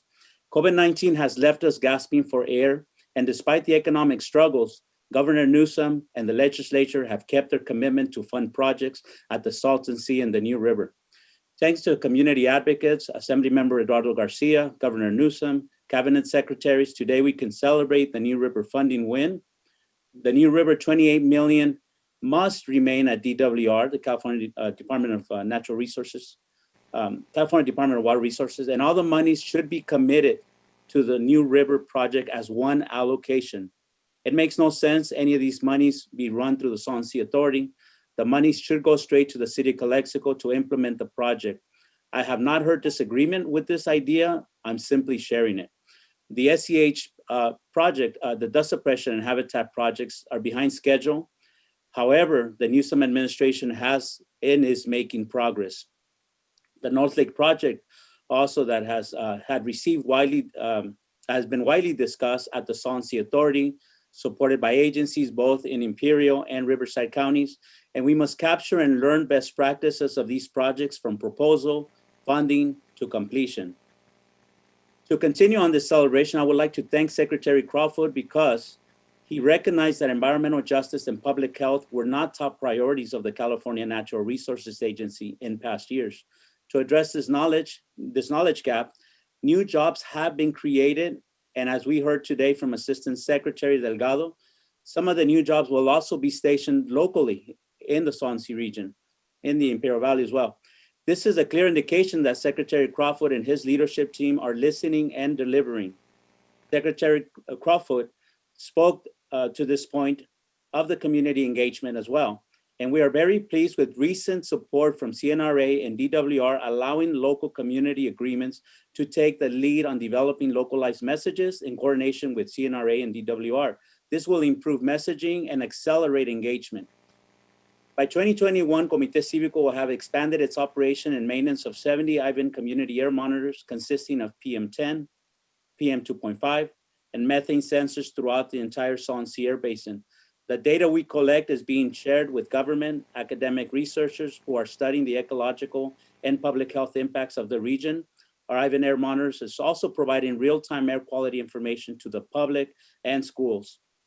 As next steps, we still need RFPs and RFQs that outline clearly the metrics, performance measures, and guarantee community benefits. An example, local jobs, local investment, local access, recreational opportunities. For industry-focused strategies, we need experts to characterize how geothermal and lithium mining will zero out pollution, not only from the managed playa strategy, but also from their own waste streams. We need to know the net benefits so informed decisions can be made. Example given, if we plan an economic, if the plan is an economic plan, then we need this characterized. If the industry strategy is an emissions reduction strategy, then we need the emissions reductions on the entire project characterized and calculated to assure it is zeroing out the emissions on the playa and on their operation. This is not an opposition to industry-based strategy. This is simply being smart and educated and with a laser-focused vision on seeing benefits for the community. This is also a current air pollution control. There's also a current air pollution control notice of violation on Red Hill Bay project. These violations are costing IID ratepayers.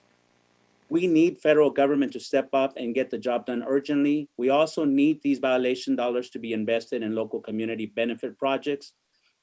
And I just want to note that we have been making a lot of good progress locally in identifying what these types of community benefits could look like. Finally, the Regional Water Quality Control Board and the State Water Board both have responsibilities and must be part of the solution in regulating water quality discharges from industrial and municipal sources. Comité Cívico has found many failures over the years from this agency, and we encourage this board to not only play a role of oversight, but to also be part of the solution because it has its own share of responsibility. Example, nothing happened with the notice of violation with National Beef despite millions of dollars in violations assessed. This can be accomplished in the spirit and obligations of AB 1071 and supplemental environmental projects. I appreciate Maria earlier today talking about the regional board and their work. Thank you for the opportunity to speak today. Thank you so much, Mr. O'Mill. Really appreciate your contributions, continued contributions, and your comments today. Next, we have Patricia Leal with Alianza Coachella. Yes, good afternoon, everyone. My name is Patricia Leal Gutierrez, and I am a community resident from the East Coachella Valley and currently work with Alianza Coachella Valley as a program manager.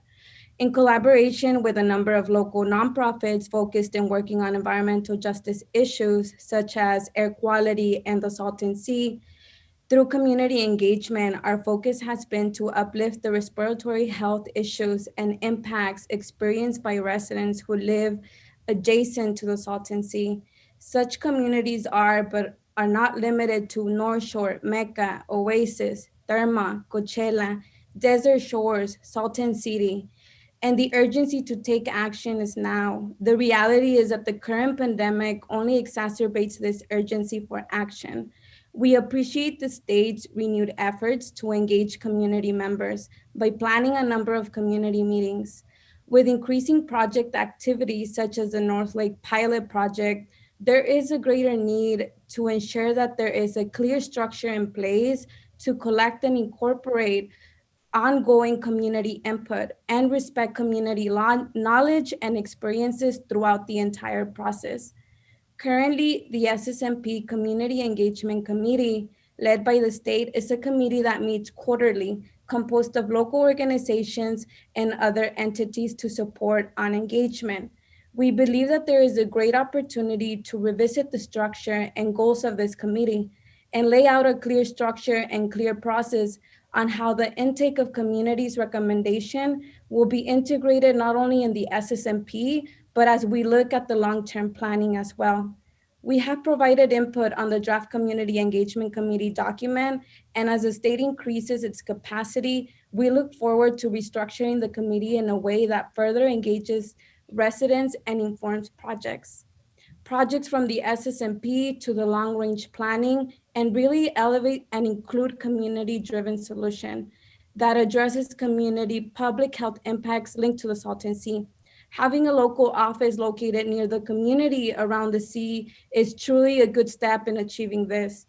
Additionally, as the planning of the long-range plan happens during this fall or spring, we strongly recommend looking at creating a long-range planning committee or subcommittee that includes community residents who live adjacent to the sea and that also have decision-making power to really impact the long-term vision for the Salton Sea. We also recommend collaborating with key local agencies to conduct water monitoring at the Salton Sea, such as with the Regional Water Board. There are concerns about the contaminants in the water entering the Salton Sea from water runoff to the New River and other outlets, and its impacts to public health. Monitoring different parameters and contaminants could justify additional projects to treat inflows of water entering the Salton Sea. We really appreciate the state's ongoing efforts and call for more collaboration efforts from the state and local entities in both counties alongside community residents to ensure immediate and long-term project implementation to address the public health concerns of residents living around the Salton Sea. Thank you. Thank you so much, Patricia. I really appreciate the structured, good comments around improvements. Earlier, I'm sure you heard Secretary Crowfoot said that he was looking for specific examples or recommendations from us at the board here as we listen as to how to improve not just the program here, but I think importantly to your point, the longer term discussions as well, I think, and making sure the communities are the basis for so many of the different touch points that aren't all just about the Salton Sea Management Program, and to your point are also about the Regional Water Quality Control Board, say, and opportunities there to further collaborate. I think that I just really appreciate the structured comments that you provided us here, and look forward to these opportunities to translate these back to the Resources Agency. And I think, again, the Outreach Committee, its structure, how it's chartered, what exactly it's reviewing, I think will be really critical. So thank you for that. Next, we have Rebecca Zaragoza with Leadership Council. Hi, everyone. Good afternoon. My name is Rebecca Zaragoza, and I work with Leadership Council for Justice and Accountability in the Eastern Coachella Valley. We are a social and environmental justice nonprofit organization that leads diverse community organizing and policy advocacy efforts across the state. We work in partnership with community leaders and partner organizations to address the larger impact that a declining Salton Sea is having and will continue to have on the Eastern Coachella Valley and surrounding communities. Public health is a top priority in this region, often choked with dust, and the related issues of climate adaptation and resilience can and must inform how Salton Sea management and investments at the sea can have multiple and long-term benefits for the community's health and environment. The SSMP has lacked the necessary community input through engagement, and we have seen this improve through the Dust Suppression Action Plan, but the timeline for implementing projects still undermines the continued input and priorities of the most impacted communities, including those in the Eastern Coachella Valley. Dust suppression is a critical element of a resilient Salton Sea region, along with other programs and projects that can support public health, recreation, and economic opportunity, including mitigation measures like urban greening, parks, and air filtration in homes. Others include water filtration at entry points and stronger pesticide regulations to offset the continued contamination of the Salton Sea from agricultural runoff. Community residents have been active in developing climate resilient and adaptive projects near the sea and would encourage the appropriate agencies and stakeholders to consider the larger climate change impacts in their Salton Sea work and work together to incorporate these specific principles identified by the community. Like others have mentioned, it is imperative to enhance our cross-sector collaboration and community engagement to help simultaneously develop comprehensive and intersectional plans that range from dust suppression, air monitoring, and multi-benefit infrastructure projects that best serve the region's existing residents and existing needs.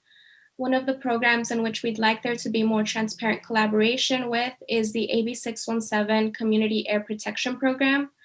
We have a great opportunity with AB 617 to enhance the air monitoring conducted around the northern part of the sea and create a community emission reduction plan that can expand upon and expedite dust suppression efforts to tackle Salton Sea emissions. The AB 617 program's air monitoring and emission reduction programs will identify highly emissive sites that have not been included within the Dust Suppression Action Plan due to the lack of data. Inclusion of these additional sites in the dust suppression and mitigation activities is critical to effective Salton Sea management and the region's public health. We would appreciate increased involvement from CNRA, DWR, and the Water Board to be more active in these spaces and provide their support in moving these plans and regulations forward. We appreciate the improvement in community engagement and look forward to seeing how our collective efforts on protecting public health and habitat at the sea can more thoroughly represent community priorities, build community capacity, and create a Salton Sea that supports a resilient and healthy region. Thank you. Thank you so much, Rebecca. hearing again about 617, I think really reminds us of the opportunities of the intersectionality of various regulatory authorities we have here.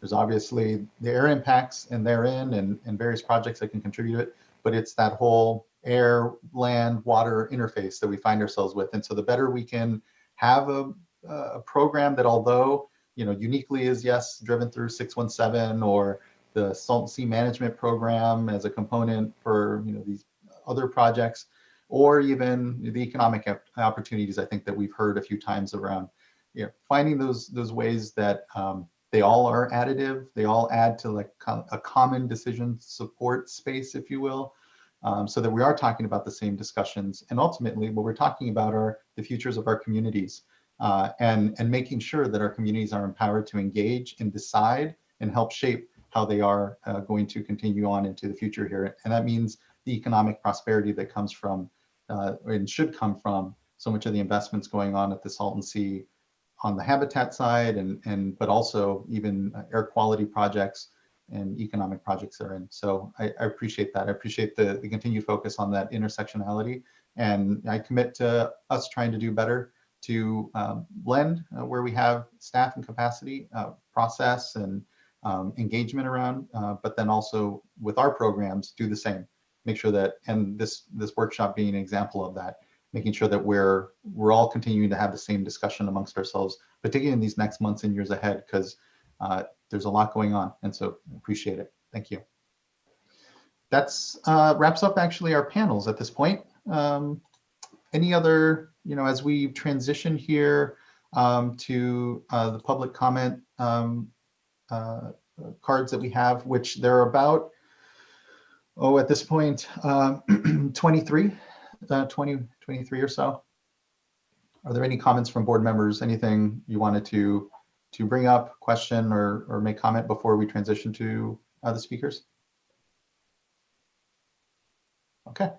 Well, I was just going to ask if there's time, and it could be after the speakers, but I think if Mr. Delgado is able to just touch on some of the questions that were brought up by the environmental NGOs around habitat action plans. And again, not sure where that fits, but it'd be great to hear back on some of those questions. I think that'd be, now's a good moment before we transition then to the set of public comments to kind of cap off maybe a little engagement with Assistant Secretary Delgado.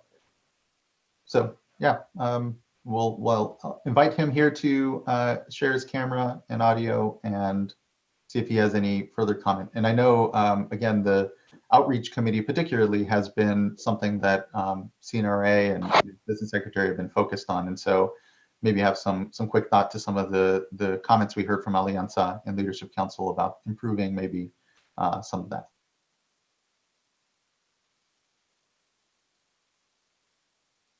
Hi, can you hear me? Yep, we can hear you. Okay, great. I was actually in the midst of writing Andrea an email to ask if she can send me her list of questions. But I think just in general, I mean, honestly, totally hear that loud and clear. I would say the dust suppression action plan, we do intend to do restoration. As I mentioned earlier, kind of the initial focus will be to try to quickly implement, if we can, some of these surface roughening projects to really, honestly, to stop the bleeding, if you will, remediate the emissive lake bed areas, and then go back in afterwards to do restoration work at those sites. And again, it's going to be vegetation, it's going to be creation of shallow water wetland areas. It's going to be some of the stuff that we're thinking about is going to be very similar to Audubon's proposed Bombay Beach wetland restoration project. We're going to try to capitalize on some of those existing naturally occurring revegetation areas as an example. But I would also say that some of this is also going to be addressed in our upcoming project description that we're going to be putting out to the public here shortly.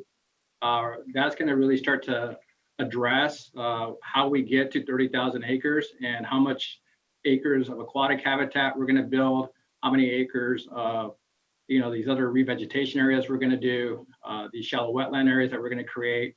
And so that's, from my perspective, that's really going to be the best place where we can start to have that conversation to show how we're going to get from where we're at today to 30,000 acres, with at least half of that being habitat acreage. Did that answer the question to some extent? Yeah, and just one follow-up is just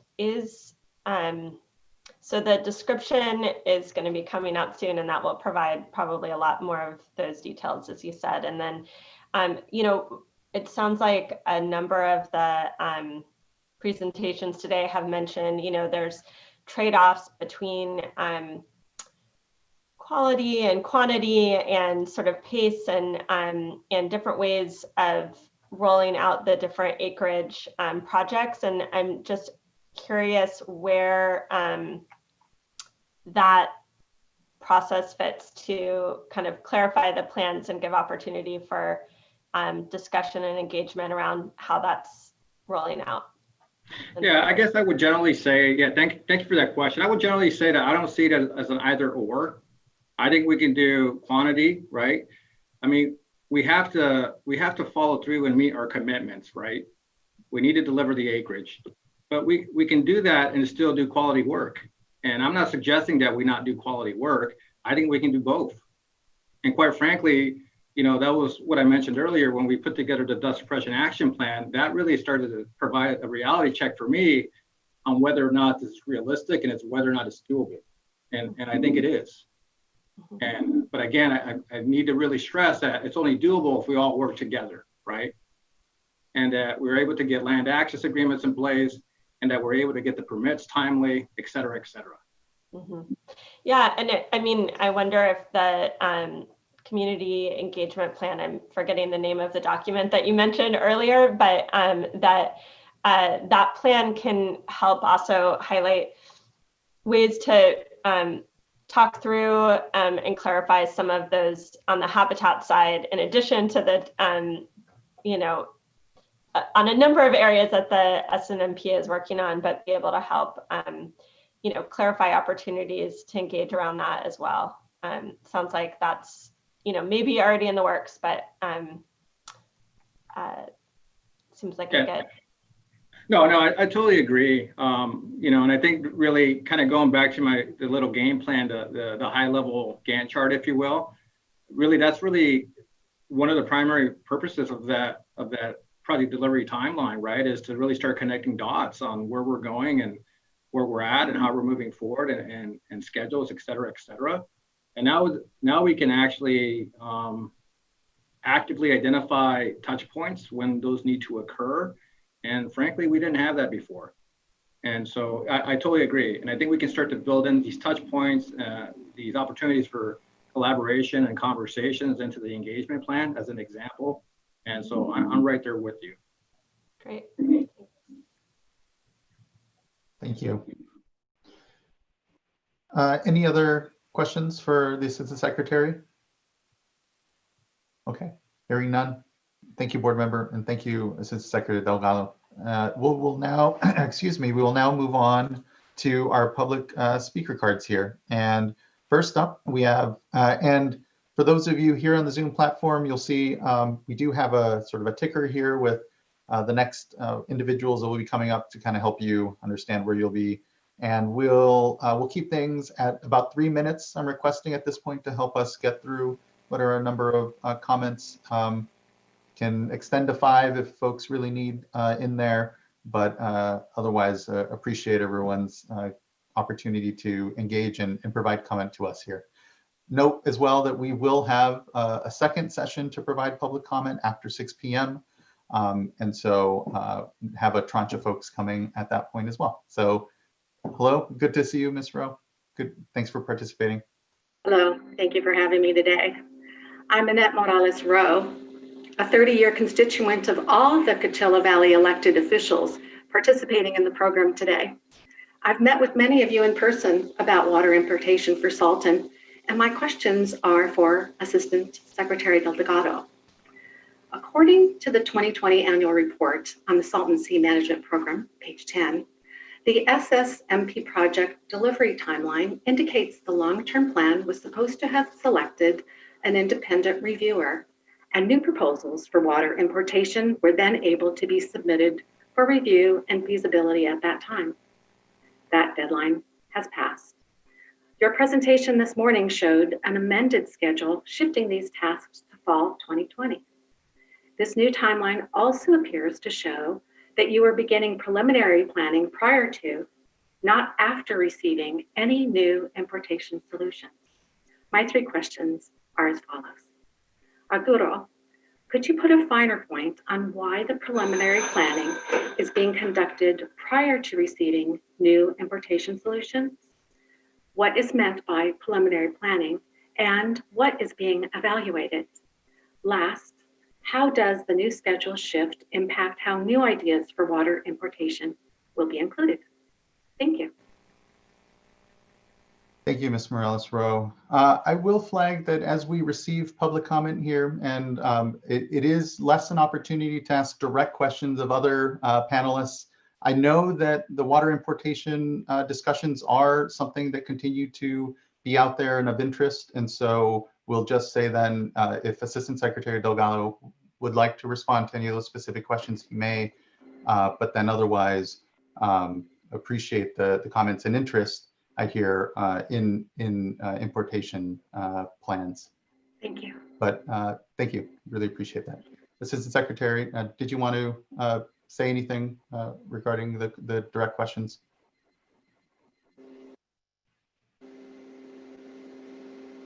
And hearing none, then we'll just pass along the questions and appreciate the comments. Thank you.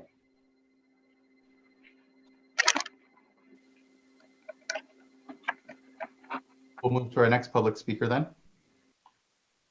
Hello. Fernanda Mercado with Leadership Council for Justice and Accountability. Hello, good afternoon. My name is Fernanda Mercado and I work with Leadership Council for Justice and Accountability in the Eastern Coachella Valley. We are pleased that despite current economic conditions, the state has continued to invest in the Salton Sea. It is now critical to ensure that the funds support an efficient and an equitable future for the Salton Sea and region. For instance, the state should consider hiring local individuals for local positions and prioritize a community engagement and public relations position. The individual who takes the position should have skills and abilities that support effective outreach program implementation, including bilingual language capacities, expertise of the region, and lived experience consistent with the goals of the program. Another critical issue raised by others is the importance of ensuring access to decision-making processes and public discussions, including events such as this workshop. It's essential that community members are aware of the opportunities to speak on the issues they encounter.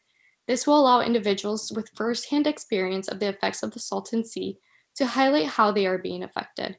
Outreach and accessibility to these hearings must be effective, especially during these times of the pandemic.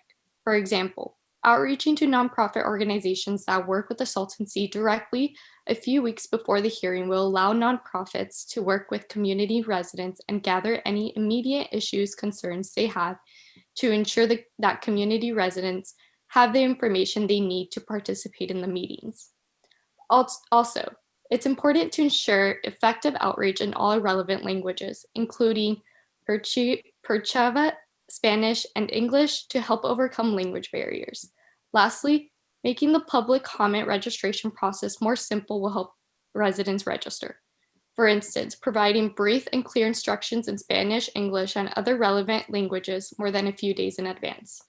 Overall, we're very happy that CNRA and other state agencies, community-based organizations are working together to resolve these issues. Yet there is more progress we can make. We look forward to seeing the next steps for a better, healthier, and more engaged community. Thank you so much. Thank you so much, Ms. Mercado. Really appreciate it. Next, we have Kim Floyd.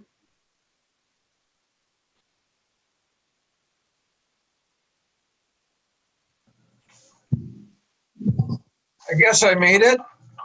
You did. Hello, Mr. Floyd. Thank you. Sorry. My name is Kim Floyd. I live in Palm Desert. That's about 50 minutes northwest from the sea. My primary concern today is the health of those living close to the drying playa.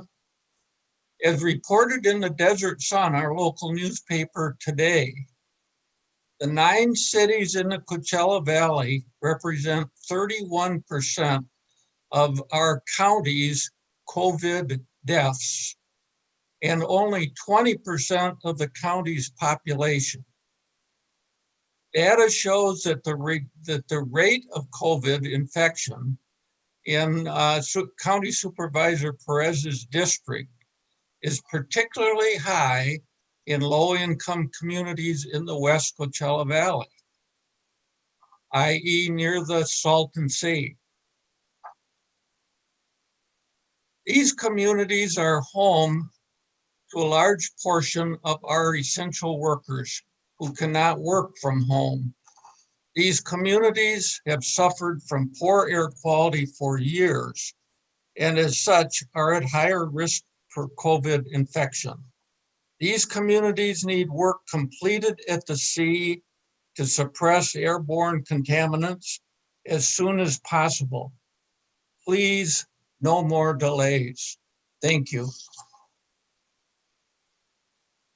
Thank you so much, Mr. Floyd. Really appreciate your good comments today. Next up is Maria Posar. Sí, buenas tardes. ¿Me escuchan? Gracias. Buenas tardes.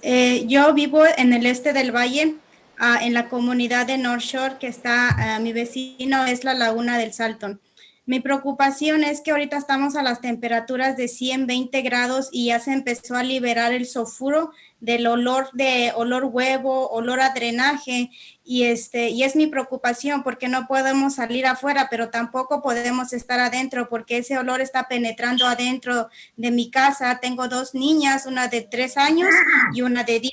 Entonces, esa es mi gran preocupación.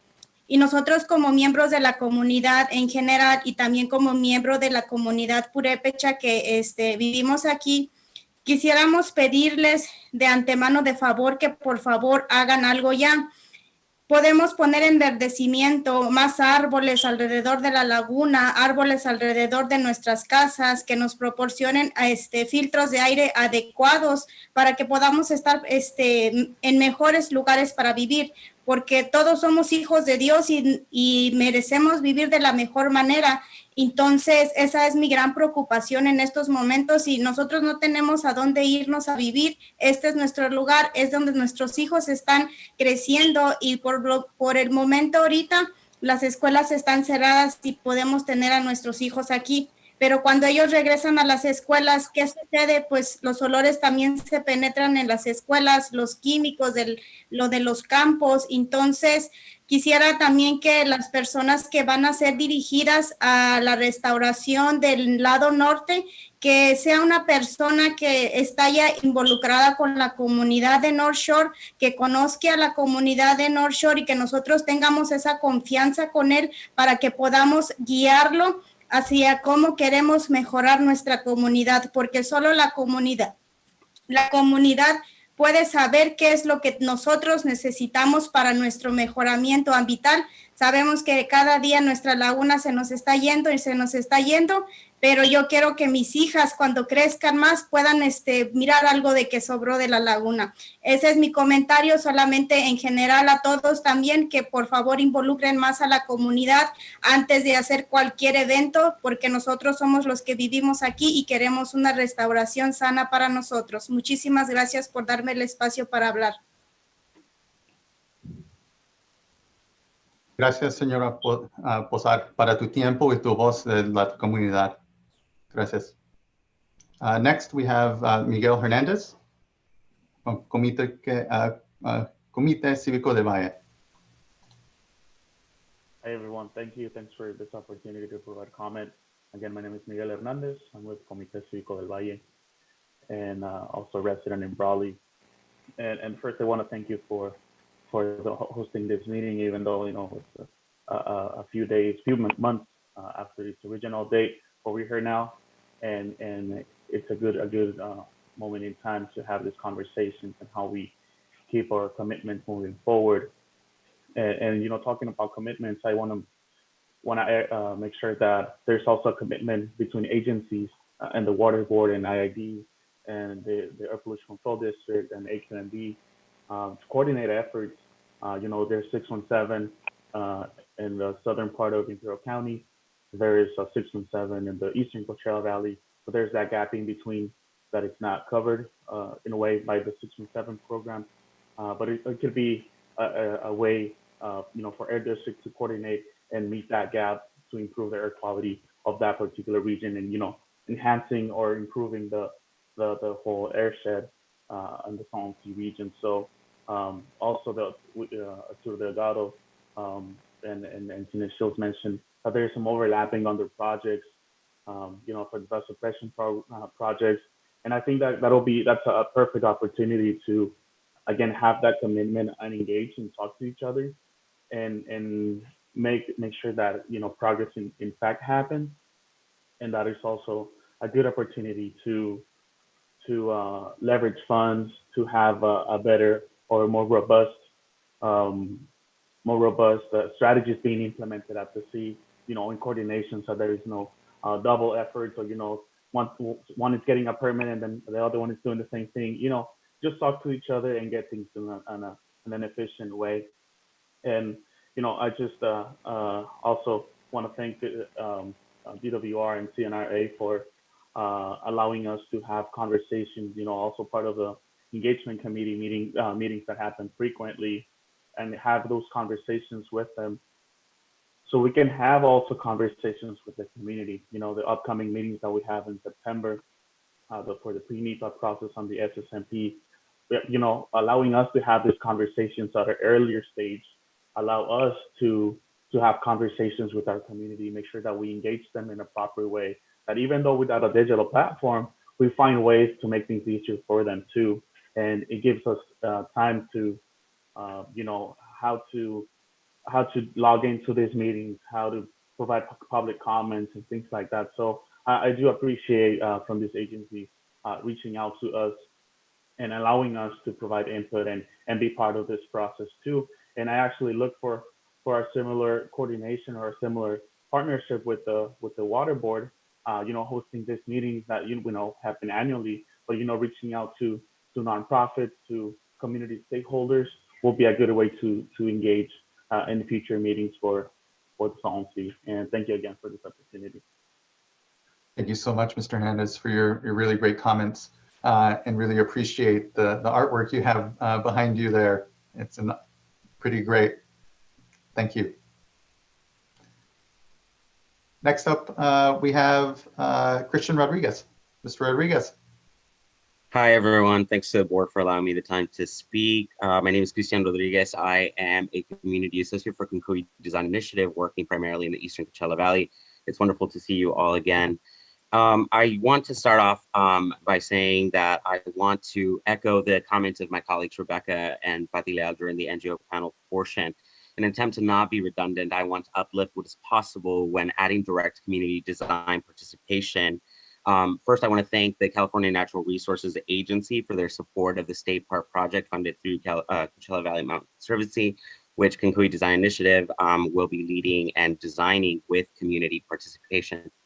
As we roll out design engagement for our project, I would like to invite the board and all agencies involved in the Salton Sea projects to please use our project as a reference for holistic community engagement, community decision-making, and what is possible when the community is aware of clear project parameters. Our goal is to have this project address larger issues experienced by the community and have direct community amenities for those communities that are allowing us the opportunity to work with them.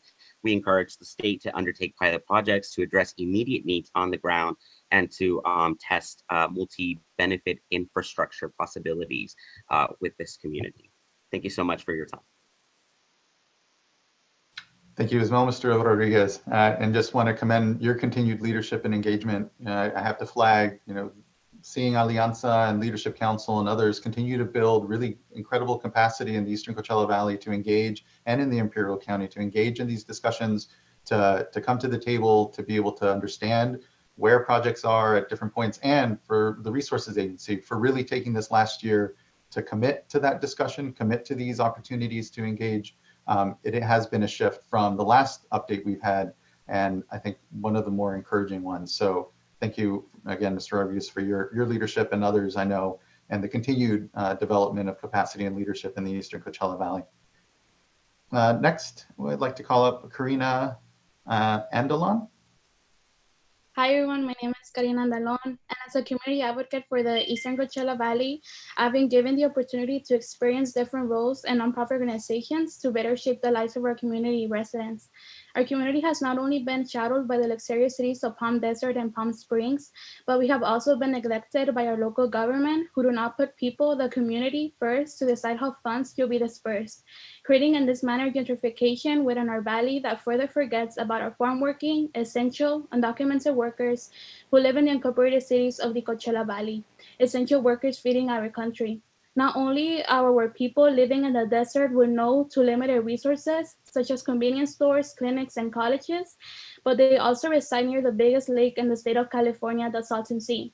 As we all well know, the sea is toxic not just for our living ecosystem in regards to the conservation of wildlife, but also very unsafe for our people to continue to breathe in. Exposed to such pollutants, I find it alarming that further steps have not been taken in order to implement a concrete plan to save our Salton Sea, because at one point this will become a hazard, not just for those living around the Salton Sea, but for the whole state of California. Where is the urgency? Where is the true urgency to take action? Only one project has been implemented thus far, and our health cannot wait. This 10-year plan cannot be the only plan we are talking about right now. Instead, we should be acting with a sense of urgency, implementing projects that will address the dust being exposed in my community, and simultaneously work on a long-range plan where my community, people like me, have a seat at the decision-making tables to influence the outcomes and implementation now. With the current pandemic, my community is experiencing an added layer of burden in a community where basic resources and health clinics were already lacking prior to the pandemic. Our community needs to be heard now and not when it's too late. I know how many of them wish they could speak out, but they don't because of the language barriers and inaccessibility to participate. I believe that there needs to be I believe that there needs to be a need to further involve the community regardless of age. As a youth, many of us have learned that we are here to uplift our parents and community's voices. And so here I am urging your commitment for change and action to be taken now so that my parents can continue to breathe healthy air and see me graduate from college. So that youth like myself continue to see our community grow and our communities that hold so much love, resilience, and strength. Thank you. Thank you, Ms. Sandelan, for your incredible words. Easily one of the more powerful addresses to us today. And just gracias, thank you. Michael Cohen with the Pacific Institute. Good to see you, Mr. Cohen. Thanks, Chair Esquivel. Appreciate the time to make some brief comments here and appreciate your continued role and the role of the board and your continued oversight and the opportunity to, for the state to provide this information. I understand it's an additional burden on the resources agency to have to prepare for these meetings, but I think on the other hand, it's an excellent opportunity to get the information out there and receive some community feedback. And particularly want to thank the secretary for his continued and direct role in moving this project forward. I guess I'm a little wistful that this didn't happen 3 to 4 years ago when the task force really got off the ground, because I commend Secretary Delgado and others for building the capacity in these past 6 to 8 months and really getting additional funding to move these things forward. Had that happened 3 to 4 years ago when the task force started under the previous administration, I think we'd be much further along and many of these milestones would have been accomplished. So a couple of brief points here. One, on the long-term planning, several people have mentioned concern and frustration that there's been 2 RFPs issued without response. I'm wondering if the third time is going to be a charm or if we're going to try a different tack to get that response. And associated with that, there's some concern that I and others have about the agency's effort to streamline the committee process. So there is, or at least there was, a long-range advisory committee, which has been essentially defunct for at least a year now. So there's an opportunity to reach out to some of these interested stakeholders, or to the stakeholders, to help develop these alternative plans for long-range efforts, which leads to my next point, which is Secretary Delgado just mentioned that it's only doable if we all work together. And I think that's a critical point in this whole process. But I'm a little, I guess, concerned or frustrated about this idea of specific touch points versus a continuing dialogue. So what we've seen in many cases is a really formalized approach to community engagement and to engagement from stakeholders more generally, as opposed to saying there's a scoping process and that's when community input is going to be accepted. We've been hearing about the project description even back in January, and certainly environmental and community organizations mentioned back in January that would be happy to help develop or provide input on the project description. Here we are in August, and we're still waiting for that opportunity. So certainly the formalized institutional path has an important component here, but I would say parallel to that, and would be very valuable in a parallel role to that, is continued outreach to the many, many groups that we're hearing from now to provide that input in a less formal context.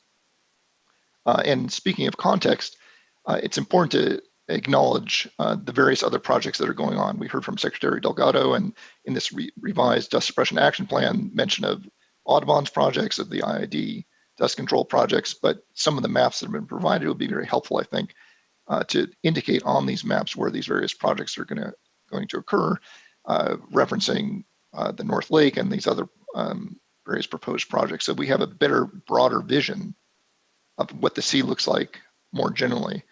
So in terms of the vision, I think it's important to convey that. Again, understanding that the state is building this forward, building capacity, staffing up, and applaud the state for making all these important steps forward. But a vision and a clear articulation of the goals for the Salton Sea Management Program will help bring people together and move that forward. I guess on a more specific point, we heard a very brief overview of the Regional Water Quality Control Board's role in a general sense. I think there's an opportunity here for the Regional Water Quality Control Board to play a more active role, providing data support, water quality monitoring, and those other functions that it could provide to this important process using their expertise. And perhaps that's a way to leverage some of the existing staff, or perhaps an additional position at the Regional Water Quality Control Board funded by the Salton Sea Management Program funding to provide that broader interagency cooperation. I would also mention that, if I can continue a moment. Yeah, you can continue through. Thank you. Sorry about that. It's important to include costs. So there was a brief mention of costs in the annual report. The revised dust suppression action plan references back to the old report, although there's some additional information in this new report. So I guess my request would be in the next annual report that there's a much broader discussion of projected costs for these various dust suppression action methods, and that be included so that, again, people have a better sense of how the money is being allocated and what money might additionally be required in the future, so that other groups, the various environmental and community groups and others, can go to the legislature and help request and acquire that additional funding. And finally, I'll leave on maybe a longer term question for the board, is this question of quality versus quantity. So this is, I guess, is the law of unintended consequences. When we were developing the stipulated order, we wanted to have the milestones, which Bruce Wilcox himself and the 10-year plan put together, saying here's how many acres we're going to construct every year. And we focused on that as a way to measure progress. But as Tina and others mentioned earlier today, perhaps quality is a better judge of, or a better metric to measure the progress of this program. So maybe we'll have future conversations about whether simply building a lot of acres is the best approach and the best use of bond monies, or maybe it makes more sense to target the most emissive areas, give the state credit for doing that, and then make sure we have functional habitat out there. So again, I thank you for your continued oversight in this, and look forward to continued progress on the Salton Sea. Thank you as well, Mr. Cohen, for what is a longstanding leadership and interest and prodding and continuing to help shape what is a really complicated challenge for the state, but I'm hopeful with particularly with the additional capacity then that we can really be making headway more quickly here. To your point, I think we're hearing a little more ask for a structured discussion around the long-term plan and what, how that kind of unfolds therein. It sounds like right now it is kind of a review of the previously submitted importation plans, but I think scoping out, other parts of it probably sounds probably pretty prudent. So we'll continue to work with Resources Agency in conveying that then. So thanks, Mr. Cohen. Really appreciate your comments.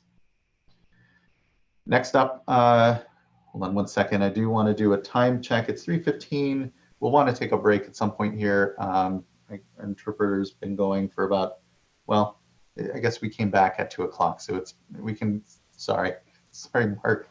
We'll keep going for a good few more here and see where that takes us. And maybe in about 30 minutes or so, we'll take a break.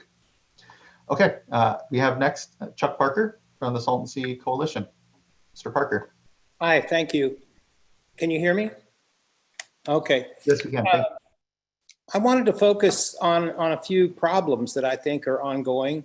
Our organization, as you may know, spent the better part of last year going to all the 9 cities in the Coachella Valley and the Torres Martinez tribe and the College of the Desert and acquiring resolutions supporting ocean water import as that should be included in the long-term plan. We sent these resolutions to the Department of Natural Resources, to the governor, got no response. I'm beginning to wonder if maybe the idea of getting an answer to a letter is old-fashioned, is just went out of practice.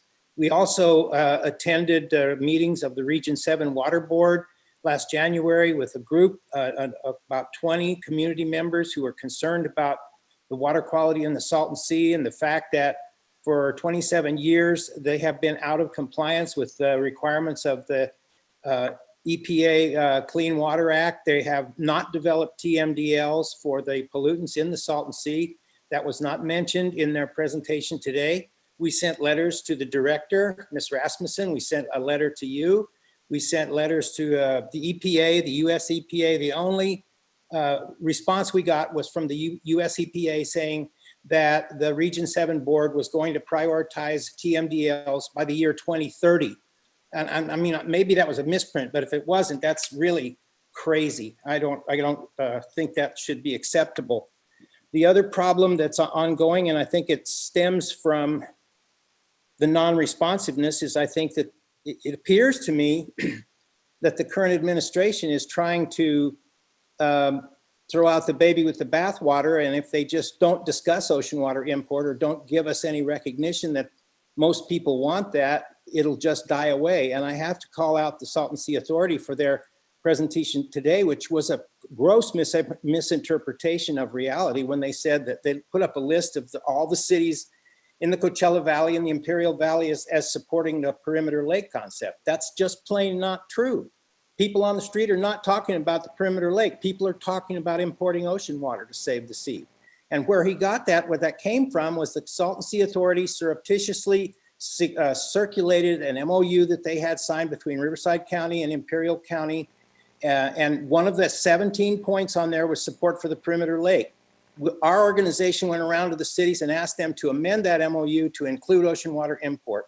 About half of those cities decided to amend that and include ocean water import.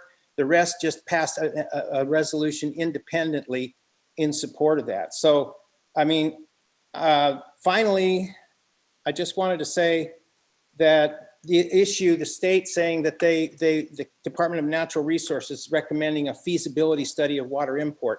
I think that's a misrepresentation of what they're really doing. Nobody needs to establish whether or not it's feasible to build a canal from the Gulf of Mexico to the Salton Sea. The state of California has a state water project, 800 miles from Northern California to Los Angeles, pumped it up over a mountain 3,400 feet high. The California Aqueduct, same thing, over 200 miles. There's hundreds of aqueducts, reservoirs, canals, and in California, which has made the growth of the state possible. So don't tell me that we can't bring water, that it's not feasible from an engineering standpoint to bring water from the Sea of Cortez, because it is.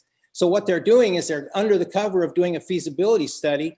What they're really trying to do is promote a perimeter lake, which is much less feasible project, and it'll probably cost as much to do that if there's enough water as it would to bring in water from the ocean. So what I would like to see is more honesty and less spin from the Department of Natural Resources and more responsiveness. Region 7 Water Board, There were 2 community members, retired engineers, who applied for vacancies on that board. They never received any response to their applications. Now, what's up with that? I mean, aren't these public agencies responsible to respond to the community? I think they should be, because otherwise we're just going to continue along. 5 years from now, we'll all be patting each other on the back and saying what good progress we're making, and we won't be making any progress. Okay, that's all I've got. And I hope no one takes any of my comments personally, because I understand that the people who are currently in charge of natural resources, who are currently at Fish and Game, who are currently at the Department of Water Resources, weren't there 20 years ago when they signed off on the QSA, which was supposed to guarantee the water transfer legally is not supposed to take place if it's going to impact adversely fish and wildlife. But the fish and wildlife, the fish are gone. The birds that eat fish are gone. So we need to stop pretending, you know, I think we need to take fish and wildlife out of this equation because they failed. That's already water under the bridge. Thank you. Thank you, Mr. Parker. Thank you for your time and your comments today. Next up is Ronald Spears from the Salton Sea Restoration Committee.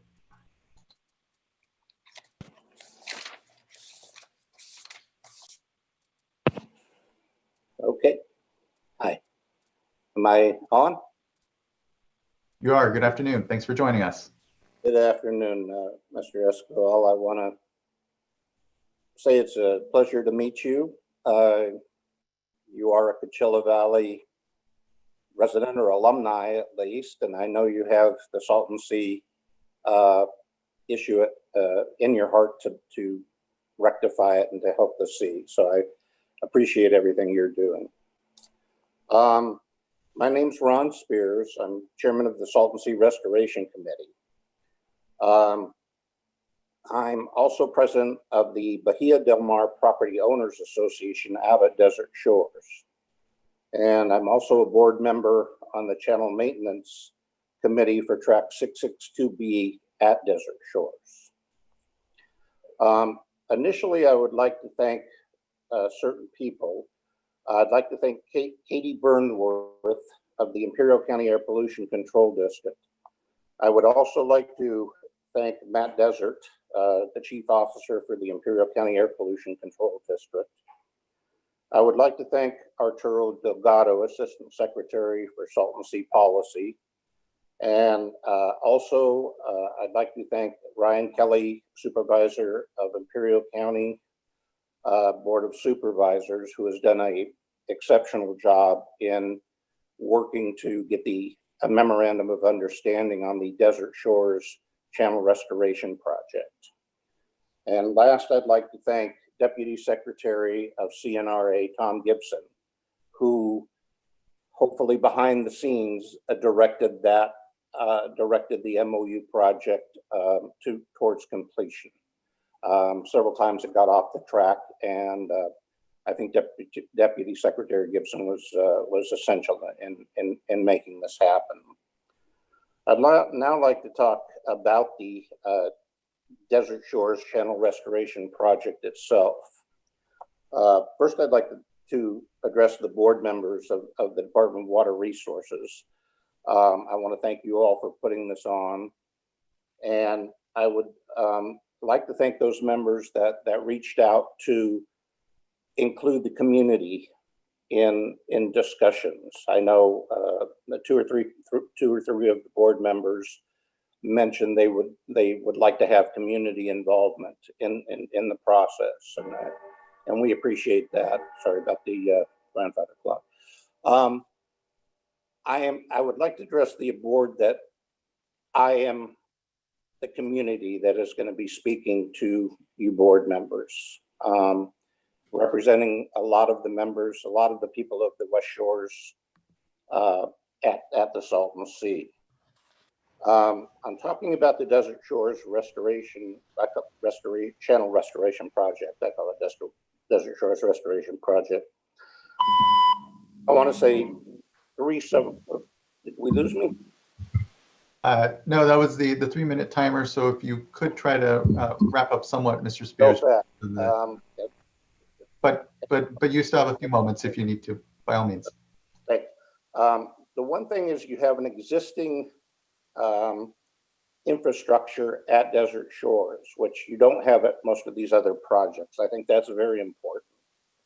Also, it's a relatively inexpensive project. The last I heard, it was approximately about $300,000. That's without operation and maintenance. I'd also like to say you have a large amount of local resident compliance in the project. And as president of the POA, I can assure you the state and county, we will work with them in anything they need to get done. The project itself requires basically to build a berm in the dried outlet to the Salton Sea to prevent water from seeping back into the sea and remain in the channels. It also requires building a pump system to pump the water from the Salton Sea to refill the channels. The only concern is the evaporated water that happens during the summer months to be replaced. The channels themselves can be desalinated and treated to restore tilapia, rebreeding, and bring back fish and birds back to the area. So that was important. I wanted to say that $222.6 million has already been spent from Salton Sea funds. That was as of June 2018 from the legislative analysis report. Also, from 2010 to 2013, over $10 million was spent from the Salton Sea Restoration Fund itself. Let's see, last but not least, I want to talk about the local control. I think it's extremely important that Imperial County be the lead agency in appointing the project manager and engineers and construction workers. We've created a petition on the ground entitled Local Workers for a Local Project. So far, we have 563 electronic signatures, and that's within about a week's work. This will be presented to the Board of Supervisors to adopt a resolution requesting CNRA appoint Imperial County to be the lead agency, primarily Imperial County Air Pollution Control District to be the lead agency and control all local planning and development of the Desert Shores Channel Restoration Project. We would really like to separate the Desert Shores Channel Restoration Project from the SSMP general umbrella and see if we can expedite it by working from the local level and have the county basically lead that process. I think the necessary permits can be expedited by Imperial County. We do not want a project manager that is a large conglomerate consulting firm. We feel that will be buried in excessive studies and costs. I could go on for stuff, but I won't say much else, but I want to thank you all for your time and to listen to us on the ground. We really appreciate it. Thank you, Mr. Spears. Really appreciate you taking the time in your comments today and continue to hear, yes, the Desert Shores project is really a critical one for the community there to bring back, ameliorate really terrible water quality issues and bring back some quality of life there for folks. So glad to hear your thoughts on that. Thank you. Yeah, thank you. Next up is Nathan White, and Mr. White, you have your hand up as well. So. Hi, thank you so much. This is Nathan White. Actually on my way down to have a vacation in the desert this weekend with our family. I grew up in Cathedral City, but was never really made aware of issues related to the Salton Sea. Only after finishing my bachelor's and master's in architecture did I start to investigate it. Just want to give a little brief background. Our group at Ages Inc. Has been working on Desert Shores restoration efforts for about 3 years in coordination with the Ecomedia Compass and Tom Sefton of Sefton Water Technology. And it's really a small scale example of collaborating with all the different agencies from California Natural Resources, Imperial County IID, Salton Community Services District, and CBWD, as well as the SSA. So it's made a lot of progress. It's taken about 3 years of time. It is donation on all of our behalf so far. But back to what Ronald was just mentioning, it'd be great if there's local projects with local investment funds. So if there's a way to get small scale or medium scale projects where they can have grant solicitations directly from Imperial County or Riverside County, they actually go into the local economy. There was one recently about 3 years ago when we started Desert Shores. It was focused on property ownership and small scale dust mitigation. We had 2 proposals as a collective group, one of 80 acres and then Desert Shores. And that project never moved forward. I believe California Natural Resources Agency was going to take the mantle forward, and they haven't to date. But that concept of local jobs, local economy is really important when Desert Shores or Salton City Riviera Keys could be a small scale project that gets local funding and actually puts that into the community with local subcontractors, local engineers, local builders, and also project management teams like ours at Aegis, but also the nonprofit branches. It really shows we collectively worked with IID. They donated property to the Eco Media Compass, which was a nonprofit group. We worked with Salton Community Services District to bring the project forward. And now, about a year ago, we started the MOU process. So it's taken about a year to negotiate the MOU. We hope it's not another year to actually get this project installed. We would ask and hope that we can release an RFP, RFQ on that specific project in the next few months, if at all possible. But to the larger extent, seawater import is a great discussion piece. We've been working on that additionally for about 5 years. And our collaboration in Mexico is actually getting a lot of progress. We're actively working on it now today. We've met with SILA, we've met with Canagua at the regional level. We're going to be meeting at the federal offices shortly with our partners, local engineering firm, Alan Dennis. He's already done a survey of the region. But the restoration of Laguna Salada, to our perspective, and the full restoration of the Salton Sea has an impact on our drought contingency plan. We're actually in what's going to be a 1,200-year mega drought coming up soon. The Salton Sea is related to that because the monsoon cycles actually carry water to the Colorado Rockies and the Colorado River Basin. So a big part of the sea's decline will have an adverse effect on the emergency that we were just declared 2 days ago from the governor's office of extreme weather conditions. The restoration project that we're looking at can actually fully restore Laguna Salada and the Salton Sea with ocean water. It could actually mitigate some of that dust that's blowing from Ocotillo wells on the west shore with ocean water, seawater farming, different systems that could be implemented to restore that region. So we hope that since the RFI resubmittal process has taken so long, that it should actually transition quickly into an RFP, RFQ for seawater import once that third-party agency is selected. That's how our team is building the project. We're breaking it into 2 parts where we can actually restore Laguna Salada south of the border, then simultaneously work on water that would go into the Salton Sea. But there could also be projects that are less costly in the North Lake. They can actually start to do sand berms instead of large, heavy rock dams. So really, we could fix the entirety of the Salton Sea with salt sinks and North Lake projects with sea excavation pumps that are using sediment as opposed to imported rock. So our ask here, keeping an open mind, we're grateful for everybody's work on this effort, and keeping an open mind is also about the North Lake. There's probably a potential redesign or a potential alternative option. So keeping an open mind to North Lake alternatives and opening it up to a wider group of input.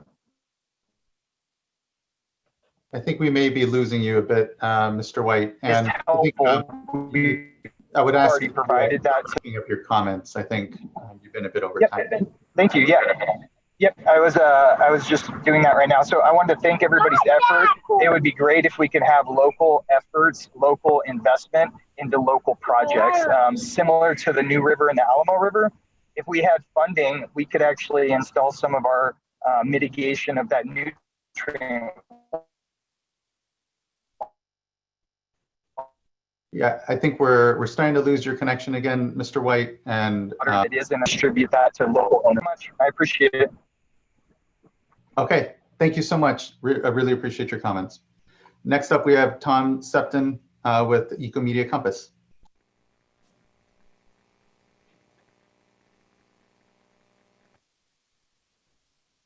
Okay, unmuted now, I hope. Yes, hello. Great. Okay, thanks for taking my comments, and appreciate the opportunity to speak to the board, and thank you, Mr. Esquivel, for leading this, and thank you everyone for listening. So we have 112 acres of dust suppression at a point where we were hoping to have 1,800 acres.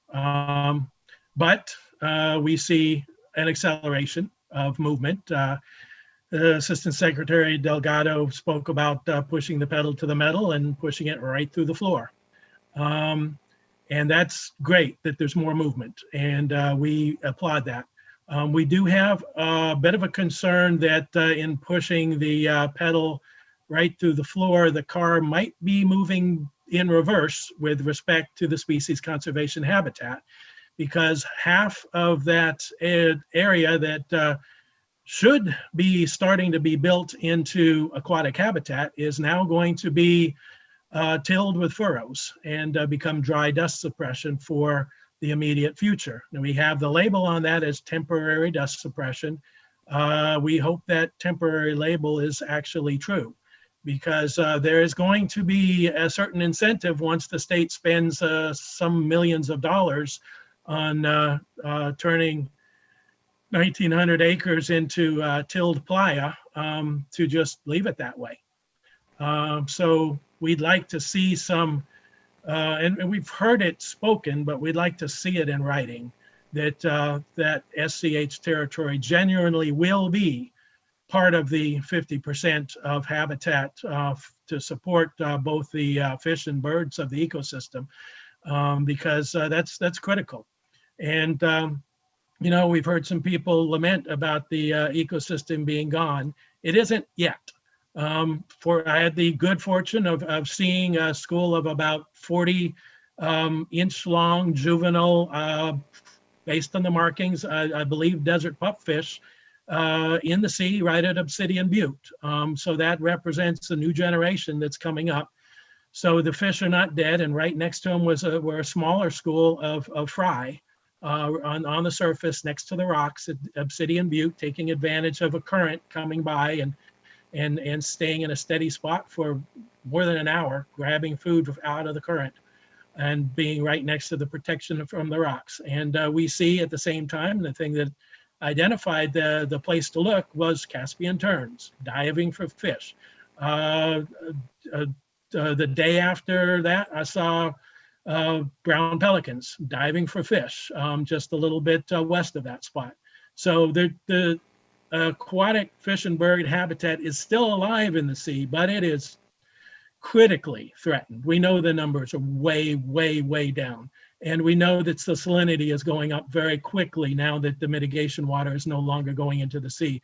And it's very, very important that the 50% aquatic habitat actually be put in, as much of it being aquatic as possible, because our fish and bird ecosystem is rapidly dying. And putting that off for several more years is really going to be a problem.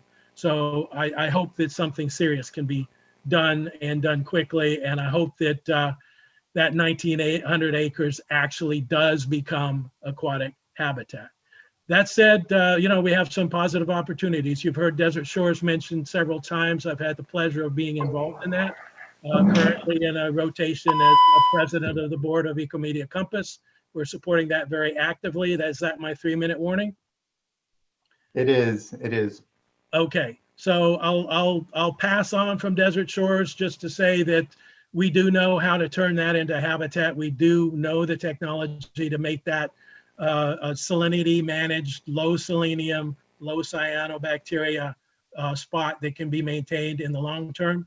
Additionally, you've got a problem on the west shores that you don't have an answer for as far as dust, because you're still trying to identify a water supply over there. Well, one thing you can do is a proven solution that's already out there on the west shores. You can drive by and see it at the Three Flags Ranch or at the Old Navy Test Base, and that's windrows. That's rows of trees used as windbreaks. They've been there for decades, and they work to stop sand blowing on the playa and to stop playa dust blowing back onto the towns. It's a proven solution. It can be done. The existing ones are using salt cedar, which is considered invasive, but you can do the same thing, and it has been done with native mesquite. And they will put down 100-foot deep taproots, and once they're established, they'll survive. The Navy test base trees with similar deep taproots are still alive after decades of no irrigation whatsoever. And if you need to irrigate, you can do it with 6 acre feet of water on a row of mesquite per mile. That's not a lot of water. 600 acre feet could supply the entire west shore with rows of trees to block dust and to block sand intrusion from the desert onto the playa. It's doable. 600 acre feet is not a lot of water. And if you can't find it in the wells you're digging, we actually know how to provide it at zero net cost from the Salton Sea itself. And we have the technology to do that by using the salt to offset the cost of purifying the water. It is doable, and the salt is purifiable and sellable. We've done it already. We know it can be done. So please seriously take that into account. And the last quick point is we're dismayed to learn that 2 attempts have failed with trying to find a big company to evaluate the RFP, failure of RFP for the ocean water import proposals that were put in back in 2018. Well, if the state has failed twice, why don't you work with the local groups that are working hard to make this be something taken seriously? Why don't you work with Ecomedia Compass? Why don't you work with Salton Sea Coalition? Why don't you work with the local groups that are speaking for the local community? And we will help you find the panel of experts that you need. Yes, you need independent experts with expertise in water conveyance, expertise in desalination, expertise in biology. Let us help you. Okay. Thank you, That's Mr. it. Clifton. Thank you. I appreciate it. And particularly appreciate the points that the sea is, even now as it's evolving, is still a place of incredible biodiversity and beauty. And there are qualities that we should be protecting there. And so thank you for that. Truly it is. Thank you. Next, we have Carrie Morrison, also from Ecomedia Compass.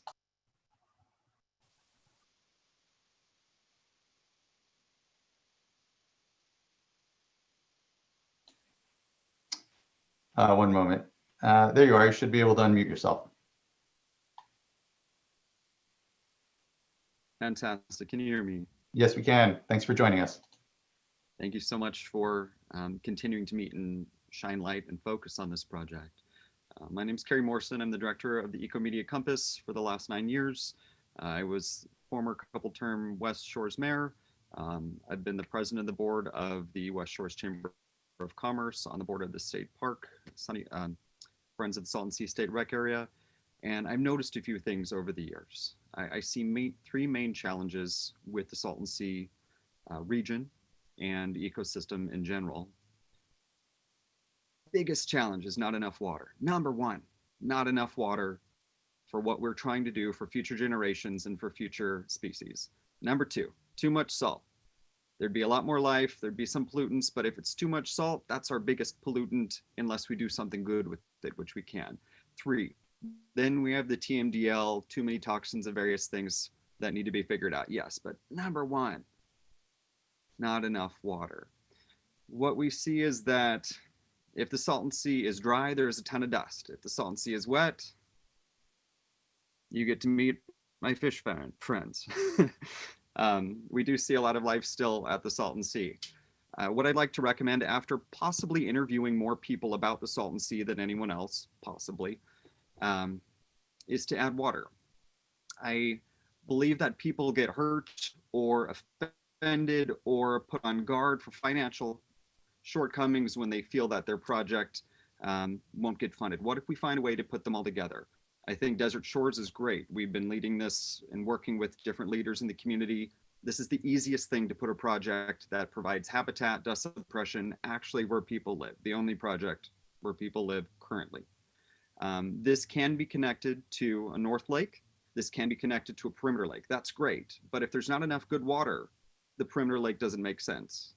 And if we build a perimeter lake, start a berm up from the south and circle all the way around and have seawater connect to the bottom, you can choose to match and change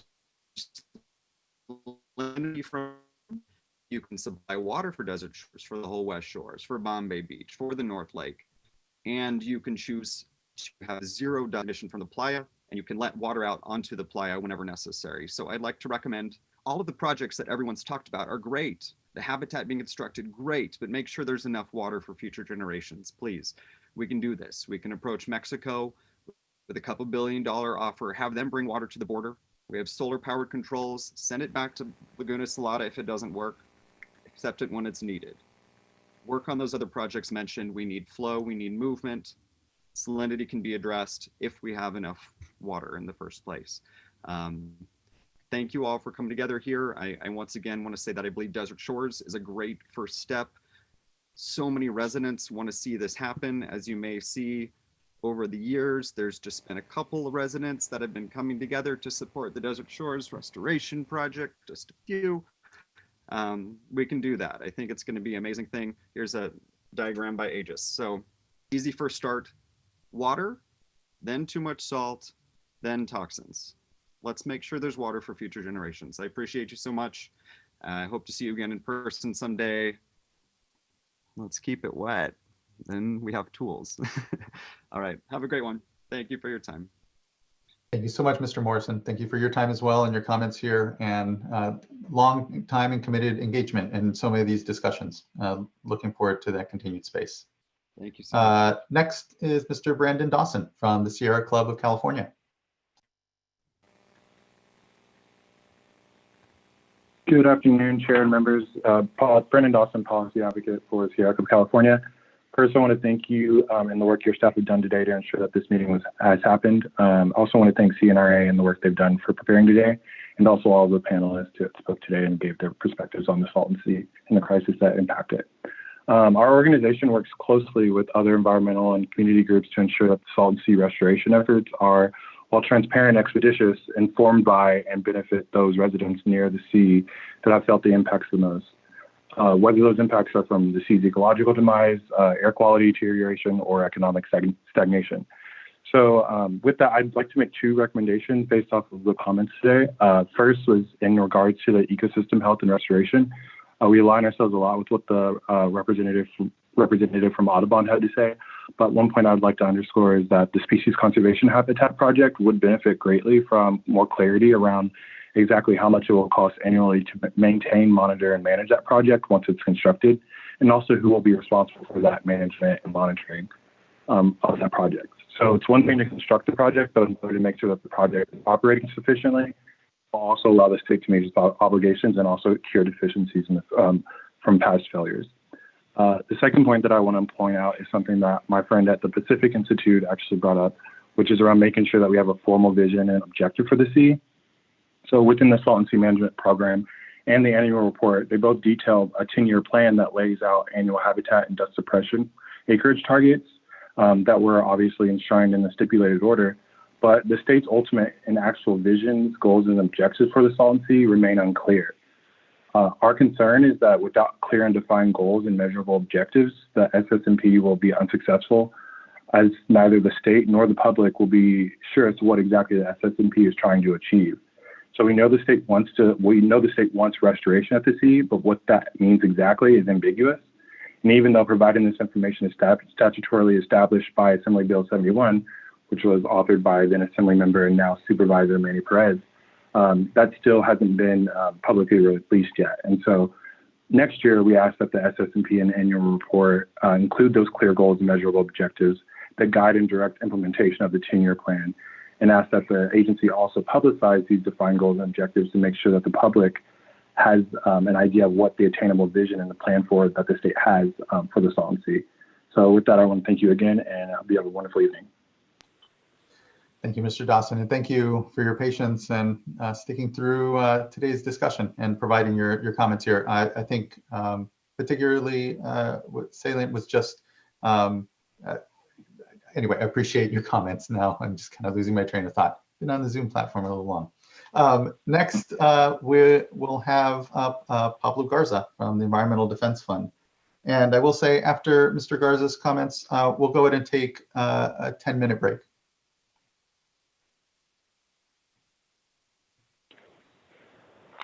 Hey, thank you. Good afternoon, Chair Esquivel and members of the board.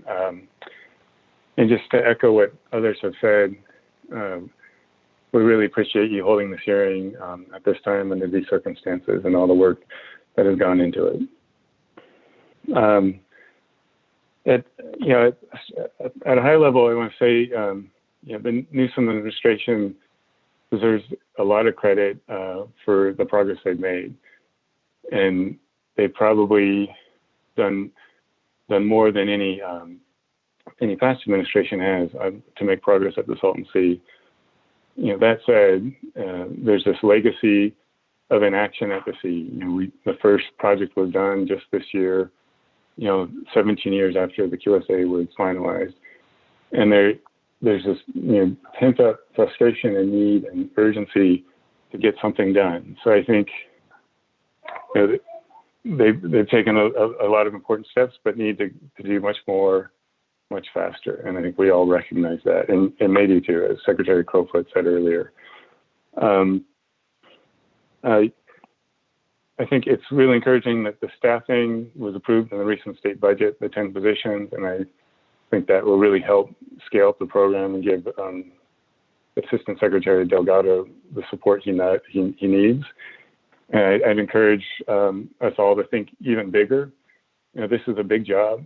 When you put it on par with the Bay Delta or Oroville, they have a lot more people in the state working on those projects, and I think we need to think that big for the Salton Sea as well. And happy to support in whichever way you can, kind of filling out and building an even more robust program for the sea.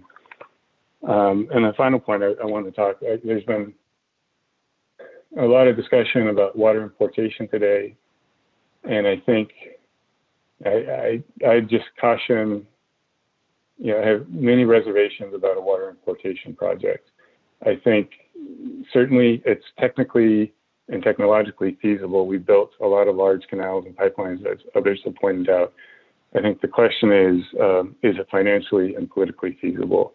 My sort of bias is that it is not. I think when you listen to Secretary or Assistant Secretary Delgado talk about land access for the dust suppression action plan and how complicated it is just for roughly 9,000 acres. Just imagine that issue alone, and trying to do that in another country as well as other parts of California, I think just makes it infeasible.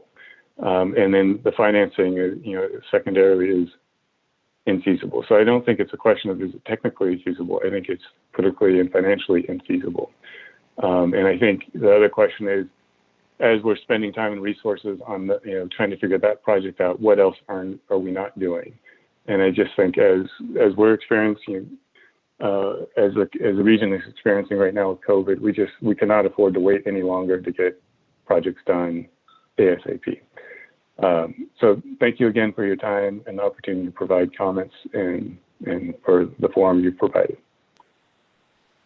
Thank you, Mr. Garza, and I appreciate your reflections on water importation discussions. I think there again, hearing, I've been around long enough to know that the water importation discussions are decadal. They've been, discussed and held out there. And I think what is important is that as CNRA moves forward in its process, that it does get that fair shake. And I think they have by trying to put out 2 RFPs again to give it an independent analysis of what is possible on that side, what is feasible, help inform it, but also help us all come to conclusion on this discussion as a community as a state. And so hope to just continue to build confidence in the resources agencies handling that. I have confidence in that, what I have heard so far. And I know that there were some commenters saying, you know, just kind of give it to us and, you know, we'll kind of figure it out. But if we can't get, you know, businesses out there to put an RFP, if you will, on this analysis, it means, I don't know what it means, but it's no one's biting. And hopefully there is just this opportunity to have finally this discussion and understand how we do all move together as a community and see the sea as what it is. Either way, continued opportunity for economic growth and expansion in the valley, and should be seen that way. But again, it is a difficult discussion, and certainly not one that the board will ultimately make the complete call on. And it is a part of this discussion and community process. So thank you. So I will flag, I did say we'd go for a 10-minute break. It looks like we have about, if we stick to the 3 minutes per folks, we only have about 5 commenters left. And so maybe we'll just try to get through it, and then we'll be able to break because we are coming back at 6 o'clock to conduct an evening public comment session. So let's go to do that and keep things rolling, and we'll move on to Bob Terry with the Salton Sea Coalition People Over Pollution. Yes, can you hear me? Yes, we can. Okay, thank you. I want to thank you for what you're doing today. I did want to mention a couple of things. First off, I'd like to have people stop using the phrase smaller but sustainable. That's not true. By definition, smaller would be more toxic. So quit saying smaller but sustainable. Unless you can be sustainable, well, you've got to have water to be sustainable. I like that you're finally looking at the Desert Shores projects, and would like that you had given some credit to Ecomedia for doing all the groundwork on that. They're the ones who brought this to your attention. They're the ones who went out and purchased their own pump and raft. They were ready to do this on a day's notice if the state had given them the okay. Really liked what Chuck had to say. We need more honesty and less spin. This has been going on for a long damn time. I'd like to see that it's going to be action and not just the talk that we've been hearing for years and years.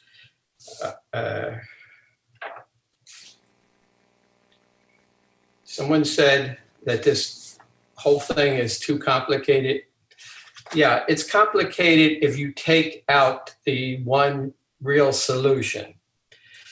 A number of years ago, about 6 or 7 years ago, our supervisor at the time, John Benoit, wrote a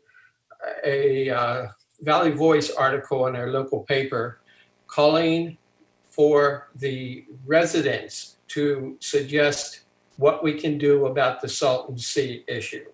At the time, he was also the chairman of the Salton Sea Authority. And he said, basically, we're out of ideas. We're asking you for ideas. And in his next sentence said, importing seawater from Mexico is a non-starter. Well, my reply to that was, you tell us you want ideas and you take away the one thing that would actually work. And we're in that same situation now, another 7 or 8 years later. We're still grasping at straws and refusing to actually address what would work. So I guess that's really all I have to add.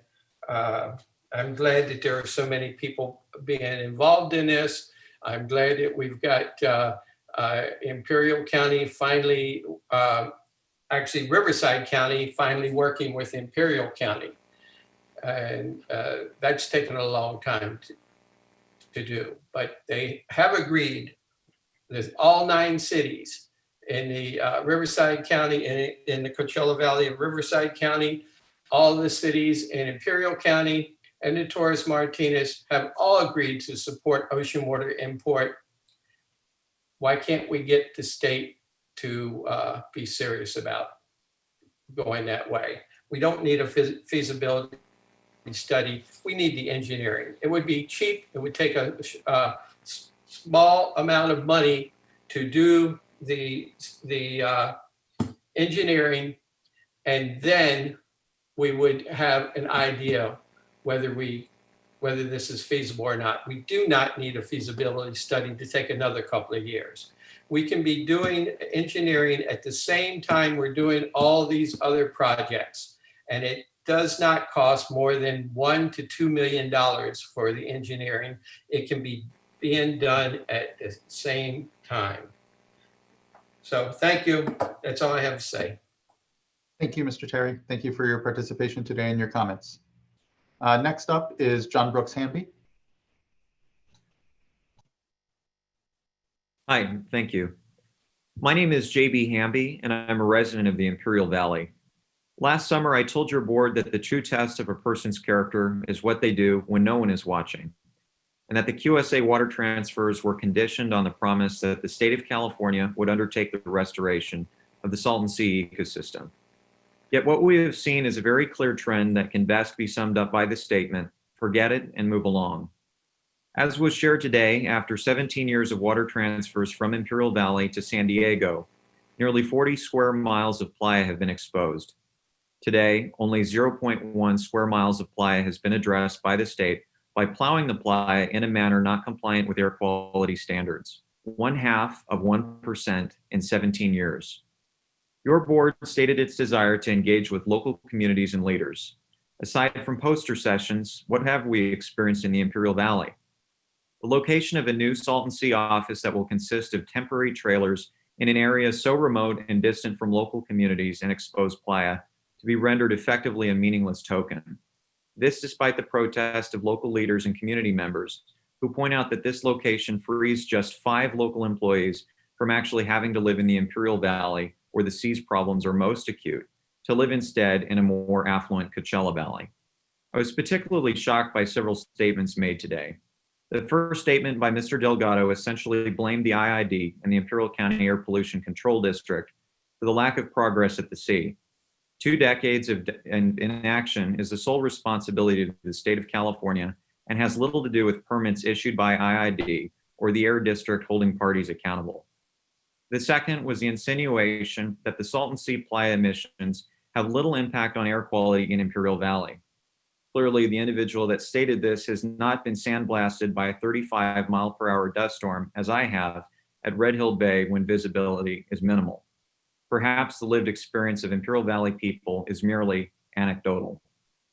In these infrequent updates, the public is admonished to ignore 2 decades worth of inaction and should instead focus on new and exciting upcoming plans.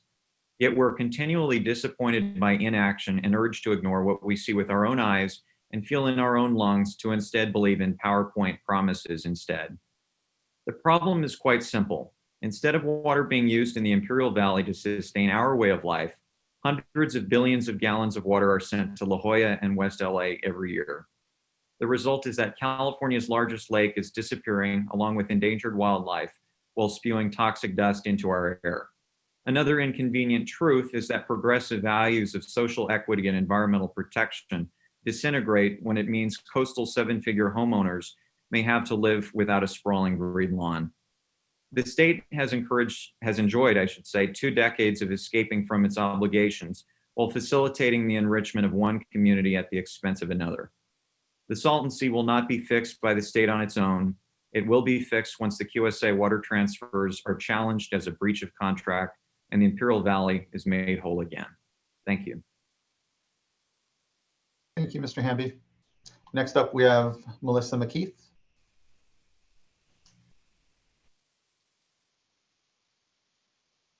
Unmute. Now can you hear me? Yes, we can. Thank you for joining us. Okay. How are you today, Chair? Good to see you. So my name is Melissa McKeith. I'm the president of Citizens United for Resources and the Environment. And in 1997, the then governor appointed me to the Colorado River Board of California to work on the QSA. And the then Secretary of Resources, Doug Wheeler, said, give them hell.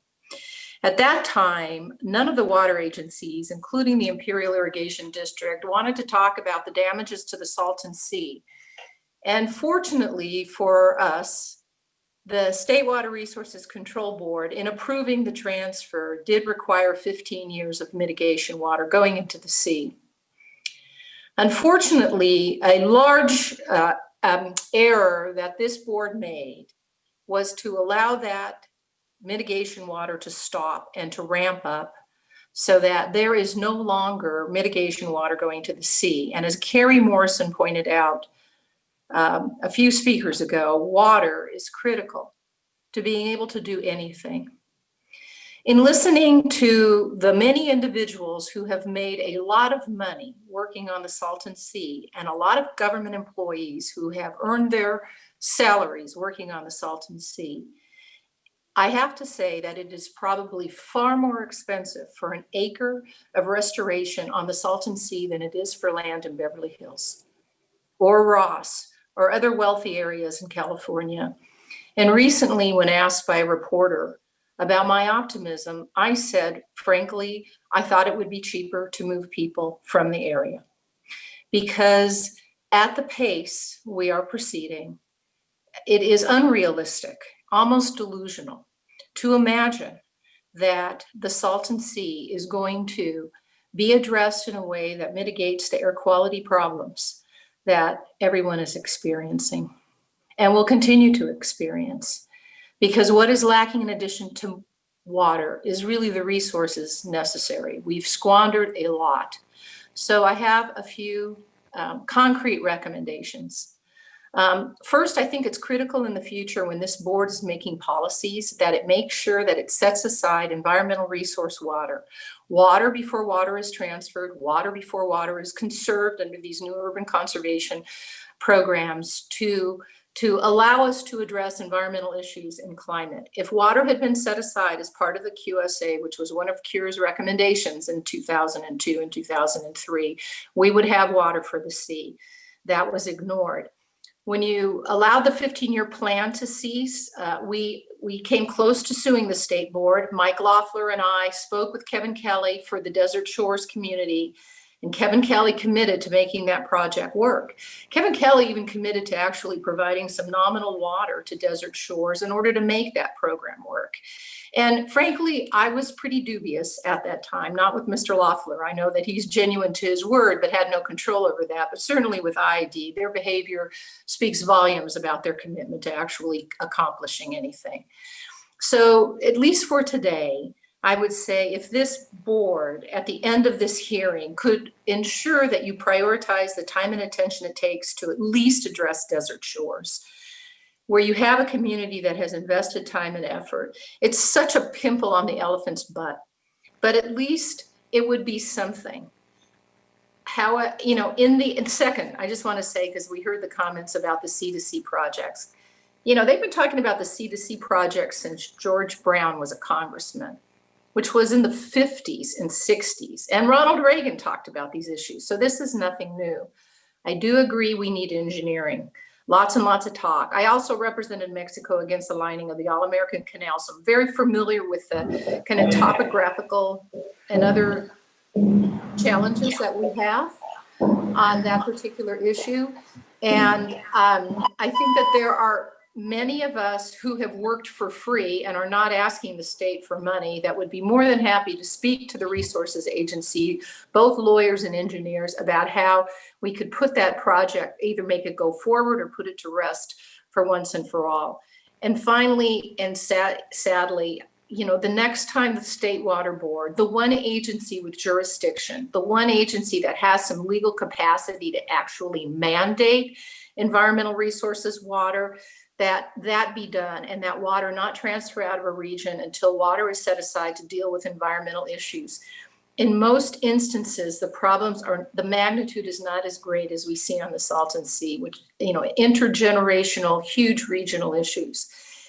But in other smaller water transfers, these issues will come about. And I really think that this board needs to step up.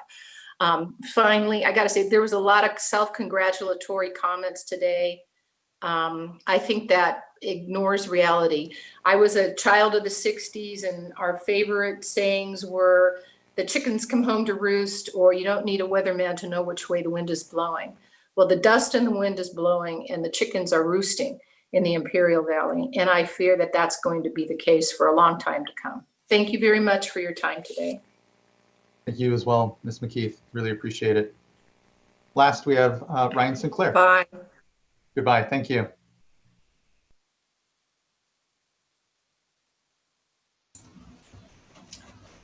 Good afternoon. Hey, hi. Hey, I'm Ryan Sinclair. I'm faculty at Loma Linda University, School of Public Health and Department of Biology. I have some comments today about some things. I'm just going to read my statement I wrote up.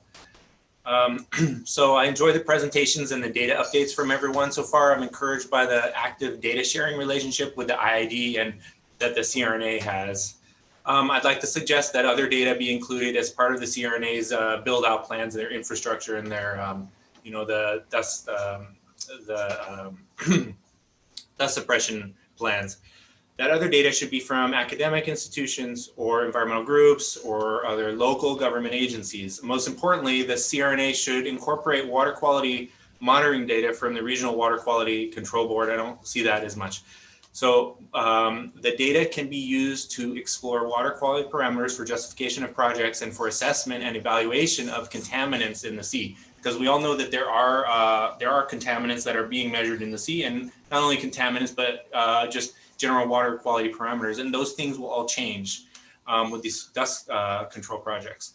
So in terms of water quality, there's kind of three categories of contaminants or parameters that I'm thinking of. The detection of pathogens into the Salton Sea from the New River and Whitewater River inflows. These, I know that Whitewater River is the way I like to refer to it. These rivers are impaired, and the related TMDLs should be monitored, and they should be communicated within the CRNA. Also, there's the other issues, the chemicals and agricultural runoff that should also be monitored and well known. The Regional Water Quality Control Board has this access to this data, and I think the CRNA should take that some more and consider it. And then there's also water quality parameters that are typical of natural saline lakes that, like salinity or pH or dissolved oxygen, that kind of thing. But then there's also some natural contaminants. I say natural in that it's not pesticides and agricultural runoff, but things like selenium and algal toxins. And we need to get those in check as well. By the CRNA, and the Regional Water Quality Control Board actually has some TMDLs and 303D list contaminants that they're looking at. So on top of all this, I'd like to state that the Water Quality Control Board has not sampled several sample points within the Salton Sea in the last few years due to the boat ramp situation and safe launching conditions. But I see that is being fixed, and that's really encouraging. And I'm, encouraging that hopefully that goes forward quickly. And as a workaround for this challenge, the regional board, they have been using annual data from the USBR sampling up through 2020 for basic water quality parameters and even some things like selenium. So these data would be really helpful for the CRNA project plans and continued monitoring. So I'm a big advocate for the CRNA to get some of this data that's already out there. The BOR, Bureau of Reclamation, has it. So the CRNA's projects, they are written up to control dust, but that, by controlling dust, you also improve the water quality of the Salton Sea. Improving water quality, of the Salton Sea isn't always like a conventional water treatment plant. You don't always think of it as, well, we have to do this water treatment, that's how we improve water quality. These new things like the emergent wetlands, the vegetation establishment, and the improved shallow water aquatic habitats, they'll all have a measurable effect on the Salton Sea's water quality. And so this needs much better monitoring built in by the CRNA to those projects. And I really think the Regional Water Quality Board can work it in there. You know, many of our community members in the ECB, they all state that they want to clean up the lake, and it's really important to get the water quality cleaned up in the lake. And I think just collecting better water quality data can demonstrate this. Thank you so much, Mr. Sinclair. Really appreciate those comments. They brought to mind Mr. Cohen's comments as well about the capacity at the Regional Water Quality Control Board to really contribute to the design and implementation of these projects in ways that are protective, mindful of water quality, both for the projects and public health. It also then brought to mind the actual point that I was going to say that I appreciated from Mr. Dawson from the Sierra Club, which is operation and maintenance is also really critical in the planning of these projects and ensuring that they're there to continue on. And that includes monitoring in those operation and maintenance and considerations. And so, really looking to how we get that better synthesis, I think, from the regional board, the air board, and then CNRA on how we more comprehensively have sort of a decision support tool or platform that these various data points come in, but help facilitate project selection, implementation, and again, really invite the community to see all that data as well, to build confidence that these projects are addressing air impacts, addressing water quality impacts, and building, again, the future I think we're all here and interested in building. So thank you. I appreciate those comments, Mr. Sinclair. Thank you. That brings us to actually the end of this tranche of public comment, folks. We have others that are signed up for our evening session, many community members, and really, really incredible to see that list there, and proud that we're able to provide a second session in the evening here to take community comment, knowing that not everyone could have spent the entire day here with us nearly. But I don't have, I gave a few thoughts there. I don't have too much more to follow up at this point, I think, but want to make sure I provide the opportunity from fellow board members to say some thoughts, from what's been heard here. I think we have heard it in a tremendous amount. I think, still digesting. And so my direction is more particularly on considering the role of the Regional Water Quality Control Board, trying to better resource that, help ensure some continuity in the data that's being used, and glad for the flag from Mr. Sinclair about Bureau of Reclamation, perhaps having some data there that we aren't necessarily collecting at the regional board because of these issues like the boat ramp. And there again, another example of a project that's really critical, but is intersectional with all of this discussion. So anyway, other board members. So. Well, Board Member Princeton, since you're liaison, by all means. No, I mean, I agree this is really valuable, and I also really appreciate the integration with the regional board and both their presentation and the discussions and questions and comments brought up. So I know this has been a priority for that region, so I look forward to the continued discussion and follow-up. And I think also it's just helpful to think about, I think a lot of these have also helped me think about roles that we can play in addition to having this public forum, but as facilitating the success of these shared goals. I also just I know it's been a long day. We have another evening session coming, so I wanted to just say thank you and how impressed I am with the translators and with the Office of Public Participation's work on this. It's hard to do effective, community and public engagement. And we talked a lot about how vital that is today. And I just, we're not doing things perfectly. We're continuing to learn, but I also just have been really impressed with the translation provided. I want to thank Ms. Pozar, I think, for her comments, because I think, it was really helpful to have the translation that was simultaneous. I thought actually that was very effective for folks that, for English, monolingual English speakers. So I appreciate the translation on that and her comments. And also just flagging how, the Purepecha community has its own language, access needs. I know that's a particular language access need in this region. So I think as we continue to improve and iterate on how we, you know, continue to engage, that's another area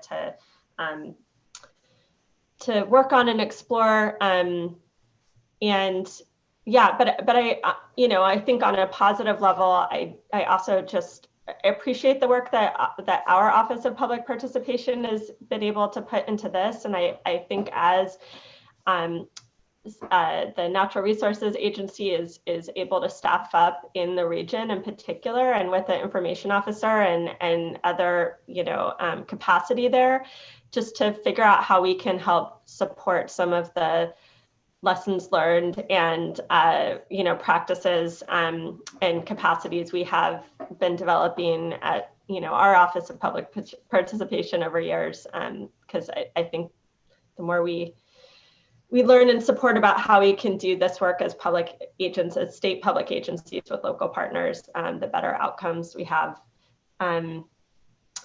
But otherwise, I have a lot to digest as well. I look forward to the evening session. You know, I really appreciate the work and discussion and comments that were made. Thank you so much, board member. Really appreciate it. Other board members? Okay, hearing no additional comment for now, I think. Actually, I'll just, oh, yeah. Sorry. Board member McGuire, by all means. Yeah.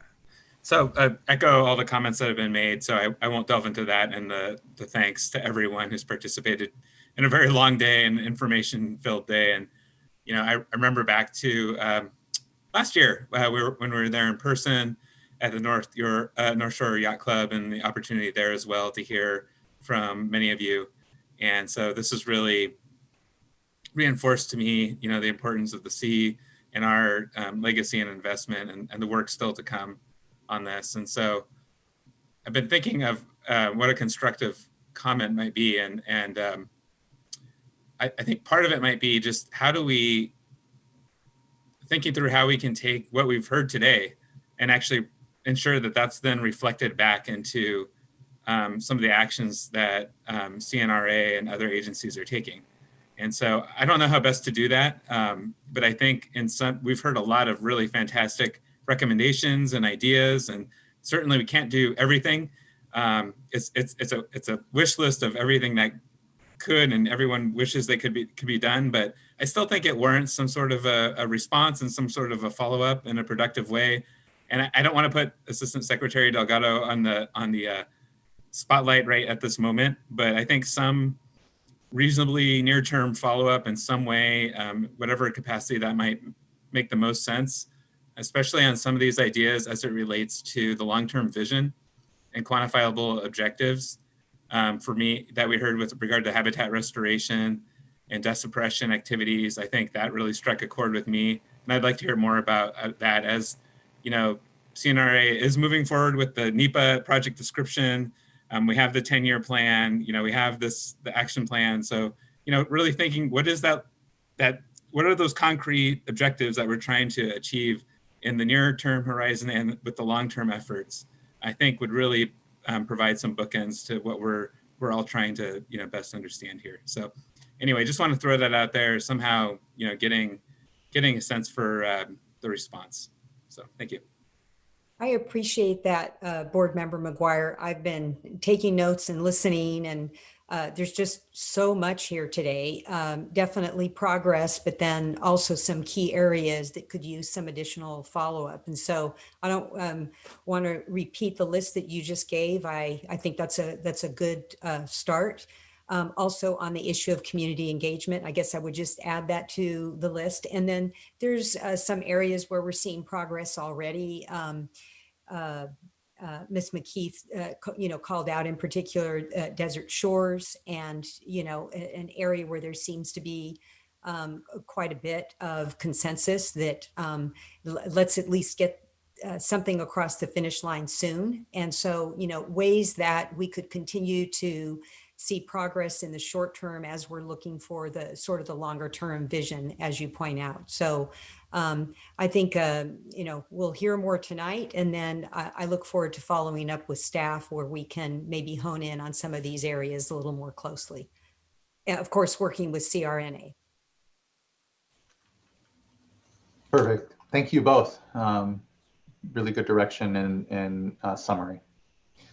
Well, then at this point, what we'll do is, Mr. Lawfer, you'll have to remind me, are we staying within the platform here for the evening session as well, or is it a new Zoom link that individuals will be going to? So it will be this Zoom link. So everyone who came in to the Zoom meeting will use the same one. The only thing that's different is for folks who are just watching the webcast and want to follow along but not testify tonight. They can follow the webcast links on the Cal EPA videos website, where there are both Spanish language and English language links to watch the webcast. But otherwise, for folks who are going to be back at 6 o'clock, it will be the same Zoom link.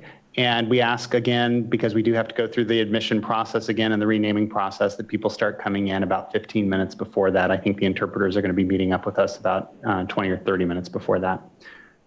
And a reminder, and we'll repeat it then, but when you do come in the evening, make sure to, in the interpretation box on the bottom of your Zoom control tools, to select the English language feed if you want to listen to the English language translation of Spanish speakers. Thank you, Mr. Lawfer. That makes sense. And thank you for your incredible contributions to ensuring that this experiment, this first time, this pilot, we'll call it, how's that, of providing translation services goes really well. And so just thank you so much for that. And then we will reconvene here at 6 o'clock to do a brief, just recap presentation from staff, and then get straight into public comment for those in the evening. And thank everyone for an incredible day of discussion so far, and look forward to further comment and discussion in about an hour and a half. So thanks all. See you soon.